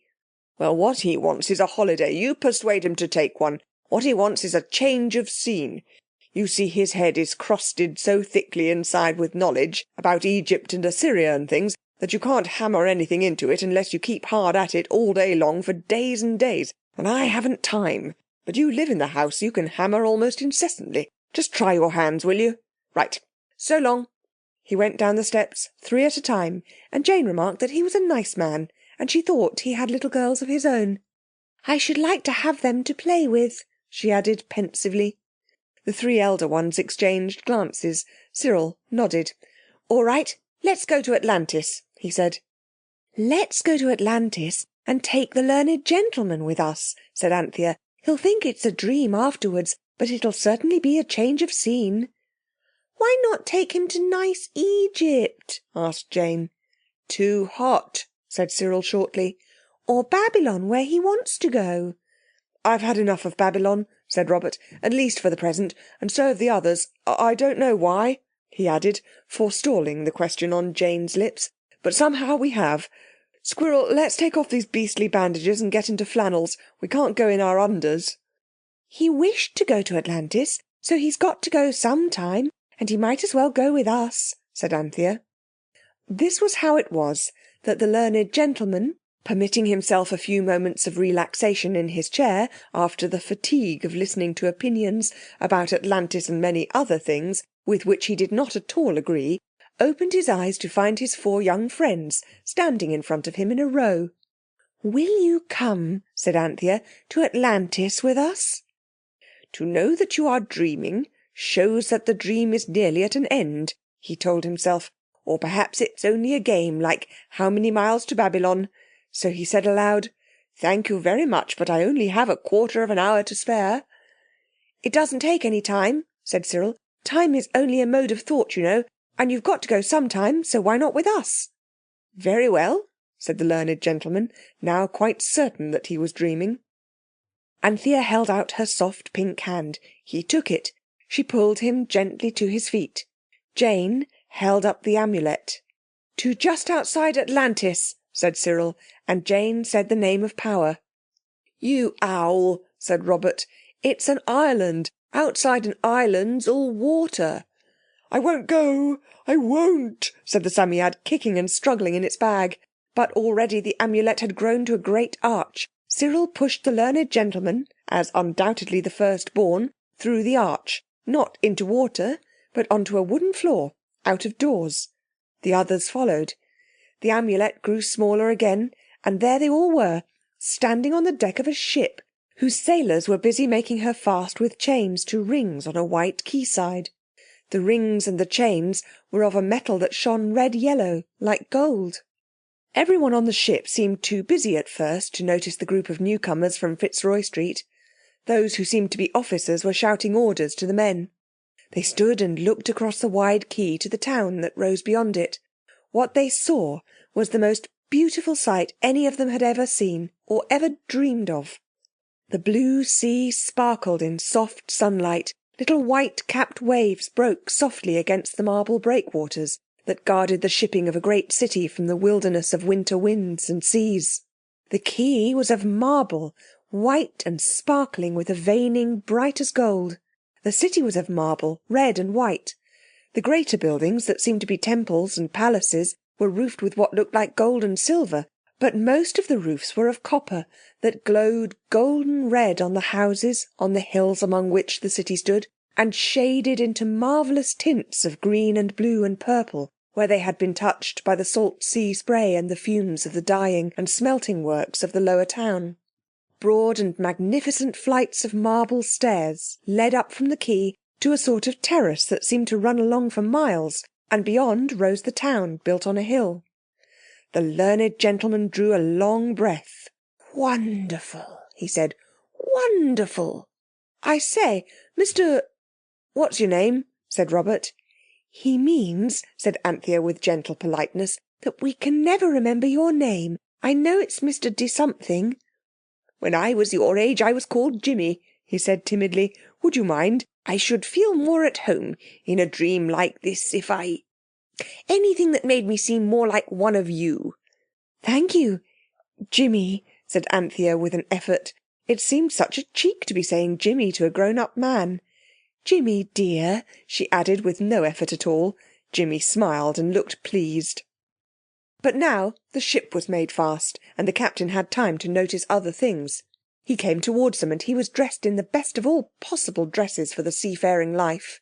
"What are you doing here?" he asked rather fiercely. "Do you come to bless or to curse?" "To bless, of course," said Cyril. "I'm sorry if it annoys you, but we're here by magic. We came from the land of the sun rising," he went on explanatorily. "I see," said the captain. No one had expected that he would. "I didn't notice at first, but of course I hope you're a good omen. It's needed. And this," he pointed to the learned gentleman, "your slave, I presume?" "Not at all," said Anthea. "He is a very great man. A sage, don't they call it? And we want to see all your beautiful city and your temples and things, and then we shall go back, and he will tell his friend, and his friend will write a book about it." "What?" asked the captain, fingering a rope. "Is a book?" "A record. Something written or," she added hastily, remembering the Babylonian writing, "or engraved." Some sudden impulse of confidence made Jane pluck the amulet from the neck of her frock. "Like this," she said. The captain looked at it curiously, but the other three were relieved to notice, without any of that overwhelming interest which the mere name of it had roused in Egypt and Babylon. "The stone is of our country," he said, "and that which is engraved on it is like our writing, but I cannot read it. What is the name of your sage?" Jimmy," said Anthea hesitatingly. The captain repeated, "Jimmy. Will you land?" he asked, "and shall I lead you to the kings?" "Look here," said Robert, "does your king hate strangers?" "Our kings are 10, said the captain, "and the royal line, unbroken from Poseidon, the father of us all, has the noble tradition to do honour to strangers if they come in peace." "Then lead on, please," said Robert, "though I should like to see all over your beautiful ship and sail about in her." "That shall be later," said the captain. "Just now we're afraid of a storm. Do you notice that odd rumbling?" "That's nothing, master," said an old sailor who stood near. It's the pilchards coming in, that's all. Too loud, said the captain. There was a rather anxious pause, then the captain stepped onto the quay and the others followed him. Do talk to him, Jimmy, said Anthea as they went. You can find out all sorts of things for your friend's book. Please excuse me, he said earnestly. If I talk I shall wake up, and besides, I can't understand what he says. No one else could think of anything to say, so that it was in complete silence that they followed the captain up the marble steps and through the streets of the town. There were streets and shops and houses and markets. It's just like Babylon, whispered Jane, only everything's perfectly different. It's a great comfort the 10 kings have been properly brought up to be kind to strangers, Anthea whispered to Cyril.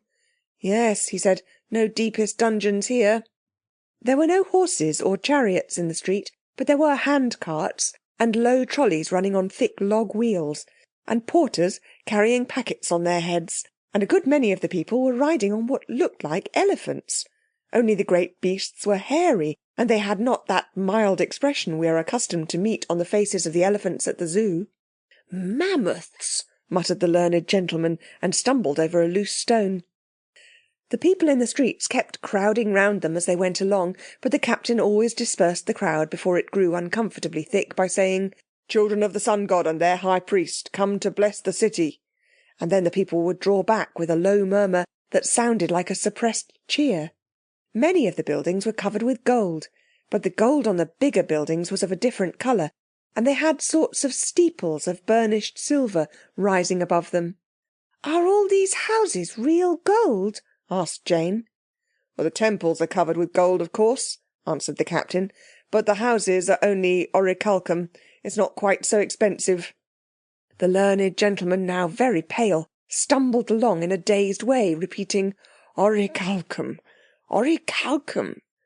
Don't be frightened, said Anthea. We can get home in a minute, just by holding up the charm. Would you rather go back now? We could easily come some other day without you. Oh, no, no, he pleaded fervently. Let the dream go on, please. Please do. The High Jijimmy is perhaps weary with his magic journey, said the captain, noticing the blundering walk of the learned gentleman, and we are yet very far from the great temple, where today the kings make sacrifice. He stopped at the gate of a great enclosure. It seemed to be a sort of park, for trees showed high above its brazen wall. The party waited, and almost at once the captain came back with one of the hairy elephants and begged them to mount. This they did. It was a glorious ride. The elephant at the zoo, to ride on him is also glorious, but he goes such a very little way, and then he goes back again, which is always dull. But this great hairy beast went on and on and on, along streets and through squares and gardens. It was a glorious city. Almost everything was built of marble, red or white or black. Every now and then the party crossed a bridge. It was not till they had climbed to the hill which is the centre of the town that they saw that the whole city was divided into 20 circles, alternately land and water, and over each of the water circles were the bridges by which they had come. And now they were in a great square. A vast building filled up one side of it. It was overlaid with gold and had a dome of silver. The rest of the buildings round the square were of orichalcum, and it looked more splendid than you can possibly imagine, standing up bold and shining in the sunlight. You would like a bath, said the captain, as the hairy elephant went clumsily down on its knees. It's customary, you know, before entering the presence. We have baths for men, women, horses and cattle. The high-class baths are here. Our father, Poseidon, gave us a spring of hot water and one of cold. The children had never before bathed in baths of gold. It feels very splendid, said Cyril, splashing. At least, of course, it's not gold, it's... or what's its name, said Robert. Hand over that towel. The bathing hall had several great pools sunk below the level of the floor. One went down to them by steps. Jimmy, said Anthea timidly, when, very clean and boiled-looking, they all met in the flowery courtyard of the public, don't you think all this seems much more like now than Babylon or Egypt? Oh, I forgot. You've never been there. I know a little of those nations, however, said he, and I quite agree with you. A most discerning remark. My dear, he added awkwardly, This city certainly seems to indicate a far higher level of civilization than the Egyptian or Babylonish, and—" "Follow me," said the Captain. "Now, boys, get out of the way." He pushed through a little crowd of boys who were playing with dried chestnuts fastened to a string. "Ginger," remarked Robert, "they're playing conkers, just like the kids of Kentish Town Road." They could see now that 3 walls surrounded the island on which they were.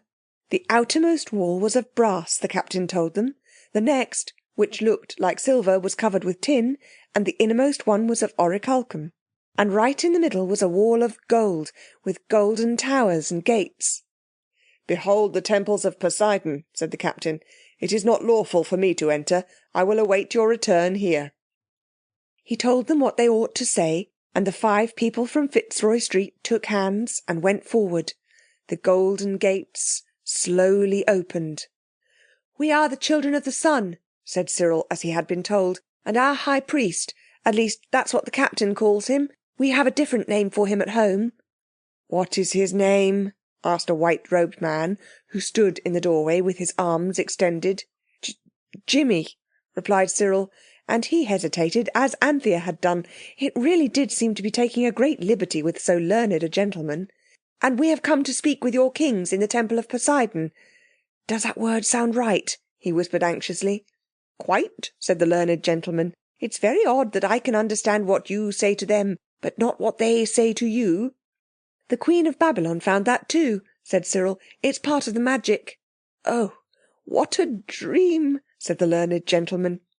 The white-robed priest had been joined by others, and all were bowing low. "Enter," he said. "Enter, children of the sun, with your high Jimmy." In an inner courtyard stood the temple, all of silver, with gold pinnacles and doors, and 20 enormous statues in bright gold of men and women. Also an immense pillar of the other precious yellow metal. They went through the doors, and the priest led them up a stair into a gallery from which they could look down onto the glorious place. "The 10 kings are even now choosing the bull. It is not lawful for me to behold," said the priest, and fell face downwards on the floor outside the gallery. The children looked down. The roof was of ivory, adorned with the 3 precious metals, and the walls were lined with the favourite orichalcum. At the far end of the temple was a statue group, the like of which no one living has ever seen. It was of gold, and the head of the chief figure reached to the roof. That figure was Poseidon, the father of the city. He stood in a great chariot drawn by 6 enormous horses, and round about it were 100 mermaids riding on dolphins. 10 men, splendidly dressed and armed only with sticks and ropes, were trying to capture one of some 15 bulls who ran this way and that about the floor of the temple. The children held their breath, for the bulls looked dangerous, and the great horned heads were swinging more and more wildly. Anthea did not like looking at the bulls. She looked about the gallery and noticed that another staircase led up from it to a still higher story, also that a door led out into the open air, where there seemed to be a balcony. So that when a shout went up and Robert whispered, "Got him!" and she looked down and saw the herd of bulls being driven out of the temple by whips, and the 10 kings following, one of them spurring with his stick a black bull that writhed and fought in the grip of a lasso, she answered the boys' agitated, "Now we shan't see anything more," with, "Yes, we can. There's an outside balcony." So they crowded out. But very soon the girls crept back. "I don't like sacrifices," Jane said. So she and Anthea went and talked to the priest, who was no longer lying on his face, but sitting on the top step, mopping his forehead with his robe, for it was a hot day. "It's a special sacrifice," he said. "Usually it's only done on the justice days, every 5 years and 6 years alternately, and then they drink the cup of wine with some of the bull's blood in it, and swear to judge truly. And they wear the sacred blue robe, and put out all the temple fires. But this today is because the city's so upset by the odd noises from the sea, and the god inside the big mountain speaking with his thunder voice. But all that's happened so often before. If anything could make me uneasy, it wouldn't be that." "What would it be?" asked Jane kindly. "It would be the lemmings." "Who are they? Enemies?" "They're a sort of rat, and every year they come swimming over from the country that no man knows, and stay here a while and then swim away. This year they haven't come. You know rats won't stay on a ship that's going to be wrecked. If anything horrible were going to happen to us, it's my belief those lemmings would know, and that may be why they fought shy of us." "What do you call this country?" asked the Psammead, suddenly putting its head out of its bag. "Atlantis," said the priest. "Then I advise you to get onto the highest ground you can find. I remember hearing something about a flood here. Look here, you," it turned to Anthea, "let's get home. The prospect's too wet for my whiskers." The girls obediently went to find their brothers, who were leaning on the balcony railings. "Where's the learned gentleman?" asked Anthea. "There he is, below," said the priest who had come with them. "Your High Jimmy is with the kings." The 10 kings were no longer alone. The learned gentleman, no one had noticed how he got there, stood with them on the steps of the altar, on which lay the dead body of the black bull. All the rest of the courtyard was thick with people, seemingly of all classes, and all were shouting, "The sea! The sea!" "Be calm," said the most kingly of the kings, he who had lassoed the bull. "Our town is strong against the thunders of the sea and of the sky." "I want to go home," whined the Psammead. "We can't go without him," said Anthea firmly. "Jimmy!" she called out, "Jimmy!" and waved to him. He heard her and began to come towards her through the crowd. They could see from the balcony the sea captain edging his way out from among the people, and his face was dead white, like paper. "To the hills!" he cried in a loud and terrible voice, and above his voice came another voice, louder, more terrible, the voice of the sea. The girls looked seaward. Across the smooth distance of the sea, something huge and black rolled towards the town. It was a wave, but a wave 100 feet in height, a wave that looked like a mountain, a wave rising higher and higher till suddenly it seemed to break in two. One half of it rushed out to sea again, the other— "Oh!" cried Anthea, "the town! The poor people!" "It's all thousands of years ago, really," said Robert, but his voice trembled. They hid their eyes for a moment. They could not bear to look down, for the wave had broken on the face of the town, sweeping over the quays and docks, overwhelming the great storehouses and factories, tearing gigantic stones from forts and bridges and using them as battering rams against the temples. Great ships were swept over the roofs of the houses and dashed down halfway up the hill among ruined gardens and broken buildings. The water ground brown fishing boats to powder on the golden roofs of palaces. Then the wave swept back towards the sea. "I want to go home," cried the Psammead fiercely. "Oh yes, yes," said Jane, and the boys were ready, but the learned gentleman had not come. Then suddenly they heard him dash up into the inner gallery, crying, "I must see the end of the dream." He rushed up the higher flight. The others followed him. They found themselves in a sort of turret, roofed but open to the air at the sides. The learned gentleman was leaning on the parapet, and as they rejoined him, the vast wave rushed back on the town. This time it rose higher, destroyed more. "Come home," cried the Psammead. "That's the last, I know it is. That's the last. Over there." It pointed with a claw that trembled. "Oh, come," cried Jane, holding up the amulet. "I will see the end of the dream," cried the learned gentleman. "You'll never see anything else if you do," said Cyril. "Oh, Jimmy," appealed Anthea, "I'll never bring you out again." "You will never have the chance if you don't go soon," said the Psammead. "I will see the end of the dream," said the learned gentleman obstinately. The hills around were black with people fleeing from the villages to the mountains. And even as they fled, thin smoke broke from the great white peak, and then a faint flash of flame. Then the volcano began to throw up its mysterious, fiery inside parts. The earth trembled. Ashes and sulphur showered down.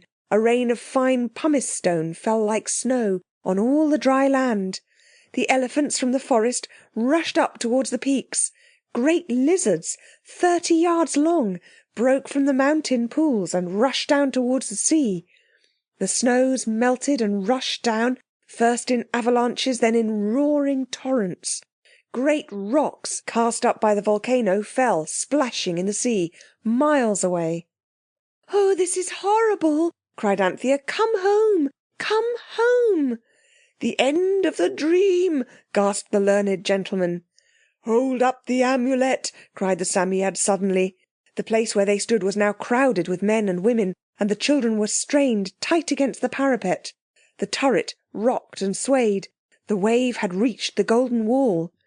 Jane held up the Amulet. "Now!" cried the Psammead. "Say the word!" And as Jane said it, the Psammead leapt from its bag and bit the hand of the learned gentleman. At the same moment the boys pushed him through the arch, and all followed him. He turned to look back, and through the arch he saw nothing but a waste of waters, with above it the peak of the terrible mountain, with fire raging from it. He staggered back to his chair. "What a ghastly dream!" he gasped. "Oh, you're here, my dears. Can I do anything for you?" "You've hurt your hand," said Anthea gently. "Let me bind it up." The hand was indeed bleeding rather badly. The Psammead had crept back to its bag. All the children were very white. "Never again," said the Psammead later on, "will I go into the past with a grown-up person. I will say for you four, you do as you're told." "We didn't even find the Amulet," said Anthea, later still. "Of course you didn't. It wasn't there. Only the stone it was made of was there. It fell onto a ship miles away that managed to escape and got to Egypt. I could have told you that." "I wish you had," said Anthea, and her voice was still rather shaky. "Why didn't you?" "You never asked me," said the Psammead very sulkily. "I'm not the sort of chap to go shoving my oar in where it's not wanted." "Mr. Jimmy's friend will have something worth having to put in his article now," said Cyril. Very much later indeed. "Not he," said Robert sleepily. "The learned Jimmy will think it's a dream, and it's 10 to 1 he never tells the other chap a word about it at all." Robert was quite right on both points. The learned gentleman did, and he never did. Chapter 10. The Little Black Girl and Julius Caesar. A great city swept away by the sea, a beautiful country devastated by an active volcano. These are not the sort of things you see every day of the week, and when you do see them, no matter how many other wonders you may have seen in your time, such sights are rather apt to take your breath away. Atlantis had certainly had this effect on the breaths of Cyril, Robert, Anthea and Jane. They remained in a breathless state for some days. The learned gentleman seemed as breathless as anyone. He spent a good deal of what little breath he had in telling Anthea about a wonderful dream he had. "You would hardly believe," he said, "that anyone could have such a detailed vision." But Anthea could believe it, she said, quite easily. He had ceased to talk about thought transference. He had now seen too many wonders to believe that. In consequence of their breathless condition, none of the children suggested any new excursions through the Amulet. Robert voiced the mood of the others when he said that they were fed up with the Amulet for a bit. They undoubtedly were. As for the Psammead, it went to sand and stayed there, worn out by the terror of the flood and the violent exercise it had had to take in obedience to the inconsiderate wishes of the learned gentleman and the Babylonian queen. The children let it sleep. The danger of taking it about among strange people who might at any moment utter undesirable wishes was becoming more and more plain. And there are pleasant things to be done in London without any aid from amulets or Psammeads. You can, for instance, visit the Tower of London, the Houses of Parliament, the National Gallery, the Zoological Gardens, the various parks, the museums at South Kensington, Madame Tussaud's exhibition of waxworks, or the Botanical Gardens at Kew. You can go to Kew by river steamer, and this is the way that the children would have gone. if they had gone at all. Only they never did, because it was when they were discussing the arrangements for the journey, and what they should take with them to eat, and how much of it, and what the whole thing would cost, that the adventure of the little black girl began to happen. The children were sitting on a seat in St. James's Park. They had been watching the pelican repulsing with careful dignity the advances of the seagulls, who are always so anxious to play games with it. The pelican thinks very properly that it hasn't the figure for games, so it spends most of its time pretending that that is not the reason why it won't play. The breathlessness caused by Atlantis was wearing off a little. Cyril, who always wanted to understand all about everything, was turning things over in his mind. "I'm not. I'm only thinking," he answered, when Robert asked him what he was so grumpy about. "I'll tell you when I've thought it all out." "If it's about the amulet, I don't want to hear it," said Jane. "Nobody asked you to," retorted Cyril mildly, "and I haven't finished my inside thinking about it yet. Let's go to Kew in the meantime." "I'd rather go in a steamer," said Robert, and the girls laughed. "That's right," said Cyril. "Be funny. I would." "Well, he was, rather," said Anthea. "I wouldn't think, Squirrel, if it hurts you so," said Robert kindly. "Oh, shut up," said Cyril, "or else talk about Kew." "I want to see the palms there," said Anthea hastily, "to see if they're anything like the ones on the island where we united the cook and the burglar by the Reverend half-curate." All disagreeableness was swept away in a pleasant tide of recollections, and "Do you remember?" they said. "Have you forgotten?" "My hat," remarked Cyril pensively, as the flood of reminiscence ebbed a little. "We have had some times." "We have that," said Robert. "Don't let's have any more," said Jane anxiously. "That's what I was thinking about," Cyril replied. And just then they heard the little black girl sniff. She was quite close to them. She was not really a little black girl. She was shabby and not very clean, and she had been crying so much that you could hardly see, through the narrow chink between her swollen lids, how very blue her eyes were. It was her dress that was black, and it was too big and too long for her, and she wore a speckled black ribboned sailor hat that would have fitted a much bigger head than her little flaxen one. And she stood looking at the children and sniffing. "Oh dear," said Anthea, jumping up. "Whatever is the matter?" She put her hand on the little girl's arm. It was rudely shaken off. "You leave me be," said the little girl. "I ain't done nothing to you." "But what is it?" Anthea asked. "Has someone been hurting you?" "What's that to you?" said the little girl fiercely. "You're all right." "Come away," said Robert, pulling at Anthea's sleeve. "She's a nasty, rude little kid." "Oh no," said Anthea. "She's only dreadfully unhappy. What is it?" she asked again. "Oh, you're all right," the child repeated. "You ain't a-going to the Union." "Can't we take you home?" said Anthea, and Jane added, "Where does your mother live?" "She don't live nowheres. She's dead. So now," said the little girl fiercely, in tones of miserable triumph. Then she opened her swollen eyes widely, stamped her foot in fury, and ran away. She ran no further than to the next bench, flung herself down there, and began to cry without even trying not to. Anthea quite at once went to the little girl and put her arms as tight as she could round the hunched-up black figure. "Oh, don't cry so, dear, don't, don't," she whispered under the brim of the large sailor hat, now very crooked indeed. "Tell Anthea all about it. Anthea'll help you. There, there, dear, don't cry." The others stood at a distance. One or two passers-by stared curiously. The child was now only crying part of the time.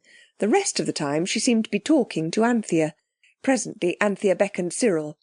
"It's horrible," she said in a furious whisper. "Her father was a carpenter, and he was a steady man, and never touched a drop except on a Saturday, and he came up to London for work, and there wasn't any, and then he died, and her name is Imogen, and she's 9 come next November, and now her mother's dead, and she's to stay tonight with Mrs. Shrobsall, that's a landlady that's been kind, and tomorrow the relieving officer is coming for her, and she's going into the Union. That means the workhouse. It's too terrible. What can we do?" "Let's ask the learned gentleman," said Jane brightly.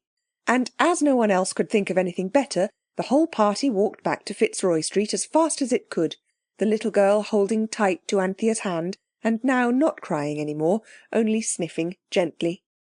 The learned gentleman looked up from his writing with a smile that had grown much easier to him than it used to be. They were quite at home in his room now. It really seemed to welcome them. Even the mummy case appeared to smile, as if in its distant, superior, ancient Egyptian way it were rather pleased to see them than not. Anthea sat on the stairs with Imogen, who was 9 come next November, while the others went in and explained the difficulty. The learned gentleman listened with grave attention. "It really does seem rather rough luck," Cyril concluded, "because I've often heard about rich people who wanted children most awfully, though I know I never should, but they do. There must be somebody who'd be glad to have her." "Gypsies are awfully fond of children," Robert hopefully said. "They're always stealing them. Perhaps they'd have her." "She's quite a nice little girl, really," Jane added. "She was only rude at first because we looked jolly and happy and she wasn't. You understand that, don't you?" "Yes," said he, absently fingering a little blue image from Egypt. "I understand that very well. As you say, there must be some home where she would be welcome." He scowled thoughtfully at the little blue image. Anthea, outside, thought the explanation was taking a very long time. She was so busy trying to cheer and comfort the little black girl that she never noticed the Psammead, who, roused from sleep by her voice, had shaken itself free of sand and was coming crookedly up the stairs. It was close to her before she saw it. She picked it up and settled it in her lap. "What is it?" asked the black child. "Is it a cat or an organ monkey or what?"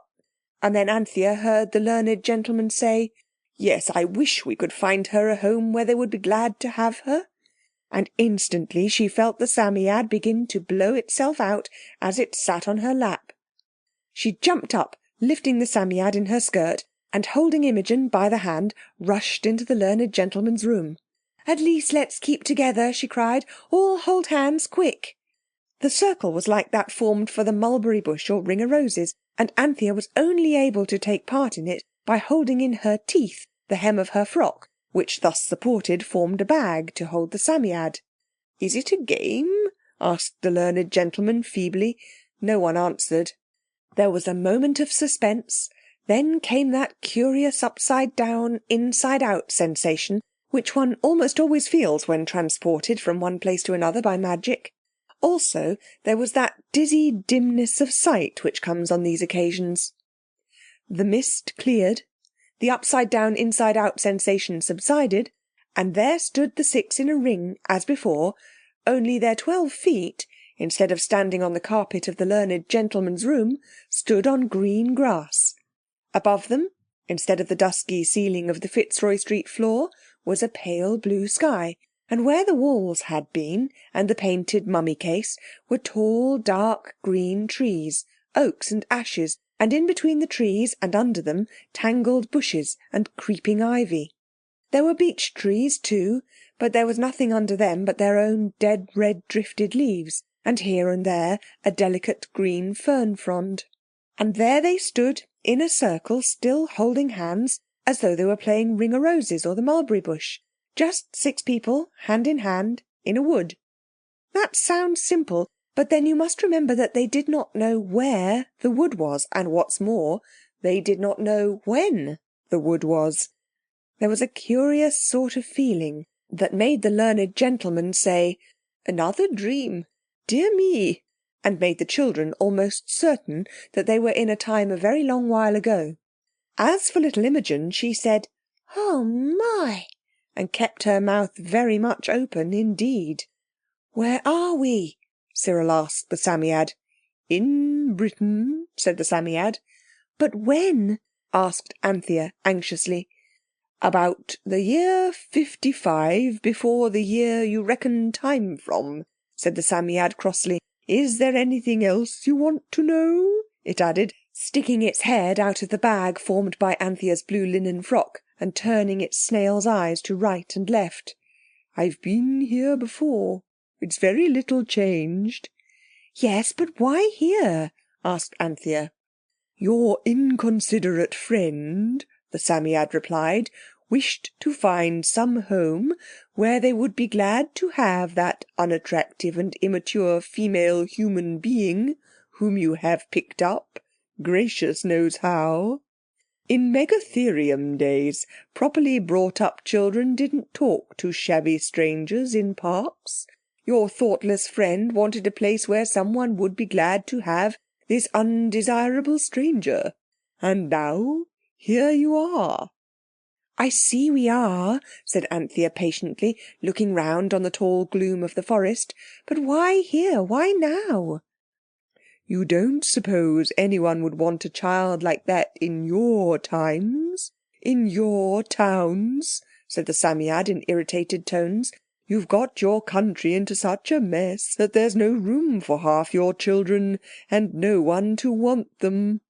"That's not our doing, you know," said Anthea gently. "And bringing me here without any waterproof or anything," said the Psammead still more crossly, "when everyone knows how damp and foggy ancient Britain was." "Here, take my coat," said Robert, taking it off. Anthea spread the coat on the ground and, putting the Psammead on it, folded it round so that only the eyes and furry ears showed. "There," she said comfortingly. "Now if it does begin to look like rain, I can cover you up in a minute. Now what are we to do?" The others, who had stopped holding hands, crowded round to hear the answer to this question. Imogen whispered in an awed tone, "Can't the organ monkey talk, neither? I thought it was only parrots." "Do," replied the Psammead. "I don't care what you do." And it drew head and ears into the tweed covering of Robert's coat. The others looked at each other. "It's only a dream," said the learned gentleman hopefully. "Something is sure to happen if we can prevent ourselves from waking up." And sure enough, something did. The brooding silence of the dark forest was broken by the laughter of children and the sound of voices. "Let's go and see," said Cyril. "It's only a dream," said the learned gentleman to Jane, who hung back. "If you don't go with the tide of a dream, if you resist, you wake up, you know." There was a sort of break in the undergrowth that was like a silly person's idea of a path. They went along this in Indian file, the learned gentleman leading. Quite soon they came to a large clearing in the forest. There were a number of houses, huts perhaps you would have called them, with a sort of mud and wood fence. "It's like the old Egyptian town," whispered Anthea. And it was, rather. Some children, with no clothes on at all, were playing what looked like ring-a-roses or mulberry bush. That is to say, they were dancing round in a ring, holding hands.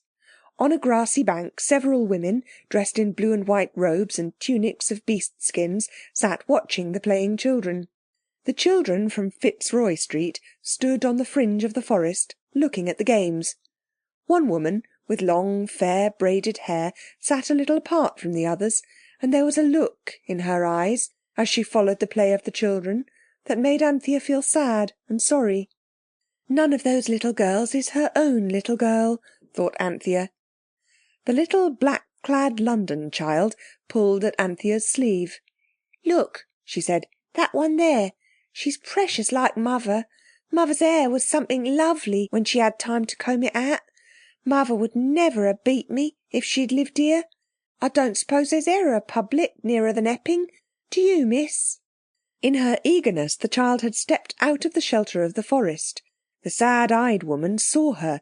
She stood up, her thin face lighted up with a radiance like sunrise, her long, lean arms stretched towards the London child. "Imogen!" she cried. At least the word was more like that than any other word. "Imogen!" There was a moment of great silence. The naked children paused in their play. The women on the bank stared anxiously. "Oh, it is Mother! It is!" cried Imogen from London, and she rushed across the cleared space. She and her mother clung together so closely, so strongly that they stood an instant like a statue carved in stone. Then the women crowded round. "It is my Imogen!" cried the woman.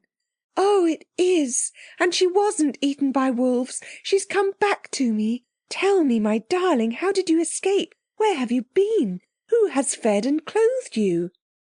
"I dunno nothing," said Imogen. "Poor child," whispered the women who crowded round. "The terror of the wolves has turned her brain." "But do you know me?" said the fair-haired woman.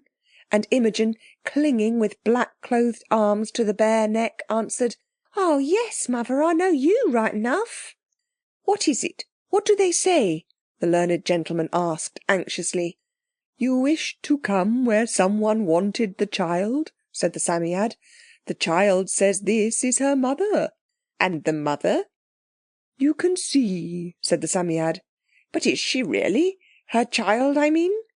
"Who knows?" said the Psammead. "But each one fills the empty place in the other's heart. It is enough." "Oh," said the learned gentleman, "this is a good dream.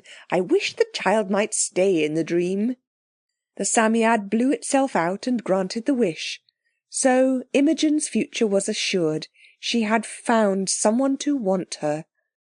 "If only all the children that no one wants—" began the learned gentleman, but the woman interrupted. She came towards them.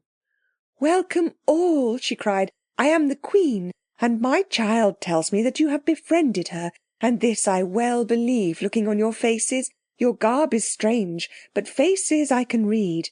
The child is bewitched, I see that well, but in this she speaks truth, is that not so?" The children said it wasn't worth mentioning. I wish you could have seen all the honours and kindnesses lavished on the children and the learned gentleman by those ancient Britons. You would have thought, to see them, that a child was something to make a fuss about, not a bit of rubbish to be hustled about the streets and hidden away in the workhouse. It wasn't as grand as the entertainment at Babylon, but somehow it was more satisfying. "I think you children have some wonderful influence on me," said the learned gentleman. "I never dreamed such dreams before I knew you." It was when they were alone that night under the stars, where the Britons had spread a heap of dried fern for them to sleep on, that Cyril spoke. "Well," he said, "we've made it all right for Imogen and had a jolly good time. I vote we get home again before the fighting begins." "What fighting?" asked Jane sleepily. "Why, Julius Caesar, you little goat," replied her kind brother. "Don't you see that if this is the year 55, Julius Caesar may happen at any moment?" "I thought you liked Caesar," said Robert. "So I do in the history, but that's different from being killed by his soldiers." "If we saw Caesar, we might persuade him not to," said Anthea. "You persuade Caesar?" Robert laughed. The learned gentleman, before anyone could stop him, said, "I only wish we could see Caesar sometime." And, of course, in just the little time the Psammead took to blow itself out for wish-giving, the 5, or 6 counting the Psammead, found themselves in Caesar's camp, just outside Caesar's tent. And they saw Caesar. The Psammead must have taken advantage of the loose wording of the learned gentleman's wish, for it was not the same time of day as that on which the wish had been uttered among the dried ferns. It was sunset, and the great man sat on a chair outside his tent, gazing over the sea towards Britain. Everyone knew, without being told, that it was towards Britain. 2 golden eagles on top of posts stood on each side of the tent, and on the flaps of the tent, which was very gorgeous to look at, were the letters SPQR. The great man turned unchanged on the newcomers the august glance that he had turned on the violet waters of the Channel. Though they had suddenly appeared out of nothing, Caesar never showed by the faintest movement of an eyelid, by the least tightening of that firm mouth, that they were not some long-expected embassy. He waved a calm hand towards the sentinels, who sprang, weapons in hand, towards the newcomers. "Back," he said in a voice that thrilled like music. "Since when has Caesar feared children and students?" To the children he seemed to speak in the only language they knew, but the learned gentleman heard, in rather a strange accent but quite intelligibly, the lips of Caesar speaking in the Latin tongue, and in that tongue, a little stiffly, he answered, "It is a dream, O Caesar." "A dream?" repeated Caesar. "What is a dream?" "This," said the learned gentleman. "Not it," said Cyril. "It's a sort of magic. We come out of another time and another place." "And we want to ask you not to trouble about conquering Britain," said Anthea. "It's a poor little place, not worth bothering about." "Are you from Britain?" the General asked. "Your clothes are uncouth but well woven, and your hair is short as the hair of Roman citizens, not long like the hair of barbarians, yet such I deem you to be." "We're not," said Jane with angry eagerness. "We're not barbarians at all. We come from the country where the sun never sets, and we've read about you in books, and our country's full of fine things. St. Paul's and the Tower of London, and Madame Tussaud's exhibition, and—" Then the others stopped her. "Don't talk nonsense," said Robert in a bitter undertone. Caesar looked at the children a moment in silence. Then he called a soldier and spoke with him apart. Then he said aloud, "You 3 elder children may go where you will within the camp. Few children are privileged to see the camp of Caesar. The student and the smaller girl child will remain here with me." Nobody liked this, but when Caesar said a thing, that thing was so, and there was an end to it. So the 3 went. Left alone with Jane and the learned gentleman, the great Roman found it easy enough to turn them inside out. But it was not easy even for him to make head or tail of the insides of their minds when he had got at them. The learned gentleman insisted that the whole thing was a dream, and refused to talk much, on the grounds that if he did he would wake up. Jane, closely questioned, was full of information about railways, electric lights, balloons, men of war, cannons, and dynamite. "And do they fight with swords?" asked the General. "Yes, swords and guns and cannons." Caesar wanted to know what guns were. "You fire them," said Jane, "and they go bang, and people fall down dead." "But what are guns like?" Jane found them hard to describe. "But Robert has a toy one in his pocket," she said. So the others were recalled. The boys explained the pistol to Caesar very fully, and he looked at it with the greatest interest. It was a 2-shilling pistol, the one that had done such good service in the old Egyptian village. "I shall cause guns to be made," said Caesar, "and you will be detained till I know whether you have spoken the truth. I had just decided that Britain was not worth the bother of invading, but what you tell me decides me that it is very much worth while." "But it's all nonsense," said Anthea. "Britain is just a savage sort of island, all fogs and trees and big rivers. But the people are kind. We know a little girl there named Imogen. And it's no use your making guns, because you can't fire them without gunpowder, and that won't be invented for hundreds of years, and we don't know how to make it, and we can't tell you. Do go straight home, dear Caesar, and let poor little Britain alone." "But this other girl child says—" said Caesar. "All Jane's been telling you is what it's going to be," Anthea interrupted. "Hundreds and hundreds of years from now." "The little one is a prophetess, eh?" said Caesar with a whimsical look. "Rather young for the business, isn't she?" "You can call her a prophetess if you like," said Cyril, "but what Anthea says is true." "Anthea," said Caesar, "that's a Greek name." "Very likely," said Cyril worriedly. "I say, I do wish you'd give up this idea of conquering Britain. It's not worth while, really it isn't." "On the contrary," said Caesar, "what you've told me has decided me to go, if it's only to find out what Britain is really like. Guards, detain these children." "Quick," said Robert, "before the guards begin detaining. We had enough of that in Babylon." Jane held up the amulet away from the sunset and said the word. The learned gentleman was pushed through, and the others, more quickly than ever before, passed through the arch, back into their own times and the quiet, dusty sitting room of the learned gentleman. It is a curious fact that when Caesar was encamped on the coast of Gaul, somewhere near Boulogne, I believe it was, he was sitting before his tent in the glow of the sunset, looking out over the violet waters of the English Channel. Suddenly he started, rubbed his eyes, and called his secretary. The young man came quickly from within the tent. "Marcus," said Caesar, "I have dreamed a very wonderful dream. Some of it I forget, but I remember enough to decide what was not before determined. Tomorrow the ships that have been brought round from the Ligeris shall be provisioned. We shall sail for this 3-cornered island. First we will take but 2 legions. This, if what we have heard be true, should suffice.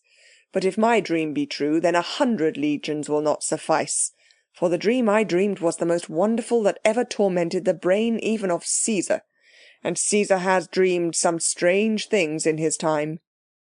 "And if you hadn't told Caesar all that about how things are now, he'd never have invaded Britain," said Robert to Jane as they sat down to tea.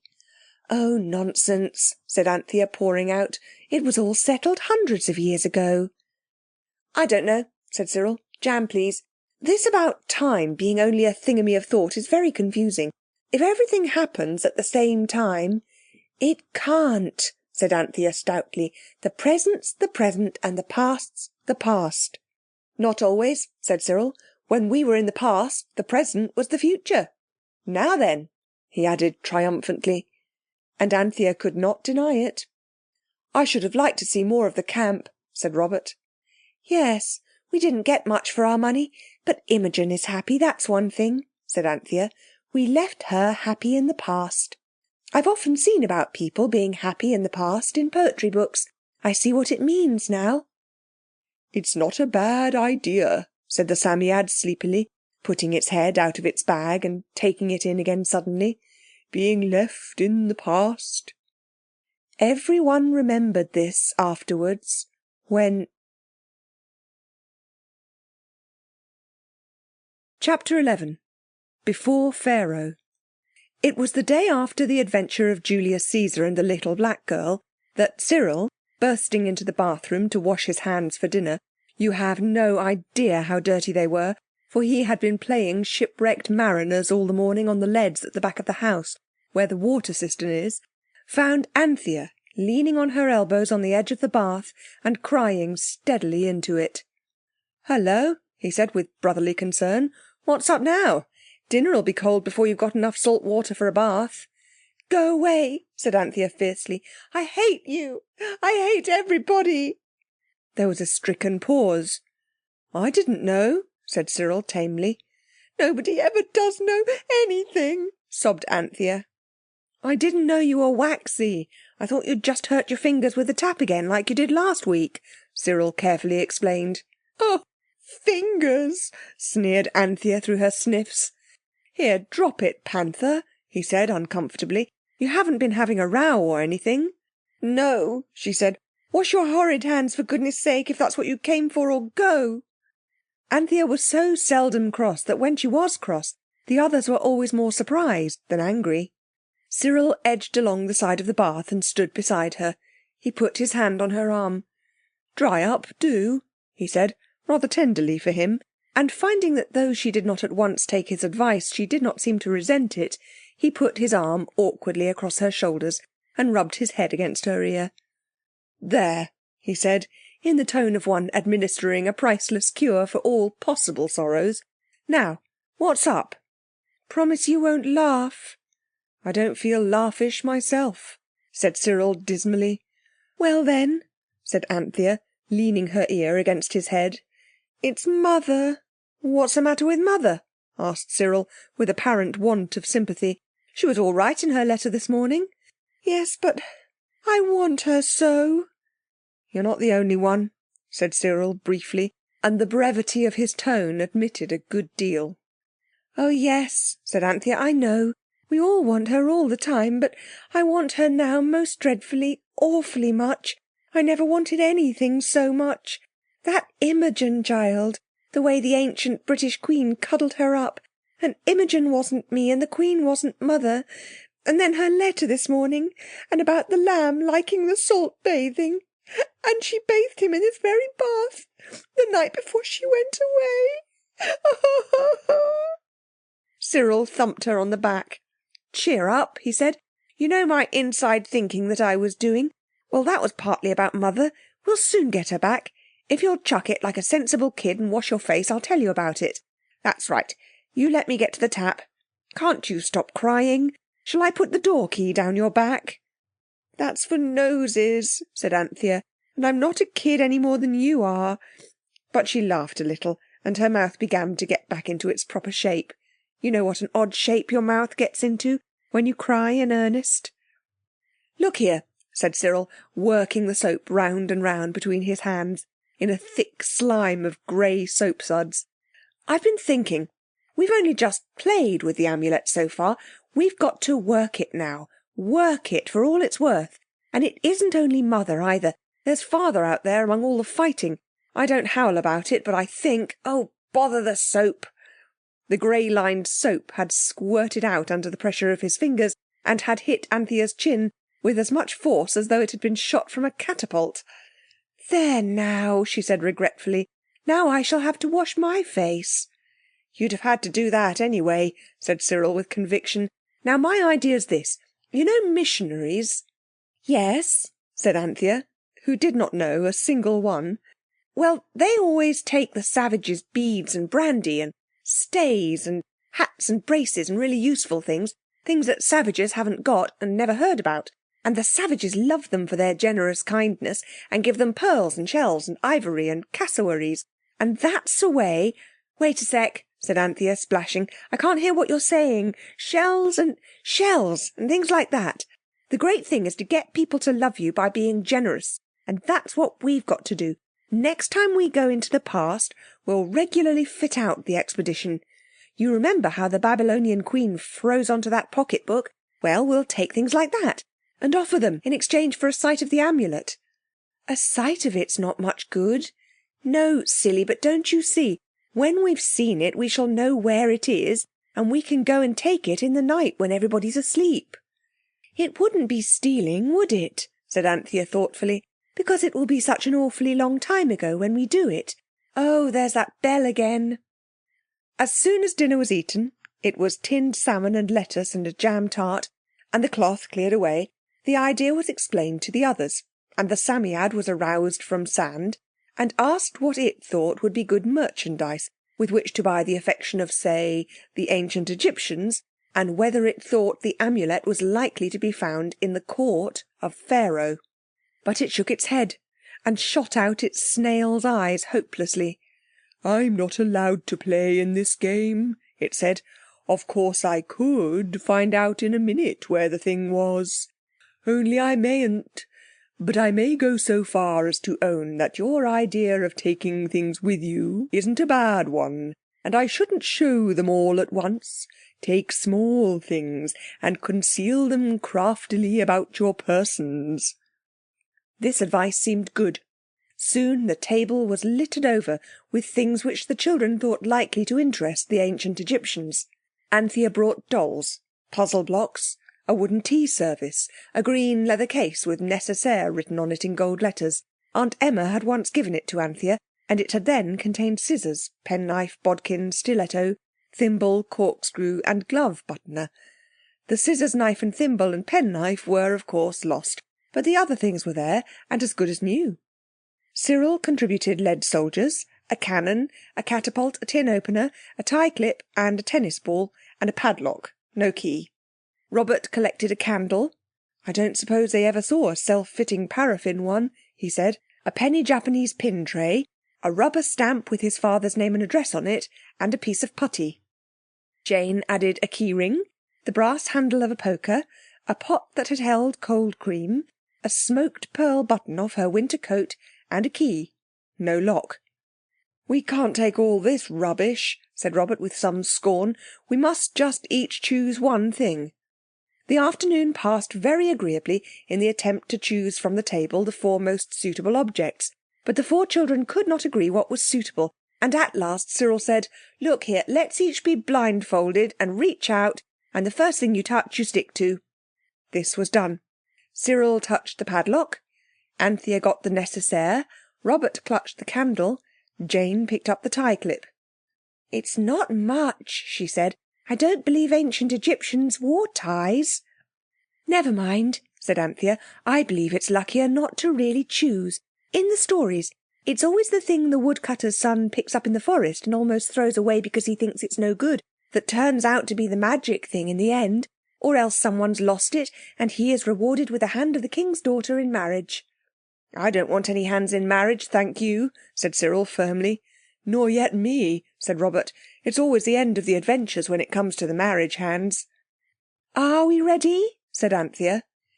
"It is Egypt we're going to, isn't it? Nice Egypt," said Jane. I won't go anywhere I don't know about, like that dreadful big wavy burning mountain city, she insisted. Then the Psammead was coaxed into its bag. I say, said Cyril suddenly, I'm rather sick of kings, and people notice you so in palaces. Besides, the amulet's sure to be in a temple. Let's just go among the common people and try to work ourselves up by degrees. We might get taken on as temple assistants.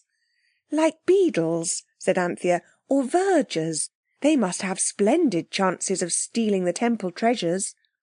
Righto, was the general rejoinder. The charm was held up.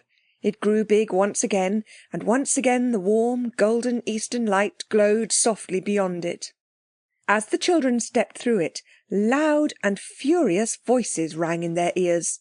They went suddenly from the quiet of Fitzroy Street dining room into a very angry eastern crowd, a crowd much too angry to notice them. They edged through it to the wall of a house and stood there. The crowd was of men, women and children. They were of all sorts of complexions, and pictures of them might have been coloured by any child with a shilling paint-box. The colours that child would have used for complexions would have been yellow ochre, light red, sepia and Indian ink. But their faces were painted already, black eyebrows and lashes and some red lips. The women wore a sort of pinafore with shoulder straps and loose things wound round their heads and shoulders. The men wore very little clothing, for they were the working people, and the Egyptian boys and girls wore nothing at all, unless you count the little ornaments hung on chains round their necks and waists. The children saw all this before they could hear anything distinctly. Everyone was shouting so. But a voice sounded above the other voices, and presently it was speaking in a silence. "Comrades and fellow workers," it said, and it was the voice of a tall, coppery-coloured man who had climbed into a chariot that had been stopped by the crowd. Its owner had bolted, muttering something about calling the guards, and now the man spoke from it. "Comrades and fellow workers, how long are we to endure the tyranny of our masters who live in idleness and luxury on the fruit of our toil? They only give us a bare subsistence wage, and they live on the fat of the land. We labour all our lives to keep them in wanton luxury. Let us make an end of it." A roar of applause answered him. "How are you going to do it?" cried a voice. "You look out," cried another, "or you'll get yourself in trouble." "I've heard almost every single word of that," whispered Robert, "in Hyde Park last Sunday." "Let us strike for more bread and onions and beer and a longer midday rest," the speaker went on.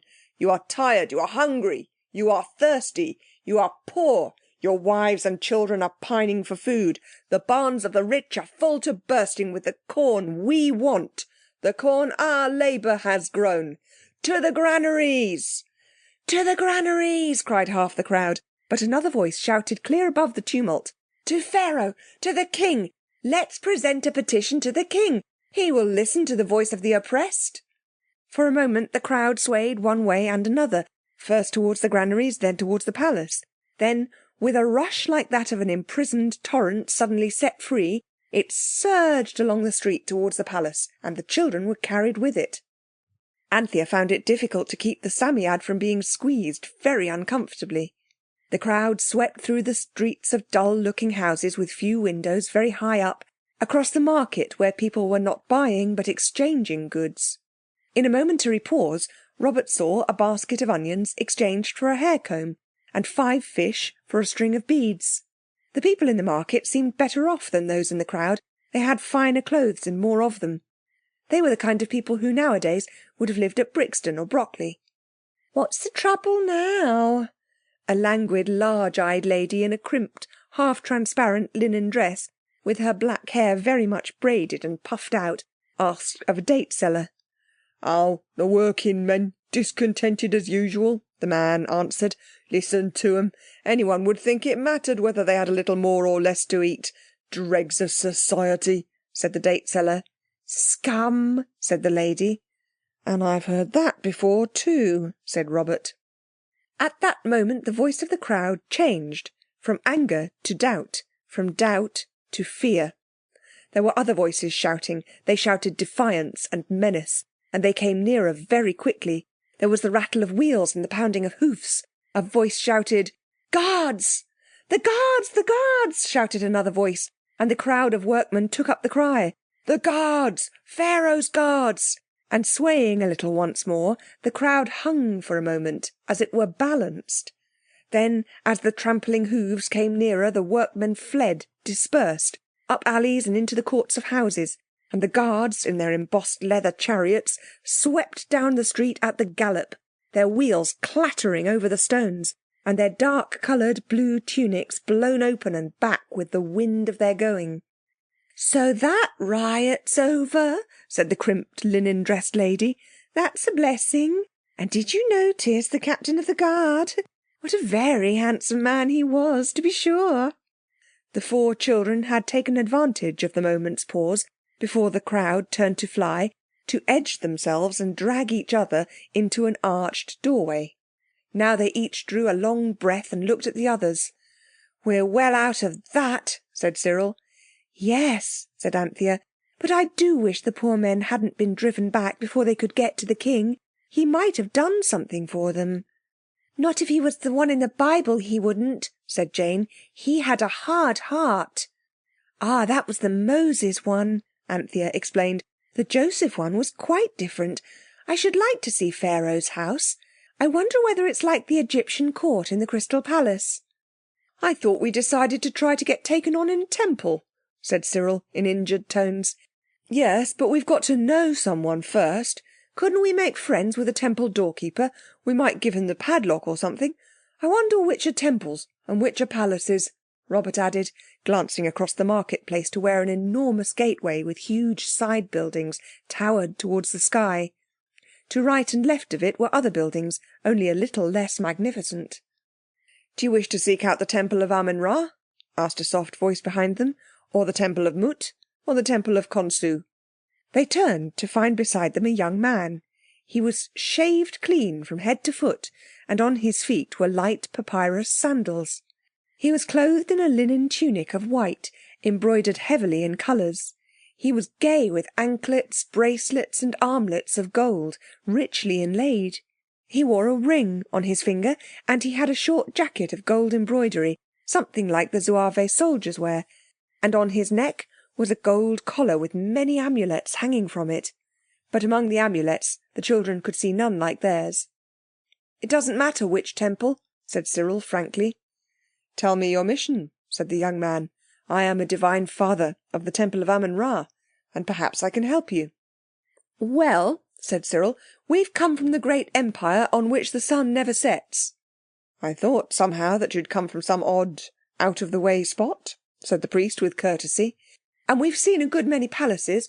We thought we should like to see a temple for a change," said Robert. The Psammead stirred uneasily in its embroidered bag. "Have you brought gifts to the temple?" asked the priest cautiously.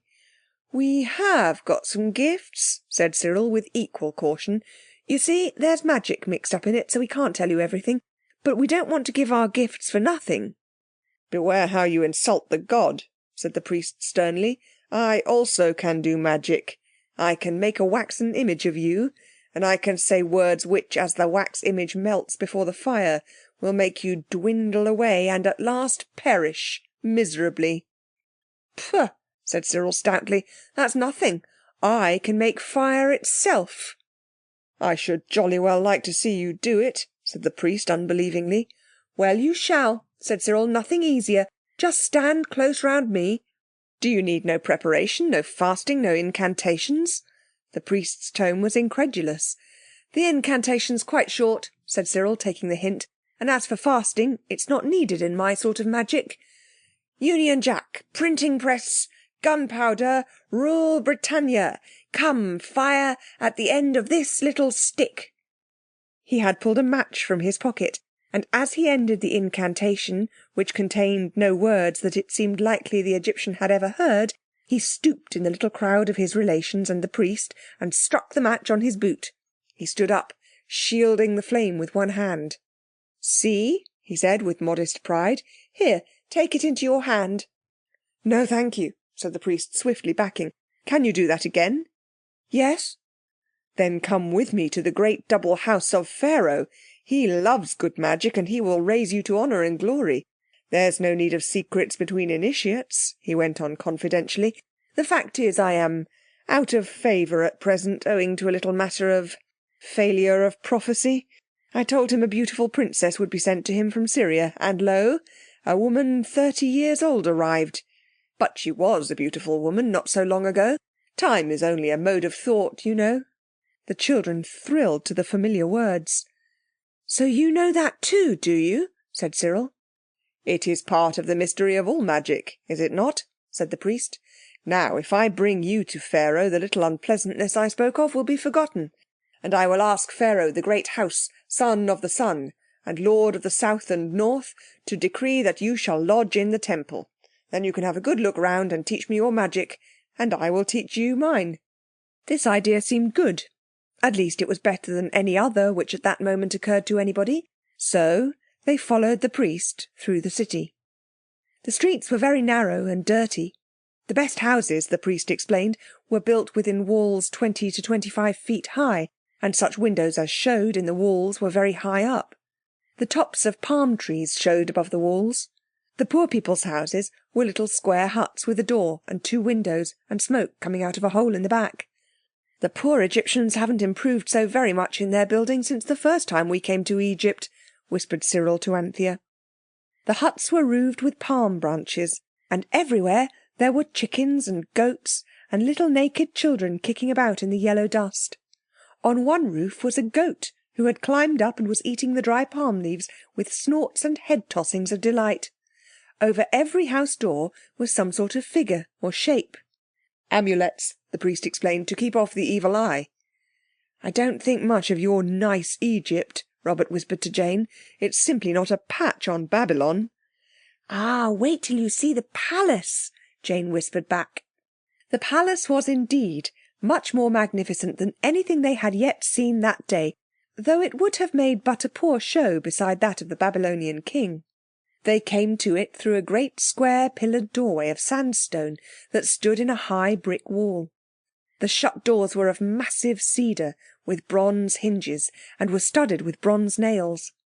At the side was a little door and a wicket gate, and through this the priest led the children. He seemed to know a word that made the sentries make way for him. Inside was a garden, planted with hundreds of different kinds of trees and flowering shrubs, a lake full of fish, with blue lotus flowers at the margin, and ducks swimming about cheerfully, and looking, as Jane said, quite modern. "The guard chamber, the storehouses, the Queen's house," said the priest, pointing them out. They passed through open courtyards paved with flat stones, and the priest whispered to a guard at a great inner gate. "We are fortunate," he said to the children. "Pharaoh is even now in the court of honour. Now don't forget to be overcome with respect and admiration. It won't do any harm if you fall flat on your faces, and whatever you do, don't speak until you are spoken to." "There used to be that rule in our country," said Robert, "when my father was a little boy." At the outer end of the great hall, a crowd of people were arguing with and even shoving the guards, who seemed to make it a rule not to let anyone through unless they were bribed to do it. The children heard several promises of the utmost richness and wondered whether they would ever be kept. All round the hall were pillars of painted wood.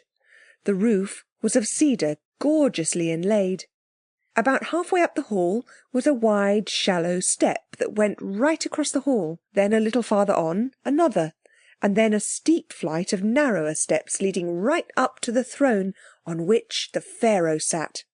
He sat there very splendid, his red and white double crown on his head and his sceptre in his hand. The throne had a canopy of wood and wooden pillars painted in bright colours. On a low, broad bench that ran all round the hall sat the friends, relatives and courtiers of the king, leaning on richly covered cushions. The priest led the children up the steps till they all stood before the throne, and then suddenly he fell on his face with hands outstretched. The others did the same, Anthea falling very carefully because of the Psammead. "Raise them," said the voice of the Pharaoh, "that they may speak to me." The officers of the king's household raised them. "Who are these strangers?" Pharaoh asked, and added very crossly, "And what do you mean, Rechmarah, by daring to come into my presence while your innocence is not established?" "O great king," said the young priest, "you are the very image of Ra, and the likeness of his son Horus in every respect. You know the thoughts of the hearts of the gods and of men, and you have divined that these strangers are the children of the vile and conquered kings of the empire where the sun never sets.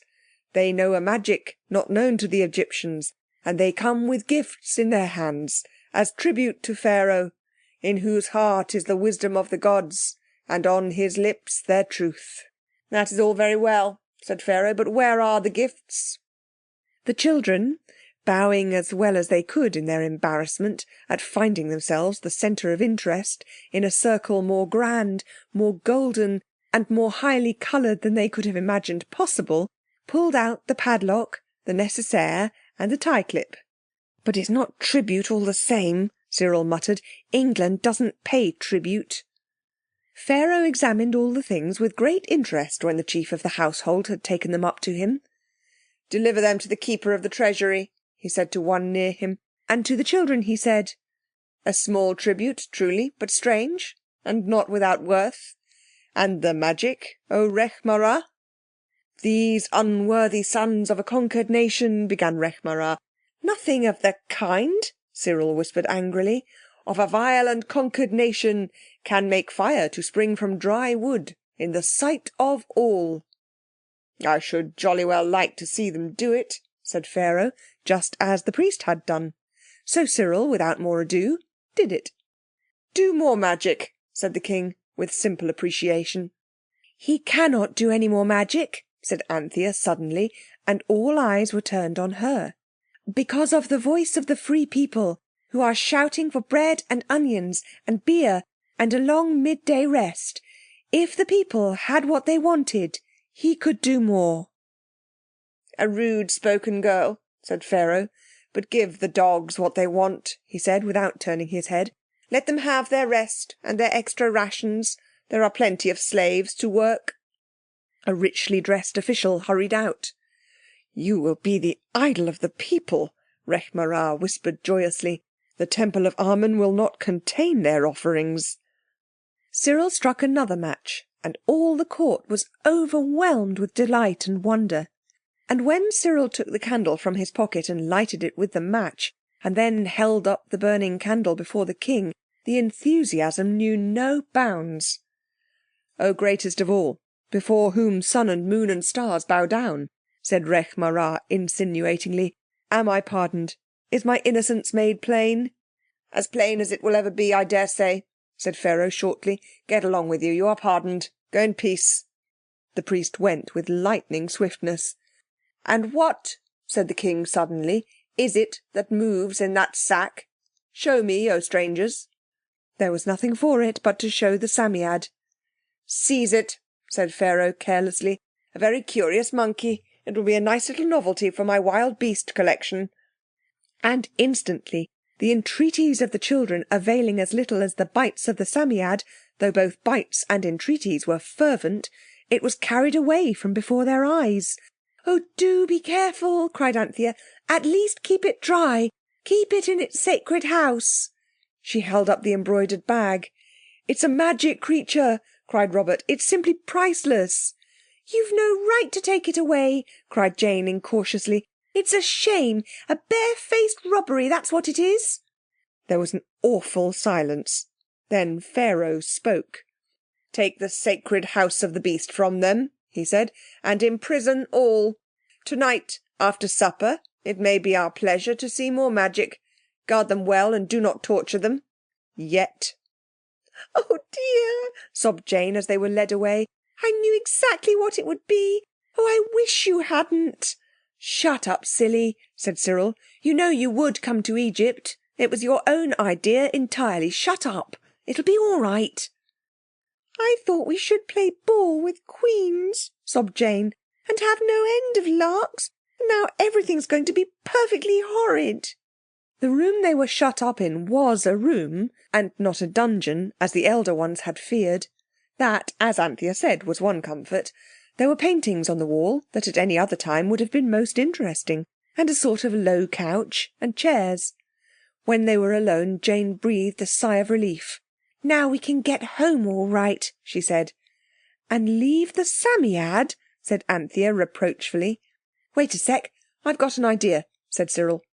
He pondered for a few moments, then he began hammering on the heavy cedar door. It opened, and a guard put in his head. "Stop that row," he said sternly, "or—" "Look here," Cyril interrupted. "It's very dull for you, isn't it? Just doing nothing but guard us. Wouldn't you like to see some magic? We're not too proud to do it for you. Wouldn't you like to see it?" "Don't mind if I do," said the guard. "Well then, you get us that monkey of ours that was taken away and we'll show you." "How do I know you're not making a game of me?" asked the soldier. "Shouldn't wonder if you only wanted to get the creature so as to set it on me. I dare say its teeth and claws are poisonous." "Well, look here," said Robert. "You see we've got nothing with us. You just shut the door and open it again in 5 minutes and we'll have got a a magic flower in a pot for you." "If you can do that, then you can do anything," said the soldier, and he went out and barred the door. Then, of course, they held up the amulet. They found the east by holding it up and turning slowly till the amulet began to grow big, walked home through it, and came back with a geranium in full scarlet flower from the staircase window of the Fitzroy Street house.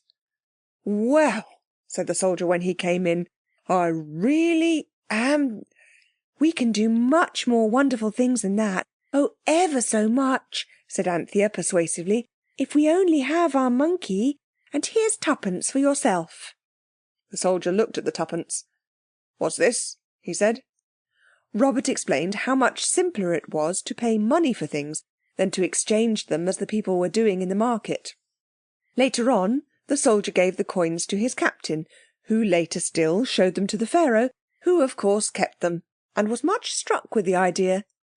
That was really how coins first came to be used in Egypt. You will not believe this, I dare say, but really, if you believe the rest of the story, I don't see why you shouldn't believe this as well. "I say," said Anthea, struck by a sudden thought. "I suppose it'll be all right about those workmen. The king won't go back on what he said about them just because he's angry with us?" "Oh no," said the soldier. "You see, he's rather afraid of magic. He'll keep to his word right enough." "Then that's all right," said Robert. And Anthea said, softly and coaxingly, "Ah, do get us the monkey, and then you'll see some lovely magic. Do, there's a nice kind soldier." "I don't know where they put your precious monkey, but if I can get another chap to take on my duty here, I'll see what I can do," he said grudgingly, and went out. "Do you mean," said Robert, "that we're going off without even trying for the other half of the amulet?" "I really think we'd better," said Anthea tremulously. "Of course the other half of the amulet's here somewhere, or our half wouldn't have brought us here. I do wish we could find it. It's a pity we don't know any real magic. Then we could find out. I do wonder where it is, exactly." If they had only known it, something very like the other half of the amulet was very near them. It hung round the neck of someone, and that someone was watching them through a chink high up in the wall, specially devised for watching people who were imprisoned. But they did not know. There was nearly an hour of anxious waiting. They tried to take an interest in the picture on the wall, a picture of harpers playing very odd harps and women dancing at a feast. They examined the painted plaster floor, and the chairs were of white painted wood with coloured stripes at intervals. But the time went slowly, and everyone had time to think of how Pharaoh had said, "Don't torture them yet." "If the worst comes to the worst," said Cyril, "we must just bunk and leave the Psammead. I believe it can take care of itself well enough. They won't kill it or hurt it when they find it can speak and give wishes. They'll build it a temple, I shouldn't wonder." "I couldn't bear to go without it," said Anthea. "And Pharaoh said after supper. That won't be just yet. And the soldier was curious. I'm sure we're all right for the present." All the same, the sounds of the door being unbarred seemed one of the prettiest sounds possible. "Suppose he hasn't got the Psammead," whispered Jane.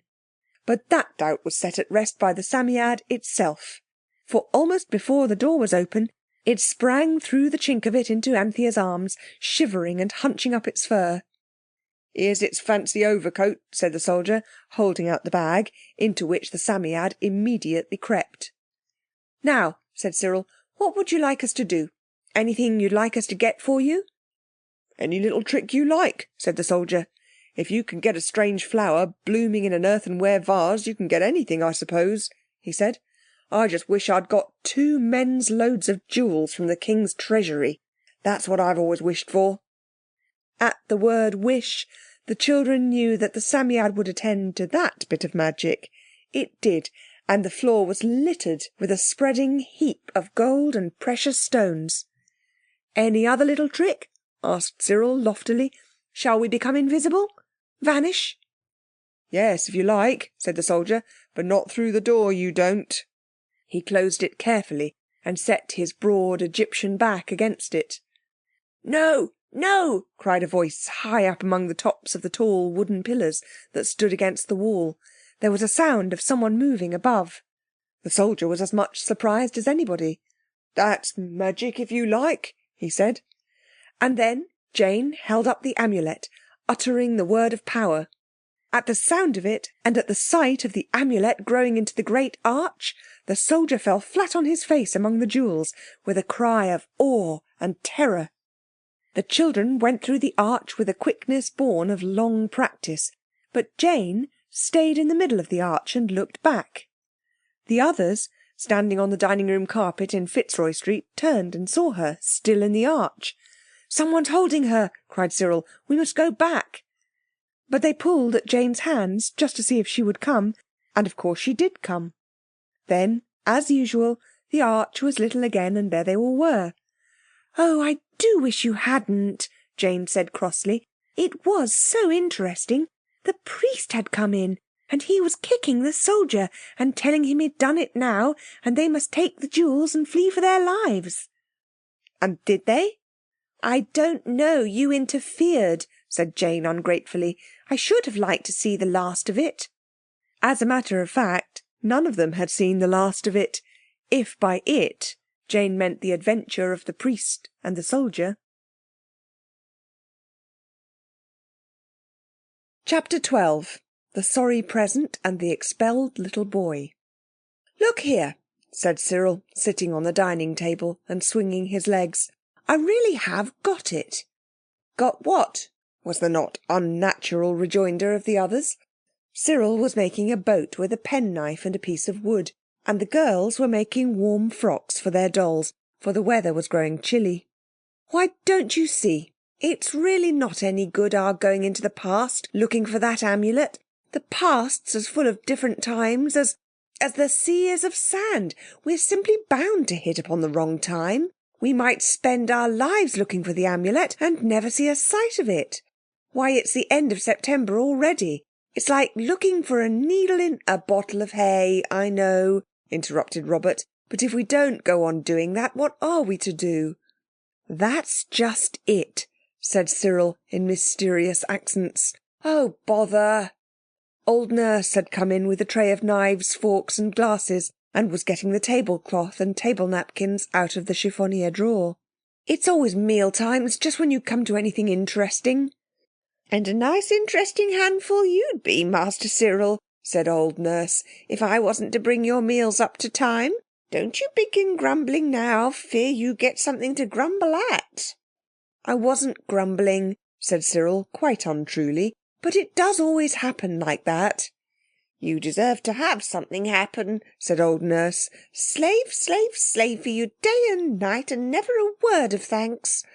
"Why, you do everything beautifully," said Anthea. "It's the first time any of you have troubled to say so, anyhow," said Nurse shortly.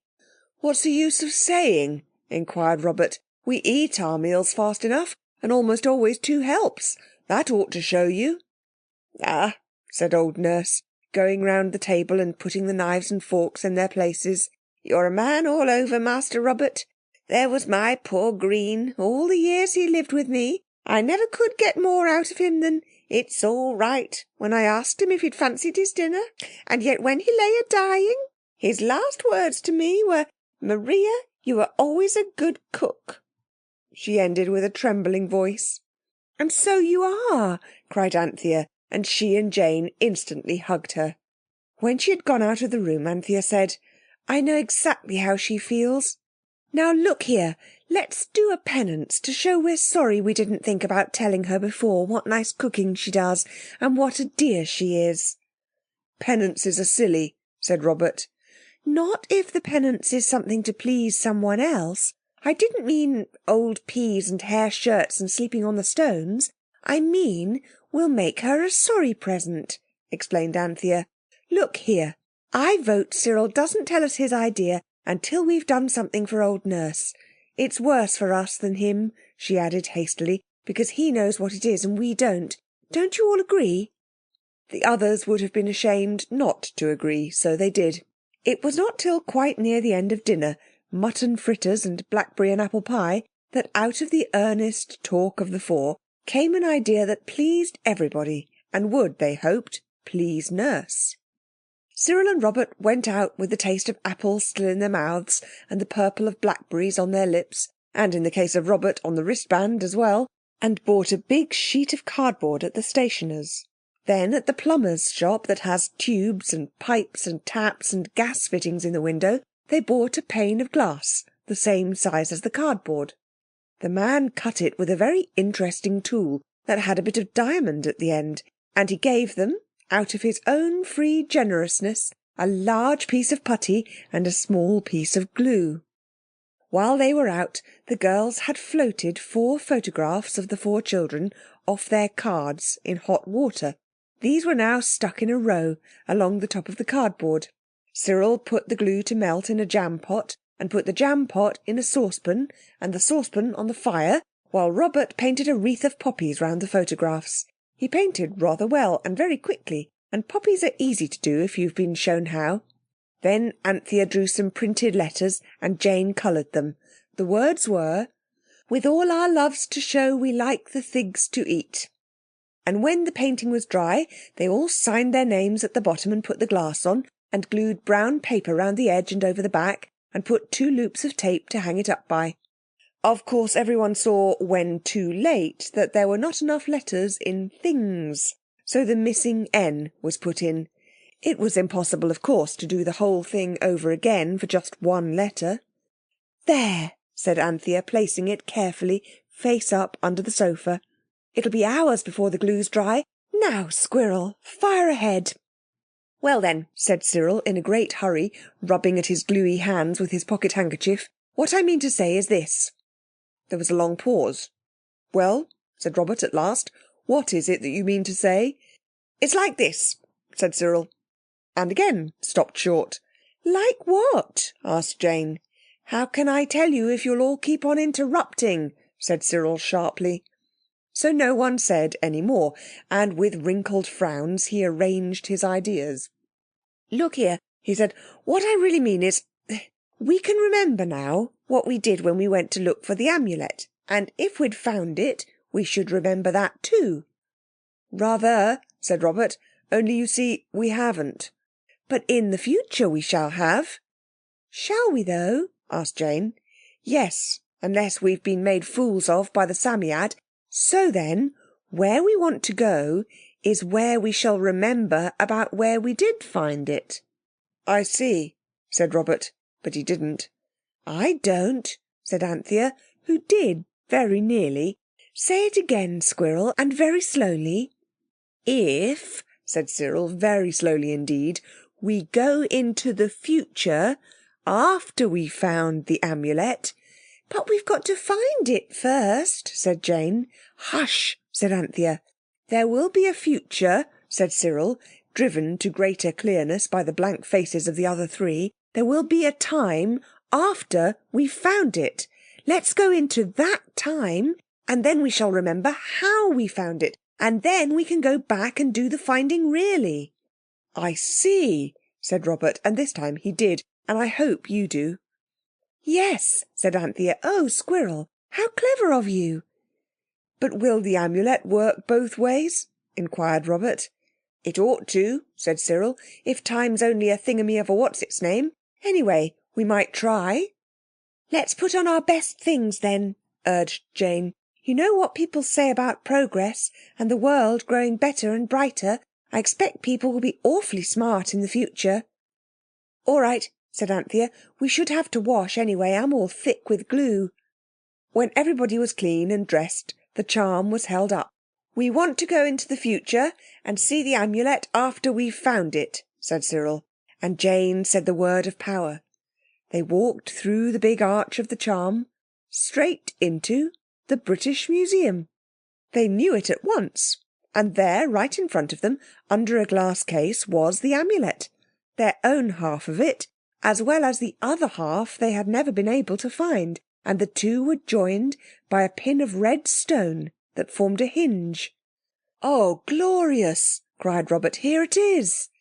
"Yes," said Cyril very gloomily. "Here it is, but we can't get it out."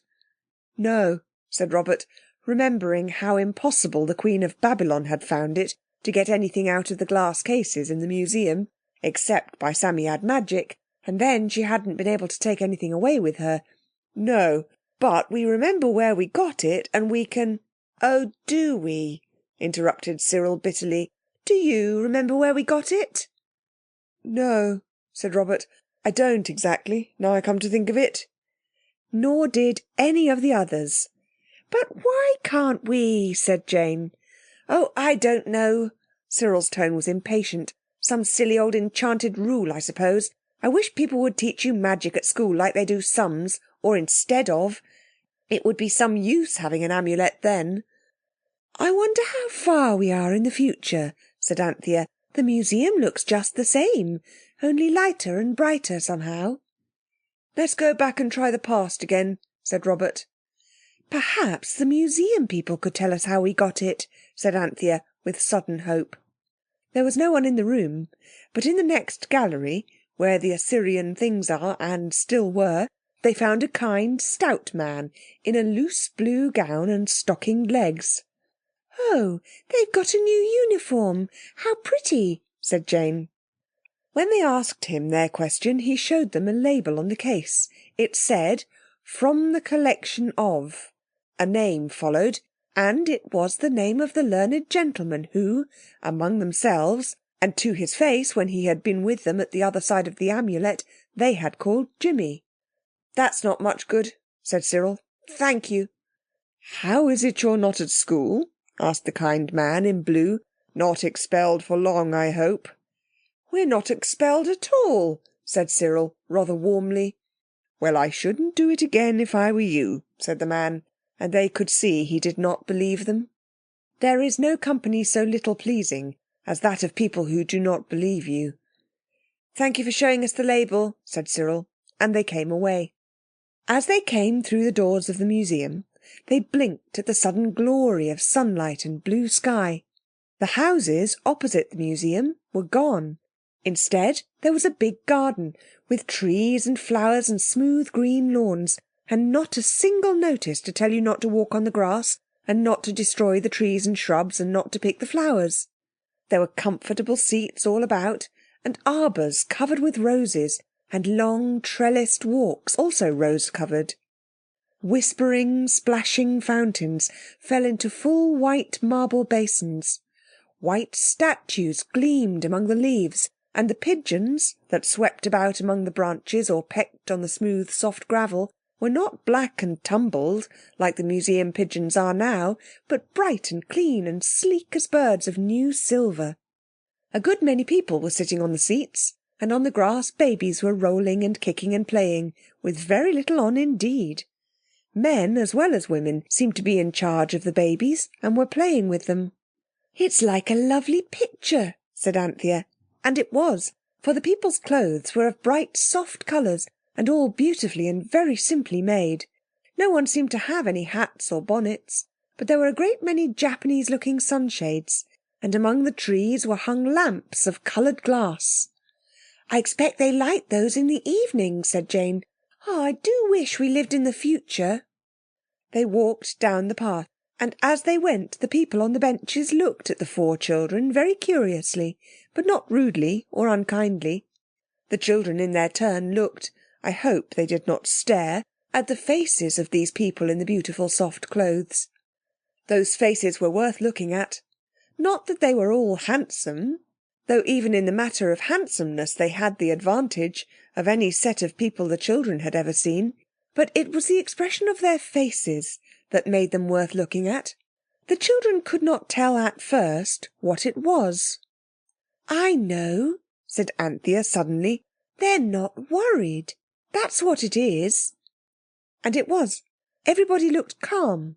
No one seemed to be in a hurry. No one seemed to be anxious or fretted. And though some did seem to be sad, not a single one looked worried.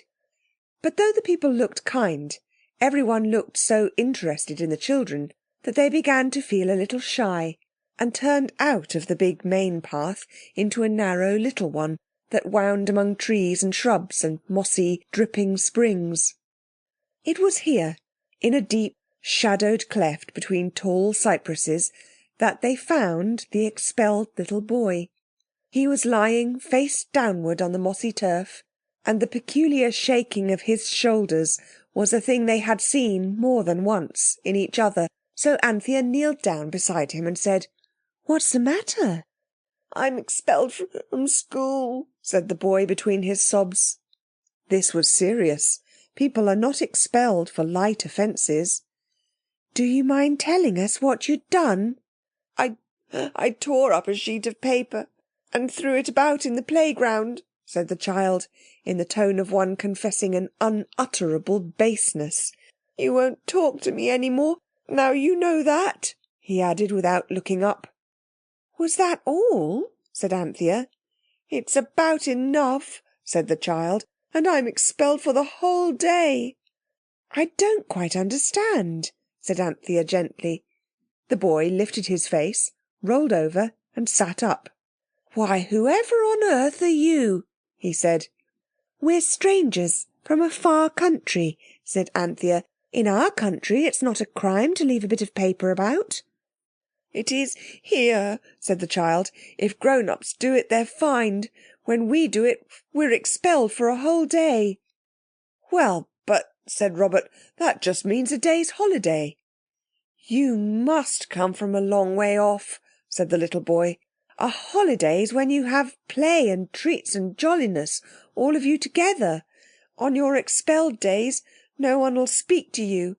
Everyone sees you're an expelder, or you'd be in school. Suppose you were ill? Nobody is, hardly. If they are, of course they wear the badge, and everyone is kind to you. I know a boy that stole his sister's illness badge and wore it when he was expelled for a day.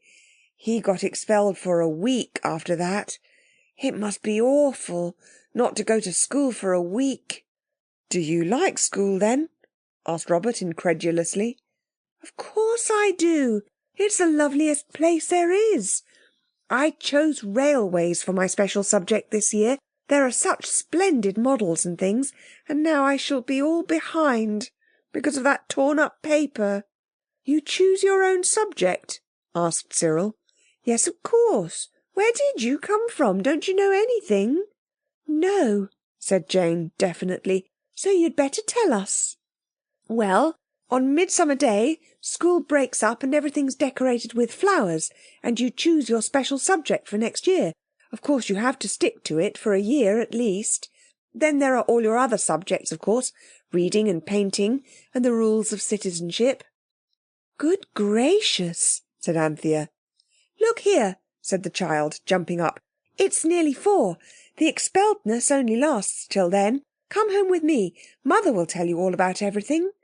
"Will your mother like you taking home strange children?" asked Anthea. "I don't understand," said the child, settling his leather belt over his honey-coloured smock and stepping out with hard little bare feet. "Come on." So they went. The streets were wide and hard and very clean. There were no horses, but a sort of motor carriage that made no noise. The Thames flowed between green banks, and there were trees at the edge, and people sat under them fishing, for the stream was clear as crystal. Everywhere there were green trees and there was no smoke. The houses were set in what seemed like one green garden. The little boy brought them to a house, and at the window was a good, bright mother face. The little boy rushed in, and through the window they could see him hugging his mother, then his eager lips moving and his quick hands pointing. A lady in soft green clothes came out, spoke kindly to them, and took them into the oddest house they had ever seen. It was very bare, there were no ornaments, and yet every single thing was beautiful. From the dresser with its rows of bright china to the thick squares of Eastern-looking carpet on the floors. I can't describe that house, I haven't the time, and I haven't the heart either, when I think how different it was from our houses. The lady took them all over it. The oddest thing of all was the big room in the middle. It had padded walls and a soft, thick carpet, and all the tables and chairs were padded. There wasn't a single thing in it that anyone could hurt itself with. "Whatever's this for? Lunatics?" asked Cyril. The lady looked very shocked. "No, it's for the children, of course," she said. "Don't tell me that in your country there are no children's rooms."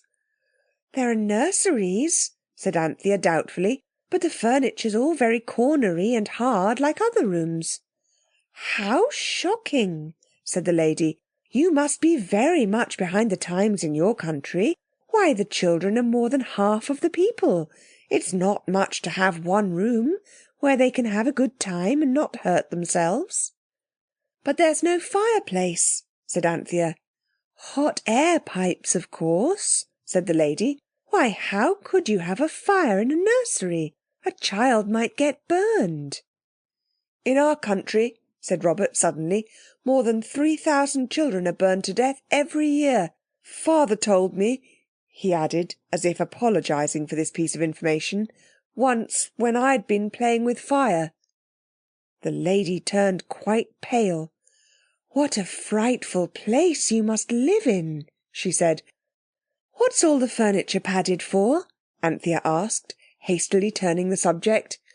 "Why, you couldn't have little tots of 2 or 3 running about in rooms where the things were hard and sharp.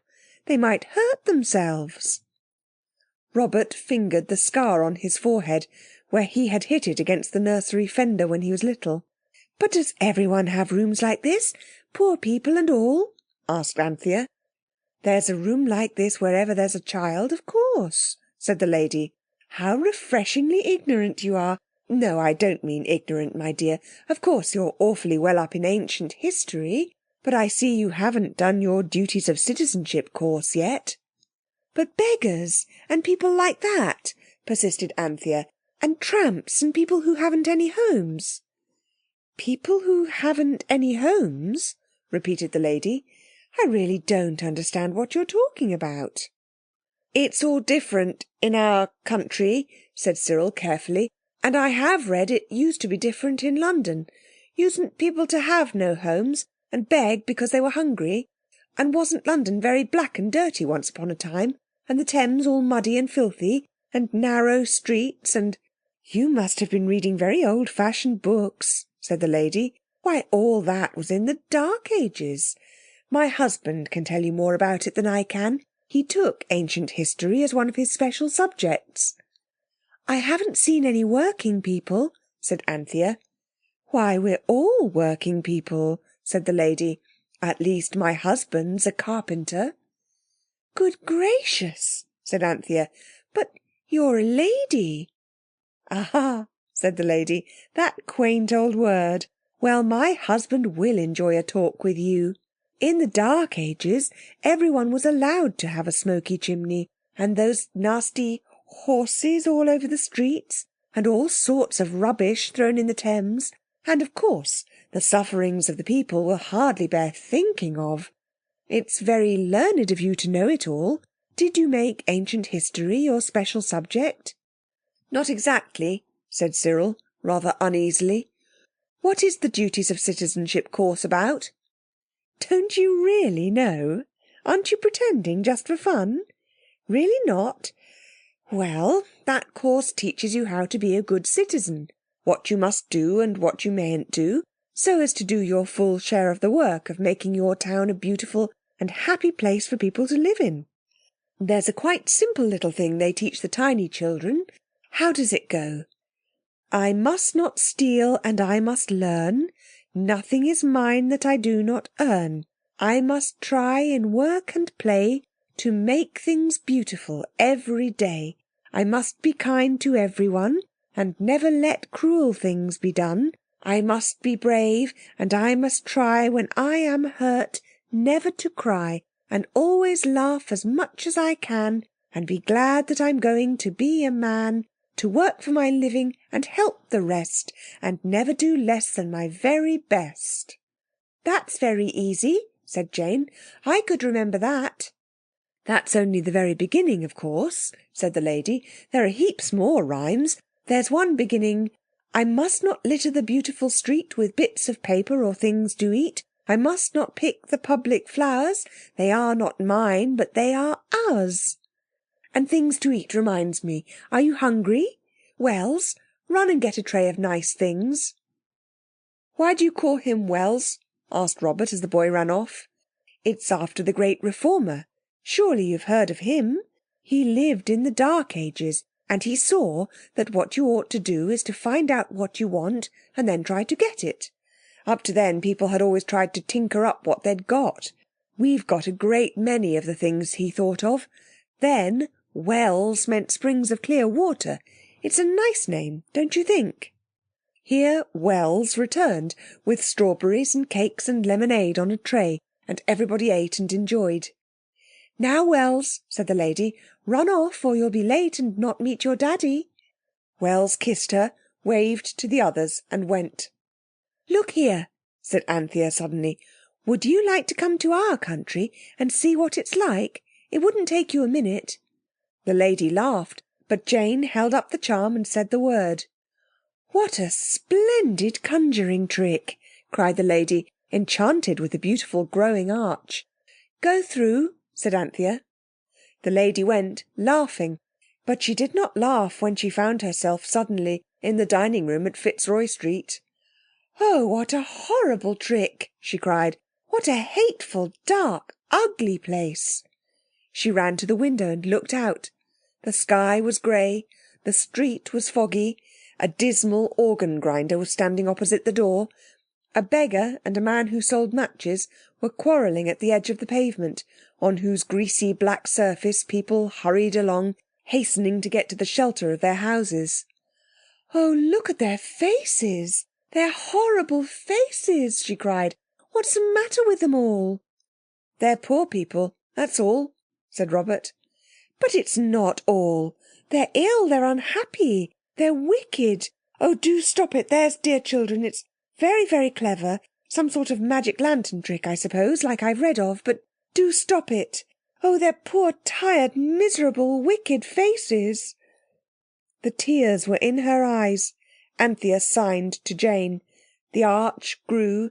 They spoke the words and pushed the lady through it into her own time and place, where London is clean and beautiful, and the Thames runs clear and bright, and the green trees grow, and no one is afraid or anxious or in a hurry. There was a silence. Then, I'm glad we went, said Anthea with a deep breath. I'll never throw paper about again as long as I live, said Robert. Mother always told us not to, said Jane.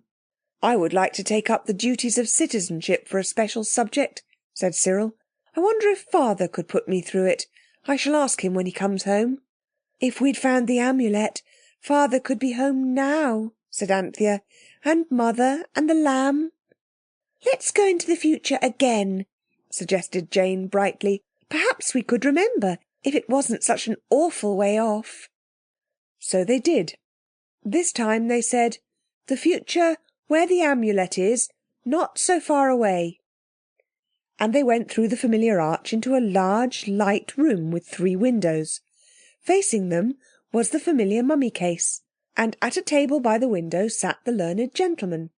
They knew him at once, though his hair was white. He was one of the faces that do not change with age. In his hand was the amulet, complete and perfect.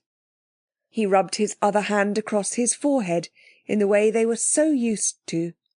"Dreams, dreams," he said. "Old age is full of them." "You've been in dreams with us before now," said Robert. "Don't you remember?" "I do indeed," said he. The room had many more books than the Fitzroy Street room, and far more curious and wonderful Assyrian and Egyptian objects.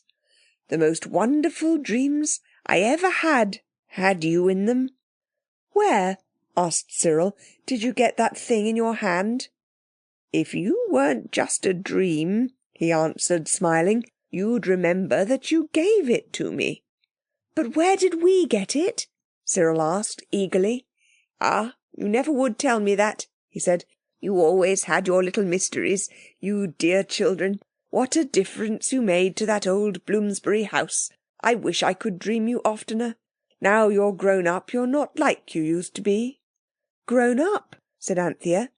The learned gentleman pointed to a frame with 4 photographs in it. "There you are," he said. The children saw 4 grown-up people's portraits, 2 ladies, 2 gentlemen, and looked on them with loathing.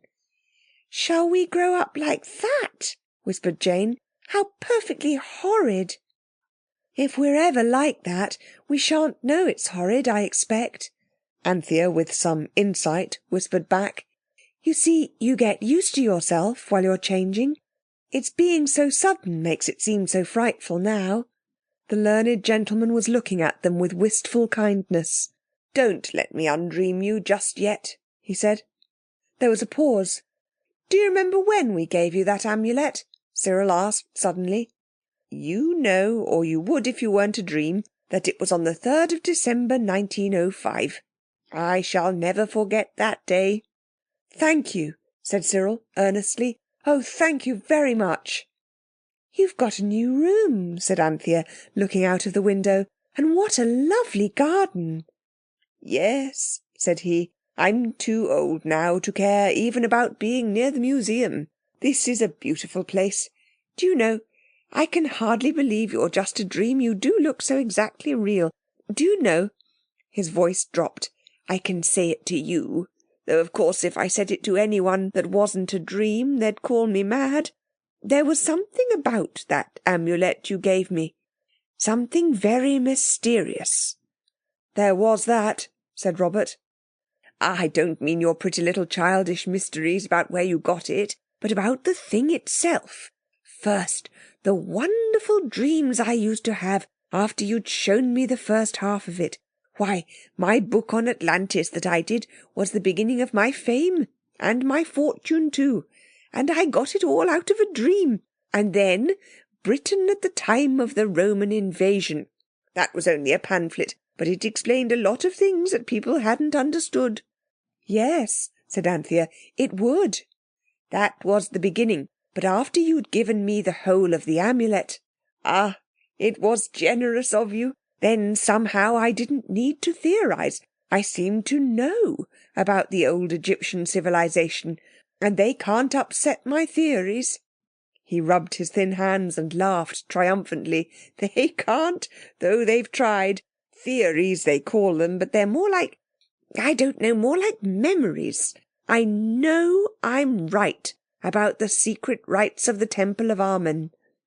"I'm so glad you're rich," said Anthea. "You weren't, you know, at Fitzroy Street." "Indeed I wasn't," said he, "but I am now. This beautiful house and this lovely garden. I dig in it sometimes. You remember, you used to tell me to take more exercise. Well, I feel I owe it all to you. And the amulet." "I'm so glad," said Anthea, and kissed him. He started. "That didn't feel like a dream," he said, and his voice trembled. "It isn't exactly a dream," said Anthea softly. "It's all part of the amulet. It's a sort of extra special real dream, dear Jimmy." "Ah," said he, "when you call me that I know I'm dreaming. My little sister. I dream of her sometimes. But it's not real, like this. Do you remember the day I dreamed you brought me the Babylonish ring?" We remember it all, said Robert. Did you leave Fitzroy Street because you were too rich for it? Oh, no, he said reproachfully. You know I should never have done such a thing as that. Of course I left when your old nurse died, and what's the matter? Old nurse dead? Said Anthea. Oh, no. Yes, it's a common lot. It's a long time ago now. Jane held up the amulet in a hand that twittered.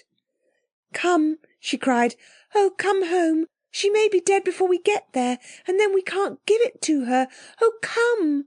Ah, don't let the dream end now, pleaded the learned gentleman. It must, said Anthea firmly, and kissed him again. When it comes to people dying, said Robert, goodbye. I'm so glad you're rich and famous and happy. Do come, cried Jane, stamping in her agony of impatience. And they went. Old Nurse brought in tea almost as soon as they were back in Fitzroy Street. As she came in with the tray, the girls rushed at her and nearly upset her and it. Don't die, cried Jane. Oh, don't. And Anthea cried, Dear, ducky, darling old Nurse, don't die. Lord love you, said Nurse. I'm not going to die yet awhile, please heaven. Whatever on earth's the matter with the chicks? Nothing, only don't. She put the tray down and hugged the girls in turn. The boys thumped her on the back with heartfelt affection. I'm as well as I ever was in my life, she said. What nonsense about dying. You've been sitting too long in the dusk, that's what it is. Regular blind man's holiday. Leave go of me while I light the gas. The yellow light illuminated 4 pale faces. We do love you so, Anthea went on, and we've made you a picture to show how we love you. Get it out, Squirrel. The glazed testimonial was dragged out from under the sofa and displayed. The glue's not dry yet, said Cyril. Look out. What a beauty, cried old Nurse. Well, I never. And your pictures, and the beautiful writing and all. Well, I always did say your hearts were in the right place, if a bit careless at times. Well, I never did. I don't know I was ever better pleased in my life. She hugged them all, one after the other, and the boys did not mind it somehow that day. How is it we can remember all about the future now? Anthea woke the Psammead with laborious gentleness to put the question.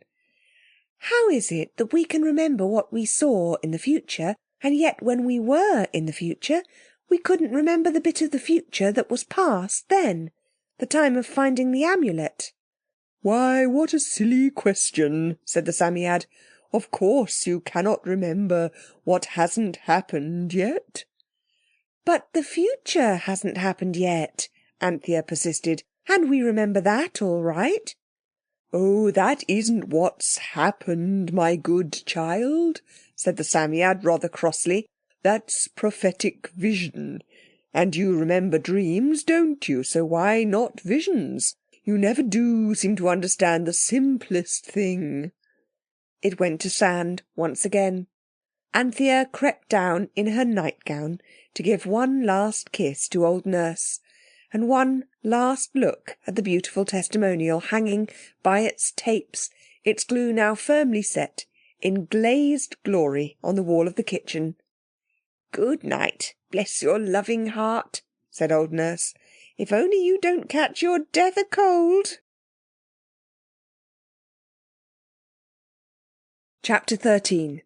The Shipwreck on the Tin Islands. Blue and red, said Jane softly, make purple. Not always they don't, said Cyril. It has to be crimson lake and Prussian blue. If you mix vermilion and indigo, you get the most loathsome slate colour. Sepia's the nastiest colour in the box, I think, said Jane, sucking her brush. They were all painting. Nurse, in the flush of grateful emotion, excited by Robert's border of poppies, had presented each of the 4 with a shilling paint-box, and had supplemented the gift with a pile of old copies of the Illustrated London News. Sepia, said Cyril instructively, is made out of beastly cuttlefish." "Purple's made out of a fish, as well as out of red and blue," said Robert. "Tyrian purple was, I know." "Out of lobsters," said Jane dreamily. "They're red when they're boiled and blue when they aren't. If you mix live and dead lobsters, you'd get Tyrian purple." "I shouldn't like to mix anything with a live lobster," said Anthea, shuddering. "Well, there aren't any other red and blue fish," said Jane. "You'd have to." "I'd rather not have the purple," said Anthea. "The Tyrian purple wasn't that colour when it came out of the fish, nor yet afterwards it wasn't," said Robert. "It was scarlet, really, and Roman emperors wore it, and it wasn't any nice colour when the fish had it. It was a yellowish-white liquid of a creamy consistency." "How do you know?" asked Cyril. "I read it," said Robert, with a meek pride of superior knowledge. "Where?" asked Cyril. "In print," said Robert, still more proudly meek. "You think everything's true if it's printed," said Cyril, naturally annoyed. "But it isn't. Father said so. Quite a lot of lies get printed, especially in newspapers." "You see, as it happens," said Robert, in what was really a rather annoying tone, "it wasn't a newspaper. It was in a book." "How sweet Chinese white is," said Jane, dreamily sucking her brush again. "I don't believe it," said Cyril to Robert. "Have a suck yourself," suggested Robert. "I don't mean about the Chinese white. I mean about the cream fish turning purple and—" "Oh," said Anthea, jumping up very quickly, "I'm tired of painting. Let's go somewhere by Amulet. I say, let's let it choose." Cyril and Robert agreed that this was an idea. Jane consented to stop painting because, as she said, Chinese white, though certainly sweet, gives you a queer feeling in the back of your throat if you paint with it too long. The Amulet was held up. "Take us somewhere," said Jane. "Anywhere you like in the past, but somewhere where you are." Then she said the word. Next moment everyone felt a queer rocking and swaying, something like what you feel when you go out in a fishing boat. And that was not wonderful when you come to think of it, for it was in a boat that they found themselves. A queer boat with high bulwarks pierced with holes for oars to go through. There was a high seat for the steersman, and the prow was shaped like the head of some great animal with big, staring eyes. The boat rode at anchor in a bay, and the bay was very smooth. The crew were dark, wiry fellows with black beards and hair. They had no clothes except a tunic from waist to knee, and round caps with knobs on the top. They were very busy, and what they were doing was so interesting to the children that at first they did not even wonder where the Amulet had brought them. And the crew seemed too busy to notice the children. They were fastening rush baskets to a long rope with a great piece of cork at the end, and in each basket they put mussels or little frogs. Then they cast out the rope, the baskets sank, but the cork floated, and all about on the blue water were other boats, and all the crews of all the boats were busy with ropes and baskets and frogs and mussels. "Whatever are you doing?" Jane suddenly asked a man who had rather more clothes than the others, and seemed to be a sort of captain or overseer. He started and stared at her, but he had seen too many strange lands to be very much surprised at these queerly dressed stowaways. "Setting lines for the dye shellfish," he said shortly. "How did you get here?" "A sort of magic," said Robert carelessly. The captain fingered an amulet that hung around his neck. "What is this place?" asked Cyril. "Tyre, of course," said the man. Then he drew back and spoke in a low voice to one of the sailors. "Now we shall know about your precious cream jug fish," said Cyril. "But we never said come to Tyre," said Jane. "The Amulet heard us talking, I expect. I think it's most obliging of it," said Anthea. "And the Amulet's here too," said Robert. "We ought to be able to find it in a little ship like this. I wonder which of them's got it." "Oh, look! Look!" cried Anthea suddenly. On the bare breast of one of the sailors gleamed something red. It was the exact counterpart of their precious half-amulet. A silence full of emotion was broken by Jane. "Then we found it," she said. "Oh, do let's take it and go home." "Easy to say take it," said Cyril. "He looks very strong." He did, yet not so strong as the other sailors. "It's odd," said Anthea musingly. "I do believe I've seen that man somewhere before." "He's rather like our learned gentleman," said Robert, "but I'll tell you who he's much more like." At that moment the sailor looked up. His eyes met Robert's, and Robert and the others had no longer any doubt as to where they had seen him before. It was Rech Marah, the priest who had led them to the palace of Pharaoh, and whom Jane had looked back at through the arch when he was counselling Pharaoh's guard to take the jewels and fly for his life. Nobody was quite pleased, and nobody quite knew why. Jane voiced the feelings of all when she said, fingering their amulet through the folds of her frock, "We can go back in a minute if anything nasty happens." For the moment nothing worse happened than an offer of food. Figs and cucumbers it was, and very pleasant.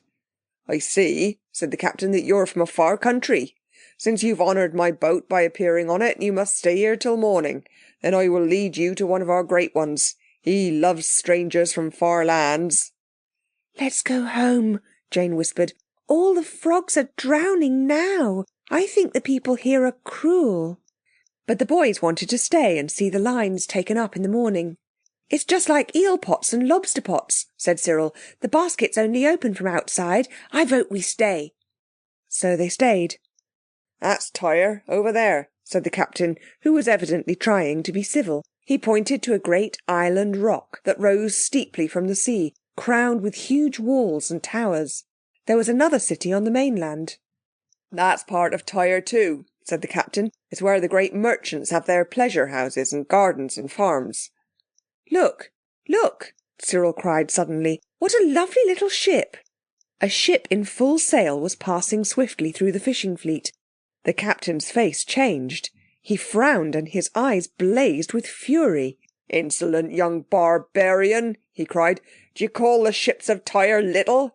None greater sail the seas. That ship has been on a 3 years' voyage. She is known in all the great trading ports from here to the Tin Islands.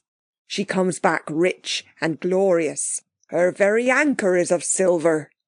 "I'm sure we beg your pardon," said Anthea hastily. "In our country we say little for a pet name.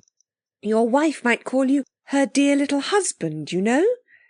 "I should like to catch her at it," growled the captain, but he stopped scowling.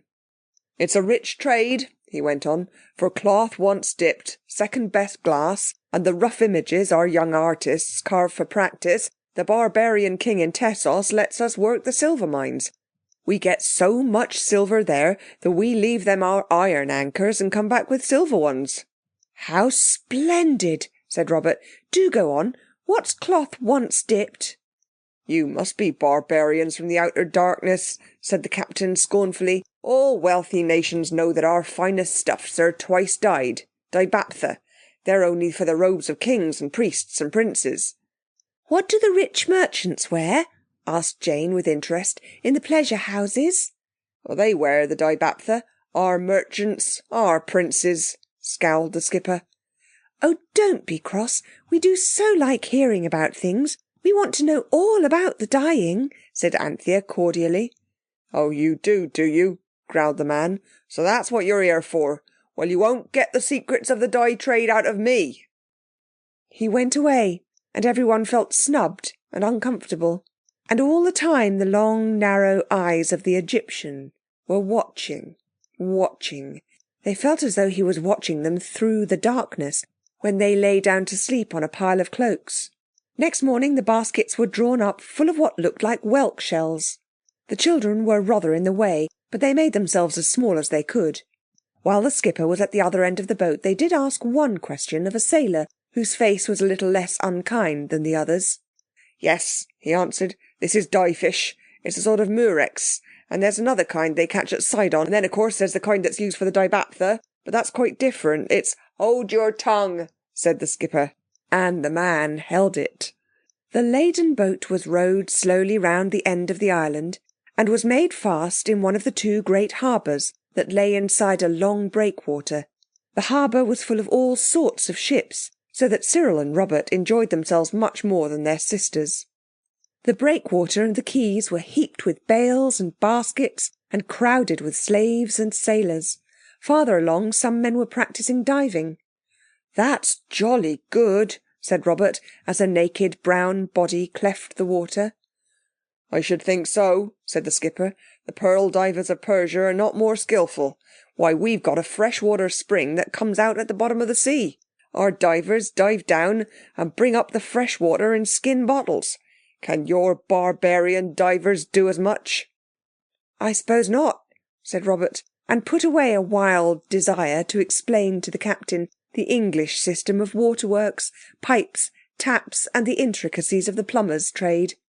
As they neared the quay, the skipper made a hasty toilet. He did his hair, combed his beard, put on a garment like a jersey with short sleeves, an embroidered belt, a necklace of beads, and a big signet ring. "Now," said he, "I'm fit to be seen. Come along." "Where to?" said Jane cautiously. "To Pheles, the great sea captain," said the skipper, "the man I told you of who loves barbarians."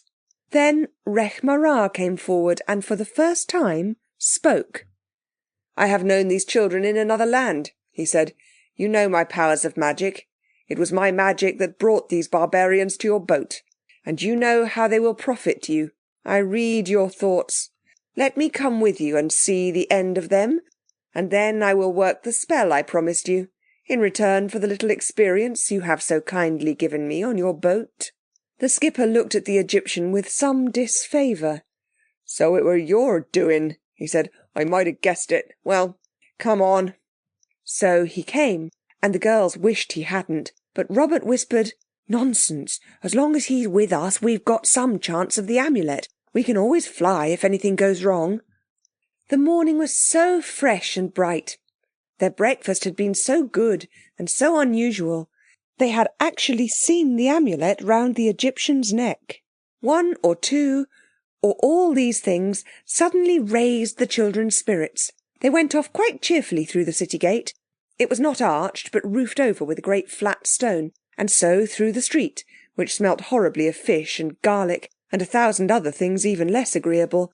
But far worse than the street scents was the scent of the factory, where the skipper called in to sell his night's catch. I wish I could tell you all about that factory, but I haven't time, and perhaps after all you aren't interested in dyeing works. I will only mention that Robert was triumphantly proved to be right. The dye was a yellowish-white liquid of a creamy consistency, and it smelt more strongly of garlic than garlic itself does. While the skipper was bargaining with the master of the dye works, the Egyptian came close to the children and said, suddenly and softly, "Trust me." "I wish we could," said Anthea. "You feel," said the Egyptian, "that I want your amulet. That makes you distrust me." "Yes," said Cyril bluntly. "But you also. You want my amulet, and I am trusting you." "There's something in that," said Robert. "We have the 2 halves of the amulet," said the priest, "but not yet the pin that joined them. Our only chance of getting that is to remain together. Once part these 2 halves and they may never be found in the same time and place. Be wise. Our interests are the same." Before anyone could say more, the skipper came back, and with him the dye master. His hair and beard were curled like the men's in Babylon, and he was dressed like the skipper, but with added grandeur of gold and embroidery. He had necklaces of beads and silver, and a glass amulet with a man's face, very like his own, set between 2 bulls' heads, as well as gold and silver bracelets and armlets. He looked keenly at the children. Then he said, "My brother Pheles has just come back from Tarshish. He's at his garden house, unless he's hunting wild boar in the marshes. He gets frightfully bored on shore." "Ah," said the skipper, "he's a true-born Phoenician. Tyre, Tyre forever, oh Tyre rules the waves, as the old song says. I'll go at once and show him my young barbarians." "I should," said the dye master. "They are very rum, aren't they? What frightful clothes, and what a lot of them. Observe the covering of their feet. Hideous indeed." Robert could not help thinking how easy and at the same time pleasant it would be to catch hold of the dye master's feet and tip him backward into the great sunken vat just near him. But if he had, flight would have had to be the next move, so he restrained his impulse. There was something about this Tyrian adventure that was different from all the others. It was somehow calmer, and there was the undoubted fact that the charm was there, on the neck of the Egyptian. So they enjoyed everything to the full. The row from the island city to the shore, the ride on the donkeys that the skipper hired at the gate of the mainland city, and the pleasant country, palms and figs and cedars all about. It was like a garden. Clematis, honeysuckle and jasmine clung about the olive and mulberry trees, and there were tulips and gladiolus and clumps of mandrake, which has bellflowers that look as though they were cut out of dark blue jewels. In the distance were the mountains of Lebanon. The house they came to at last was rather like a bungalow, long and low, with pillars all along the front. Cedars and sycamores grew near it and sheltered it pleasantly. Everyone dismounted and the donkeys were led away. "Why is this like Rocherville?" whispered Robert, and instantly supplied the answer. "Because it's the place to spend a happy day." "It's jolly decent of the skipper to have brought us to such a ripping place," said Cyril. "Do you know," said Anthea, "this feels more real than anything else we've seen. It's like a holiday in the country at home." The children were left alone in a large hall. The floor was mosaic, done with wonderful pictures of ships and sea beasts and fishes. Through an open doorway they could see a pleasant courtyard with flowers. "I should like to spend a week here," said Jane, "and donkey ride every day." Everyone was feeling very jolly. Even the Egyptian looked pleasanter than usual. And then quite suddenly the skipper came back with a joyous smile. With him came the master of the house. He looked steadily at the children and nodded twice. "Yes," he said, "my steward will pay you the price, but I shall not pay at that high rate for the Egyptian dog." The two passed on. "This," said the Egyptian, "is a pretty kettle of fish." "What is?" asked the children all at once. "Our present position," said Rekh-Marā. "Our seafaring friend," he added, "has sold us all for slaves." A hasty council succeeded the shock of this announcement. The priest was allowed to take part in it. His advice was stay, because they were in no danger, and the amulet in its completeness must be somewhere near, or of course they could not have come to that place at all. And after some discussion they agreed to this. The children were treated more as guests than slaves, but the Egyptian was sent to the kitchen and made to work. Pheles, the master of the house, went off that very evening by the king's orders to start on another voyage, and when he was gone his wife found the children amusing company and kept them talking and singing and dancing till quite late. "To distract my mind from my sorrows," she said. "I do like being a slave," remarked Jane cheerfully, as they curled up on the big soft cushions that were to be their beds. It was black night when they were awakened. Each by a hand passed softly over its face, and a low voice that whispered, "Be quiet, or all is lost." So they were quiet. "It's me, Rekh-Marā, the priest of Amen," said the whisperer. "The man who brought us has gone to sea again, and he has taken my amulet from me by force, and I know no magic to get it back. Is there magic for that in the amulet you bear?" Everyone was instantly awake now. "We can go after him," said Cyril, leaping up, "but he might take ours as well, or he might be angry with us for following him." "I'll see to that," said the Egyptian in the dark. "Hide your amulet well."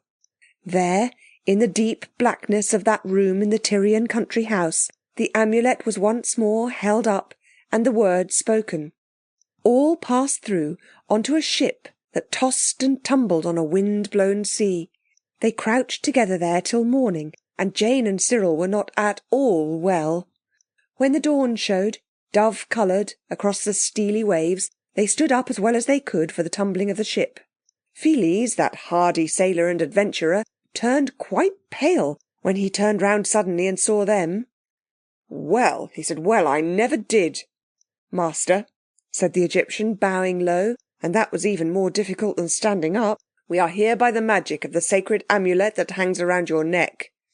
"I never did," repeated Pheles. "Well, well." "What port is the ship bound for?" asked Robert with a nautical air. But Pheles said, Are you a navigator? Robert had to own that he was not. Then, said Pheles, I don't mind telling you that we are bound for the Tin Isles. Tyre alone knows where the Tin Isles are. It is a splendid secret we keep from all the world. It is as great a thing to us as your magic to you. He spoke in quite a new voice, and seemed to respect both the children and the amulet a good deal more than he had done before. "The king sent you, didn't he?" said Jane. "Yes," answered Pheles. "He bade me set sail with 60 brave gentlemen and this crew. You shall go with us and see many wonders." He bowed and left them. "What are we going to do now?" said Robert, when Pheles had caused them to be left along with a breakfast of dried fruits and a sort of hard biscuit.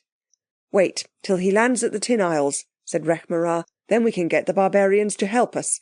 We will attack him by night and tear the sacred amulet from his accursed heathen neck," he added, grinding his teeth.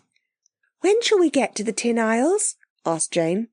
"Oh, 6 months, perhaps, or a year," said the Egyptian cheerfully. "A year of this!" cried Jane, and Cyril, who was still feeling far too unwell to care about breakfast, hugged himself miserably and shuddered. It was Robert who said, "Look here, we can shorten that year. Jane, out with the amulet.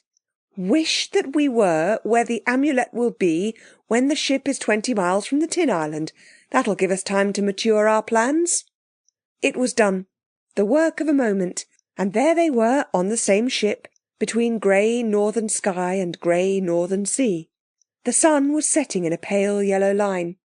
It was the same ship, but it was changed, and so were the crew. Weather-worn and dirty were the sailors, and their clothes torn and ragged. And the children saw that, of course, though they had skipped the 9 months, the ship had had to live through them. Pheles looked thinner, and his face was rugged and anxious. "Ha!" he cried, "the charm has brought you back. I have prayed to it daily these 9 months, and now you are here. Have you no magic that can help?" "What is your need?" asked the Egyptian quietly. "I need a great wave that shall whelm away the foreign ship that follows us. A month ago it lay in wait for us by the pillars of the gods, and it follows to find out the secret of Tyre, the place of the Tin Islands.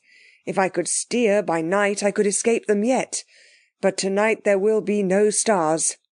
"My magic will not serve you here," said the Egyptian. But Robert said, "My magic will not bring up great waves, but I can show you how to steer without stars."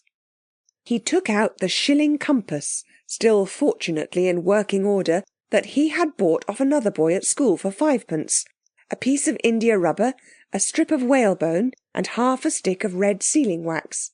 And he showed Pheles how it worked, and Pheles wondered at the compass's magic truth. "I will give it you," Robert said, "in return for that charm about your neck." Pheles made no answer. He first laughed, snatched the compass from Robert's hand and turned away, still laughing. "Be comforted," the priest whispered. "Our time will come." The dusk deepened, and Pheles, crouched beside a dim lantern, steered by the shilling compass from the Crystal Palace.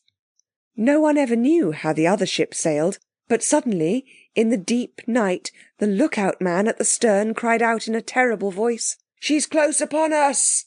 "And we," said Pheles, "are close to the harbour." He was silent a moment. Then suddenly he altered the ship's course, and then he stood up and spoke.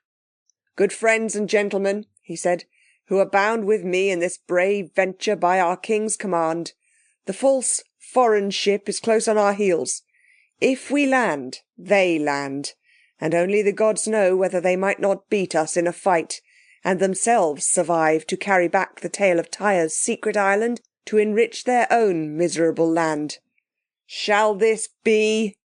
"Never!" cried the half-dozen men near him. The slaves were rowing hard below and could not hear his words. The Egyptian leapt upon him, suddenly, fiercely, as a wild beast leaps. "Give me back my amulet," he cried, and caught at the charm. The chain that held it snapped, and it lay in the priest's hand. Pheles laughed, standing balanced to the leap of the ship that answered the oar-stroke. "This is no time for charms and mummeries," he said. We've lived like men, and we'll die like gentlemen for the honour and glory of Tyre, our splendid city. Tyre, Tyre forever! It's Tyre that rules the waves. I steer her straight for the Dragon Rocks, and we go down for our city as brave men should. The creeping cowards who follow shall go down as slaves, and slaves they shall be to us when we live again. Tyre, Tyre forever!" A great shout went up, and the slaves below joined in it. "Quick, the amulet!" cried Anthea, and held it up. Rekh-Marā held up the one he had snatched from Pheles. The word was spoken, and the two great arches grew on the plunging ship, in the shrieking wind under the dark sky. From each amulet a great and beautiful green light streamed and shone far out over the waves. It illuminated, too, the black faces and jagged teeth of the great rocks that lay not 2 ships' lengths from the boat's peaked nose. "Tyre, Tyre forever! It's Tyre that rules the waves!" The voices of the doomed rose in a triumphant shout. The children scrambled through the arch and stood, trembling and blinking, in the Fitzroy Street parlour. And in their ears still sounded the whistle of the wind, and the rattle of the oars, the crash of the ship's bow on the rocks, and the last shout of the brave gentlemen adventurers who went to their deaths singing for the sake of the city they loved. "And so we've lost the other half of the amulet again," said Anthea, when they had told the Psammead all about it. "Nonsense, pooh," said the Psammead. "That wasn't the other half. It was the same half that you've got, the one that wasn't crushed and lost." "But how could it be the same?" said Anthea gently. "Well, not exactly, of course. The one you've got is a good many years older, but at any rate it's not the other one. What did you say when you wished?" "I forget," said Jane. "I don't," said the Psammead. "You said, 'Take us where you are,' and it did. So you see it was the same half." "I see," said Anthea. "But you mark my words," the Psammead went on, "you will have trouble with that priest yet." "Why, he was quite friendly," said Anthea. "All the same, you'd better beware of the Reverend Rekh-Marā." "Oh, I'm sick of the amulet," said Cyril. "We shall never get it." "Oh, yes, we shall," said Robert. "Don't you remember December the 3rd?" "Jinx," said Cyril. "I'd forgotten that." "I don't believe it," said Jane, "and I don't feel at all well." "If I were you," said the Psammead, "I should not go out into the past again till that date. You'll find it safer not to go where you're likely to meet that Egyptian any more just at present." "Of course we'll do as you say," said Anthea soothingly, "though there's something about his face that I really do like." "Still, you don't want to run after him, I suppose," snapped the Psammead. "You wait till the 3rd, and then see what happens." Cyril and Jane were feeling far from well. Anthea was always obliging, so Robert was overruled, and they promised. And none of them, not even the Psammead, at all foresaw, as you no doubt do quite plainly, exactly what it was that would happen on that memorable date. Chapter 14. The Heart's Desire. If I only had time, I could tell you lots of things. For instance, how, in spite of the advice of the Psammead, the 4 children did, one very wet day, go through their amulet arch into the golden desert, and there find the great temple of Baalbec, and meet with the phoenix, whom they never thought to see again, and how the phoenix did not remember them at all until it went into a sort of prophetic trance, if that can be called remembering. But alas, I haven't the time, so I must leave all that out, though it was a wonderfully thrilling adventure. I must leave out, too, all about the visit of the children to the Hippodrome, with the Psammead in its travelling bag, and about how the wishes of the people round them were granted so suddenly and surprisingly that at last the Psammead had to be taken hurriedly home by Anthea, who consequently missed half the performance. Then there was the time when, Nurse having gone to tea with a friend out Iverlunk way, they were playing Devil in the Dark, and in the midst of that most creepy pastime, the postman's knock frightened Jane nearly out of her life. She took the letters, however, and put them in the back of the hat-stand drawer, so that they should be safe. And safe they were, for she never thought of them again for weeks and weeks. One really good thing happened when they took the Psammead to a magic lantern show and lecture at the boys' school in Camden Town. The lecture was all about our soldiers in South Africa, and the lecturer ended up by saying, "And I hope every boy in this room has in his heart the seeds of courage and heroism and self-sacrifice, and I wish that every one of you may grow up to be noble and brave and unselfish, worthy citizens of this great empire, for whom our soldiers have freely given their lives." And, of course, this came true, which was a distinct score for Camden Town. As Anthea said, it was unlucky that the lecturer said boys, because now she and Jane would have to be noble and unselfish, if at all, without any outside help. But Jane said, "I dare say we are already, because of our beautiful natures. It's only boys that have to be made brave by magic," which nearly led to a first-class row.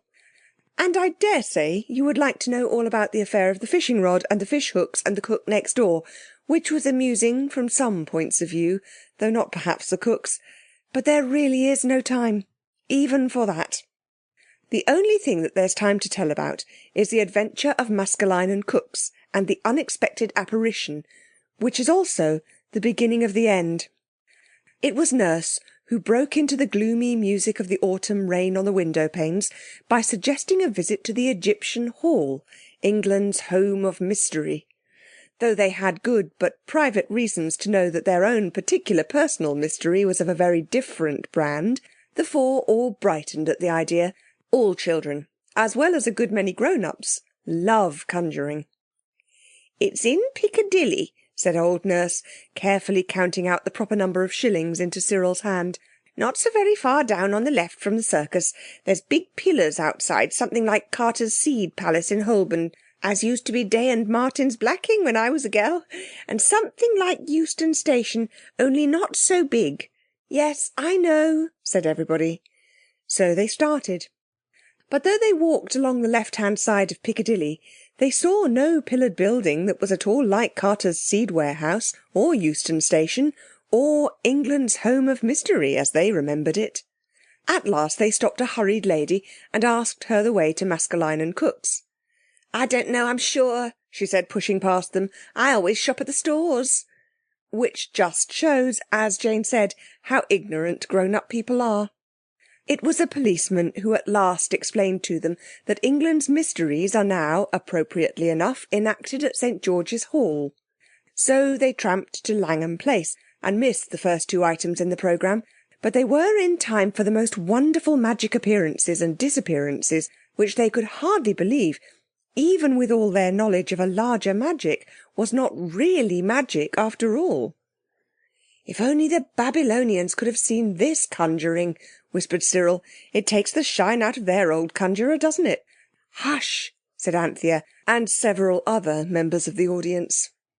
Now there was a vacant seat next to Robert, and it was when all eyes were fixed on the stage, where Mr. Devant was pouring out glasses of all sorts of different things to drink, out of one kettle with one spout, and the audience were delightedly tasting them, that Robert felt someone in that vacant seat.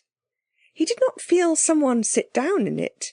It was just that one moment there was no one sitting there, and the next moment, suddenly, there was someone. Robert turned. The someone who had suddenly filled that empty place was Rechmarah, the priest of Amen. Though the eyes of the audience were fixed on Mr. David Devant, Mr. David Devant's eyes were fixed on the audience.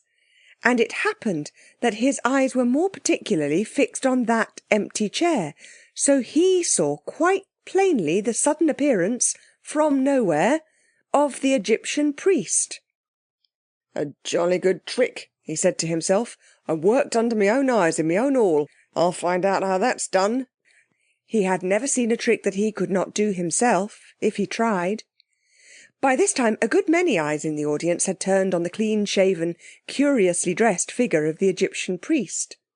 "Ladies and gentlemen," said Mr. Devant, rising to the occasion, "this is a trick I have never before performed. The empty seat, third from the end, second row, gallery, you will now find occupied by an ancient Egyptian, warranted genuine." He little knew how true his words were. And now all eyes were turned on the priest and the children, and the whole audience, after a moment's breathless surprise, shouted applause. Only the lady on the other side of Rekh Marā drew back a little. She knew no one had passed her, and as she said later, over tea and cold tongue, it were that sudden it made her flesh creep. Rekh Marā seemed very much annoyed at the notice he was exciting. "Come out of this crowd," he whispered to Robert. "I must talk with you apart." "Oh no," Jane whispered. "I did so much want to see the mascot moth and the ventriloquist." "How did you get here?" was Robert's return whisper. "How did you get to Egypt and to Tyre?" retorted Rekh Marā. "Come, let us leave this crowd." "There's no help for it, I suppose," Robert shrugged angrily, but they all got up. "Confederates," said a man in the row behind. "Now they go round to the back and take part in the next scene." "I wish we did," said Robert. "Confederate yourself," said Cyril, and so they got away, the audience applauding to the last. In the vestibule of St. George's Hall they disguised Rekh Marā as well as they could, but even with Robert's hat and Cyril's Inverness cape he was too striking a figure for foot exercise in the London streets. It had to be a cab, and it took the least money of all of them. They stopped the cab a few doors from home, and then the girls went in and engaged old Nurse's attention by an account of the conjuring, and a fervent entreaty for dripping toast with their tea, leaving the front door open so that while Nurse was talking to them, the boys could creep quietly in with Rekh Marā and smuggle him, unseen, up the stairs into their bedroom. When the girls came up they found the Egyptian priest sitting on the side of Cyril's bed, his hands on his knees, looking like the statue of a king. "Come on," said Cyril impatiently. "He won't begin till we're all here. And shut the door, can't you?" When the door was shut the Egyptian said, "My interests and yours are one." "Very interesting," said Cyril, "and it'll be a jolly sight more interesting if you keep following us about in a decent country with no more clothes on than that." "Peace," said the priest. "What is this country? And what is this time?" "The country's England," said Anthea, "and the time's about 6,000 years later than your time." "The amulet, then," said the priest, deeply thoughtful, "gives the power to move to and fro in time, as well as in space?" "That's about it," said Cyril gruffly. "Look here, it'll be tea time directly. What are we to do with you?" "You have one half of the amulet, I the other," said Rekh Marā. "All that is now needed is the pin to join them." "Don't you think it," said Robert. "The half you've got is the same half as the one we've got."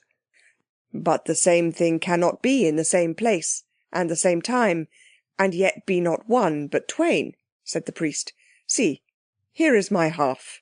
He laid it on the Marcella counterpane. "Where is yours?"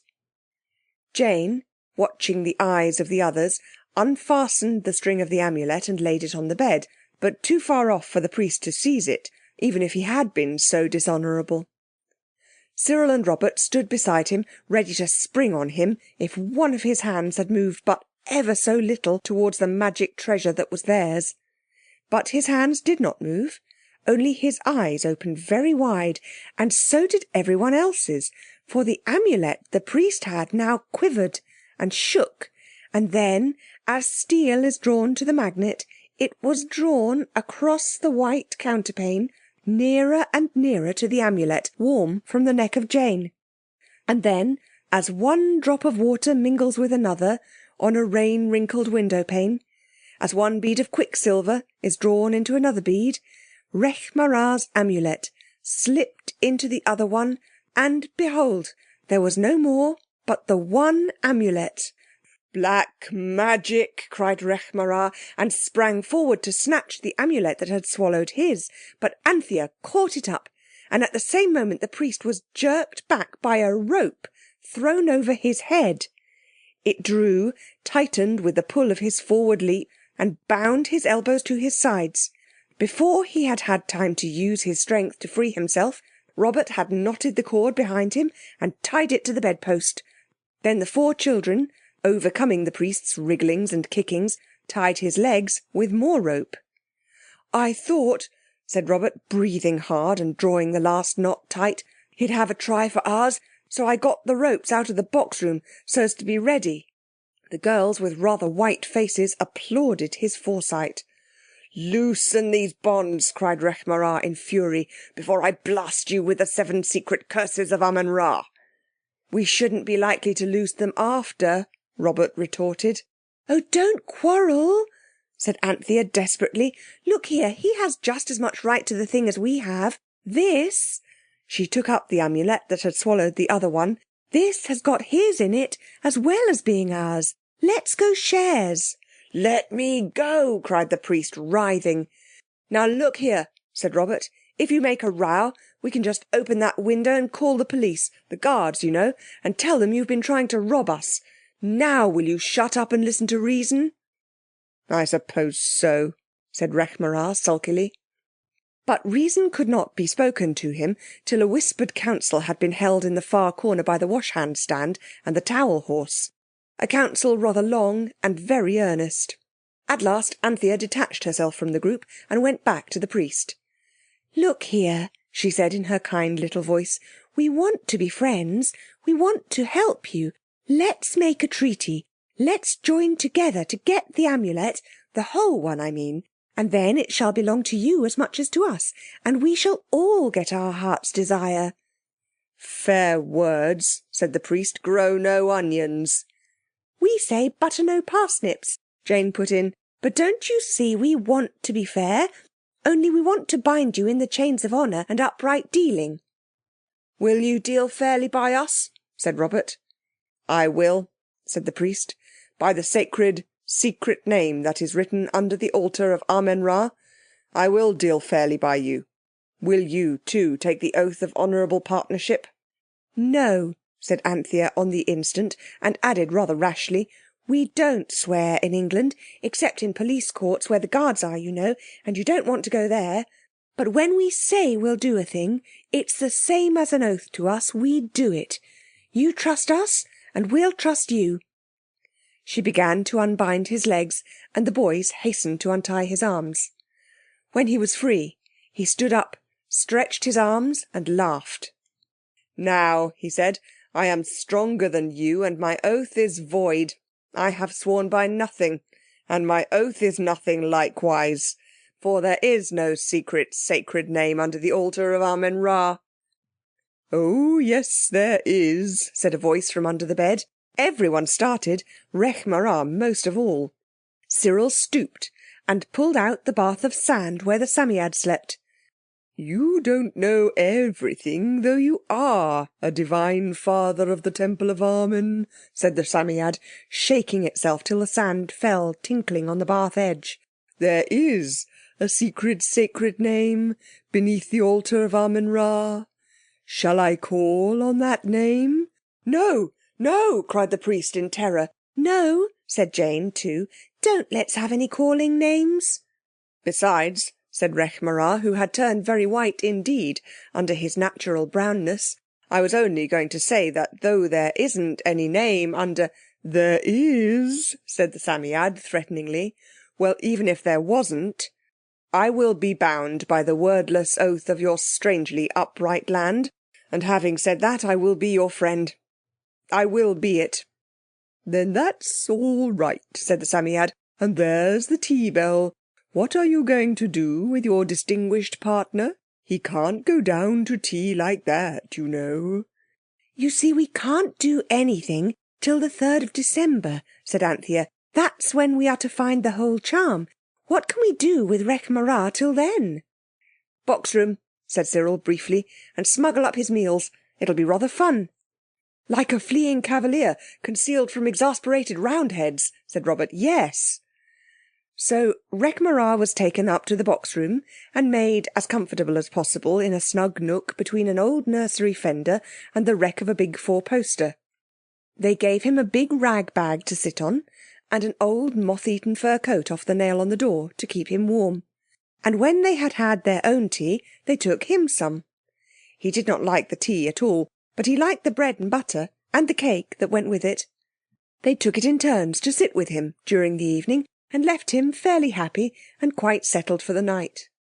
But when they went up in the morning with a kipper, a quarter of which each of them had gone without at breakfast, Rekh-Marā was gone. There was the cosy corner with the rag bag and the moth-eaten fur coat, but the cosy corner was empty. Good riddance was naturally the first delightful thought in each mind. The second was less pleasing, because everyone at once remembered that since his amulet had been swallowed up by theirs, which hung once more round the neck of Jane, he could have no possible means of returning to his Egyptian past. Therefore he must be still in England, and probably somewhere quite near them, plotting mischief. The attic was searched to prevent mistakes, but quite vainly. "The best thing we can do," said Cyril, "is to go through the half amulet straight away, get the whole amulet, and come back." "I don't know," Anthea hesitated. "Would that be quite fair? Perhaps he isn't really a base deceiver. Perhaps something's happened to him." "Happened," said Cyril, "not it. Besides, what could happen?" "I don't know," said Anthea.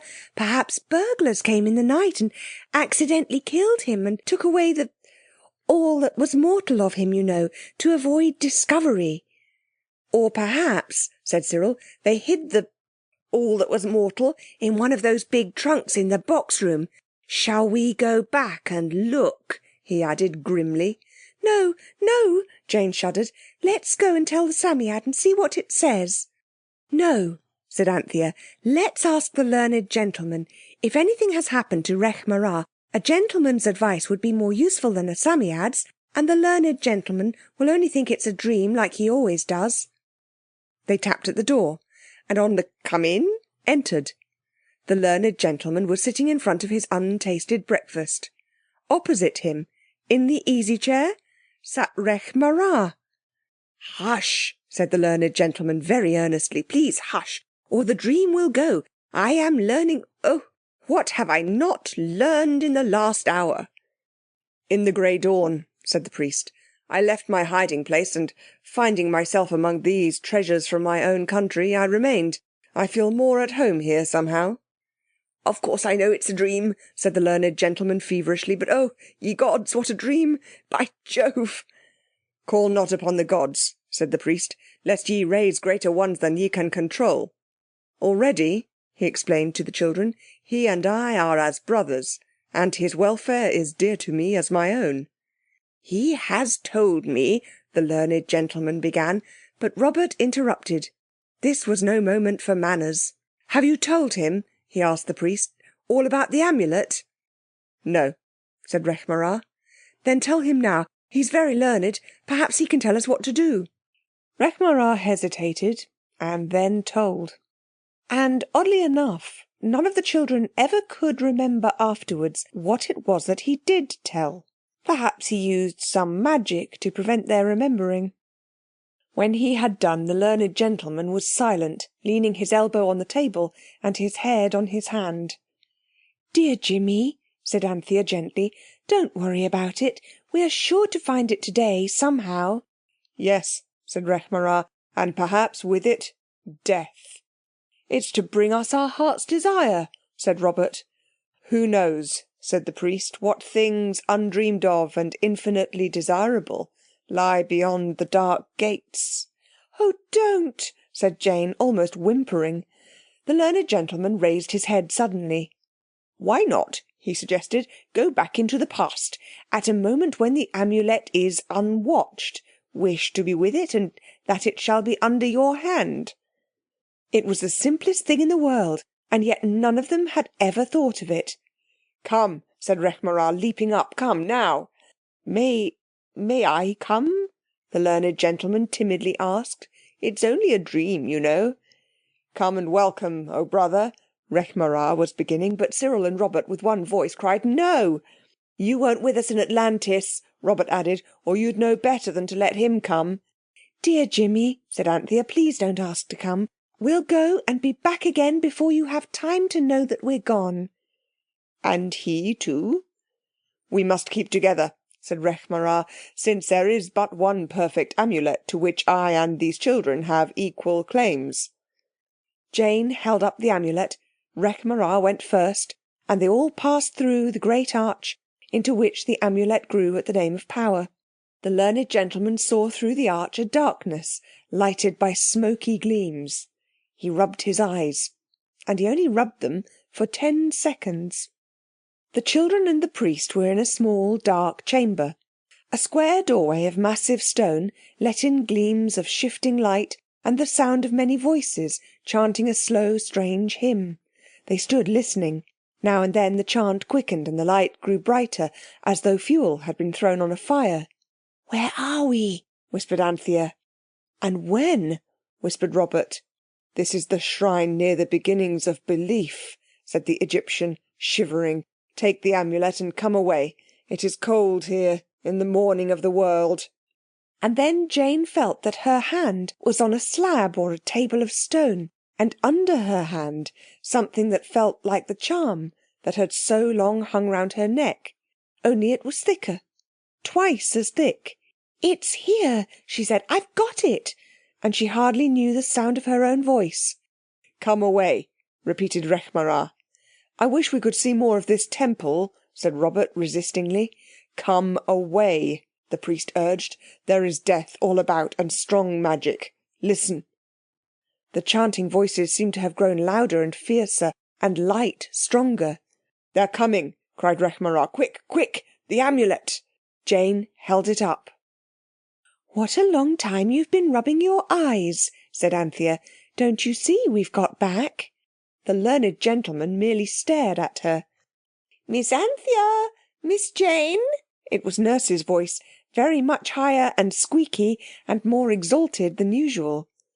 "Oh, bother!" said everyone. Cyril adding, "You just go on with the dream for a sec, Mr. Jimmy. We'll be back directly. Nurse'll come up if we don't. She wouldn't think Rechmarar was a dream." Then they went down.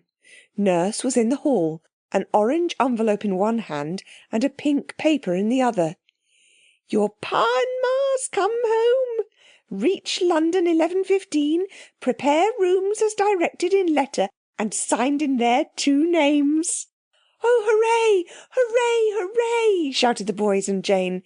But Anthea could not shout. She was nearer crying. "Oh," she said almost in a whisper, "then it was true, and we have got our heart's desire." "But I don't understand about the letter," Nurse was saying. "I haven't had a letter." "Oh," said Jane in a queer voice. "I wonder whether it was one of those. They came that night, you know, when we were playing Devil in the Dark, and I put them in the hat-stand drawer behind the clothes brushes, and—" She pulled out the drawer as she spoke. "And here they are." There was a letter for Nurse and one for the children. The letters told how Father had done being a war correspondent and was coming home, and how Mother and the lamb were going to meet him in Italy and all come home together, and how the lamb and Mother were quite well, and how a telegram would be sent to tell the day and the hour of their homecoming. "Mercy me," said old Nurse. "I declare if it's not too bad of you, Miss Jane. I shall have a nice to-do getting things straight for your pa and ma." "Oh, never mind, Nurse," said Jane, hugging her. "Isn't it just too lovely for anything?" "We'll come and help you," said Cyril. "There's just something upstairs we've got to settle up, and then we'll all come and help you." "Get along with you," said old Nurse, but she laughed jollily. "Nice help you'd be, I know you, and it's 10 o'clock now." There was, in fact, something upstairs that they had to settle. Quite a considerable something too, and it took much longer than they expected. A hasty rush into the boys' room secured the Psammead, very sandy and very cross. "It doesn't matter how cross and sandy it is, though," said Anthea. "It ought to be there at the final council." "It'll give the learned gentleman fits, I expect," said Robert, "when he sees it." But it didn't. "The dream is growing more and more wonderful," he exclaimed, when the Psammead had been explained to him by Rekh Marā. "I have dreamed this beast before." "Now," said Robert, "Jane has got the half amulet and I've got the whole. Show up, Jane." Jane untied the string and laid her half of the amulet on the table, littered with dusty papers and the clay cylinders marked all over with little marks like the little prints of birds' little feet. Robert laid down the whole amulet, and Anthea gently restrained the eager hand of the learned gentleman as it reached out yearningly towards the perfect specimen. And then, just as before on the Marcella quilt, so now on the dusty litter of papers and curiosities, the half amulet quivered and shook, and then, as steel is drawn to a magnet, it was drawn across the dusty manuscripts, nearer and nearer to the perfect amulet, warm from the pocket of Robert. And then, as one drop of water mingles with another, when the panes of the window are wrinkled with rain, as one bead of mercury is drawn into another bead, the half amulet, that was the children's and was also Rekh Marā's, slipped into the whole amulet, and behold, there was only one, the perfect and ultimate charm. "And that's all right," said the Psammead, breaking a breathless silence. "Yes," said Anthea, "and we've got our heart's desire. Father and Mother and the lamb are coming home today." "But what about me?" said Rekh Marā. "What is your heart's desire?" Anthea asked. "Great and deep learning," said the priest without a moment's hesitation. "A learning greater and deeper than that of any man of my land and my time. But learning too great is useless. If I go back to my own land and my own age, who will believe my tales of what I have seen in the future? Let me stay here. Be the great knower of all that has been, in that our time, so living to me, so old to you, about which your learned men speculate unceasingly, and often, he tells me, vainly." "If I were you," said the Psammead, "I should ask the Amulet about that. It's a dangerous thing trying to live in a time that's not your own. You can't breathe an air that's thousands of centuries ahead of your lungs without feeling the effects of it sooner or later. Prepare the mystic circle and consult the Amulet." "Oh, what a dream!" cried the learned gentleman. "Dear children, if you love me, and I think you do, in dreams and out of them, prepare the mystic circle and consult the Amulet." They did. As once before, when the sun had shone in August splendour, they crouched in a circle on the floor. Now the air outside was thick and yellow with the fog that by some strange decree always attends the cattle show week, and in the street costers were shouting. Hekau Seche! Jane said the name of power, and instantly the light went out, and all the sounds went out too, so that there was a silence and a darkness, both deeper than any darkness or silence that you have ever even dreamed of imagining. It was like being deaf or blind, only darker and quieter even than that. Then, out of that vast darkness and silence, came a light and a voice. The light was too faint to see anything by, and the voice was too small for you to hear what it said. But the light and the voice grew, and the light was the light that no man may look on and live, and the voice was the sweetest and most terrible voice in the world. The children cast down their eyes, and so did everyone. "I speak," said the voice. "What is it that you would hear?" There was a pause. Everyone was afraid to speak. "What are we to do about Rekh Marā?" said Robert, suddenly and abruptly. "Shall he go back through the Amulet to his own time, or—" "No one can pass through the Amulet now," said the beautiful, terrible voice, "to any land or any time. Only when it was imperfect could such things be. But men may pass through the perfect charm to the perfect union, which is not of time or space." "Would you be so very kind," said Anthea tremulously, "as to speak so that we can understand you. The Psammead said something about Rekh-Marā not being able to live here, and if he can't get back—" She stopped. Her heart was beating desperately in her throat, as it seemed. "Nobody can continue to live in a land and in a time not appointed," said the voice of glorious sweetness, "but a soul may live. If in that other time and land there be found a soul so akin to it as to offer it refuge in the body of that land and time, that thus they too may be one soul in one body." The children exchanged discouraged glances, but the eyes of Rekh-Marā and the learned gentleman met, and were kind to each other, and promised each other many things, secret and sacred and very beautiful. Anthea saw the look. "Oh, but," she said, without at all meaning to say it, "dear Jimmy's soul isn't at all like Rekh-Marā's. I'm certain it isn't. I don't want to be rude, but it isn't, you know.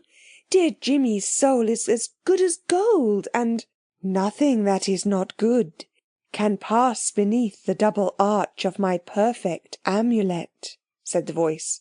"If both are willing, say the word of power, and let the two souls become one for ever and evermore." "Shall I?" said Jane. "Yes, yes." The voices were those of the Egyptian priest and the learned gentleman, and the voices were eager, alive, thrilled with hope and the desire of great things. So Jane took the amulet from Robert and held it up between the two men and said for the last time the word of power. Hekau Setche. The perfect amulet grew into a double arch. The two arches leaned to each other, making a great A. "A stands for Amen," whispered Jane, "what he was a priest of." "Shh!" breathed Anthea. The great double arch glowed in and through the green light that had been there since the name of power had first been spoken. It glowed with a light more bright yet more soft than that other light, a glory and splendour and sweetness unspeakable. "Come," cried Rekh-Marā, holding out his hands. "Come," cried the learned gentleman, and he also held out his hands. Each moved forward under the glowing, glorious arch of the perfect amulet.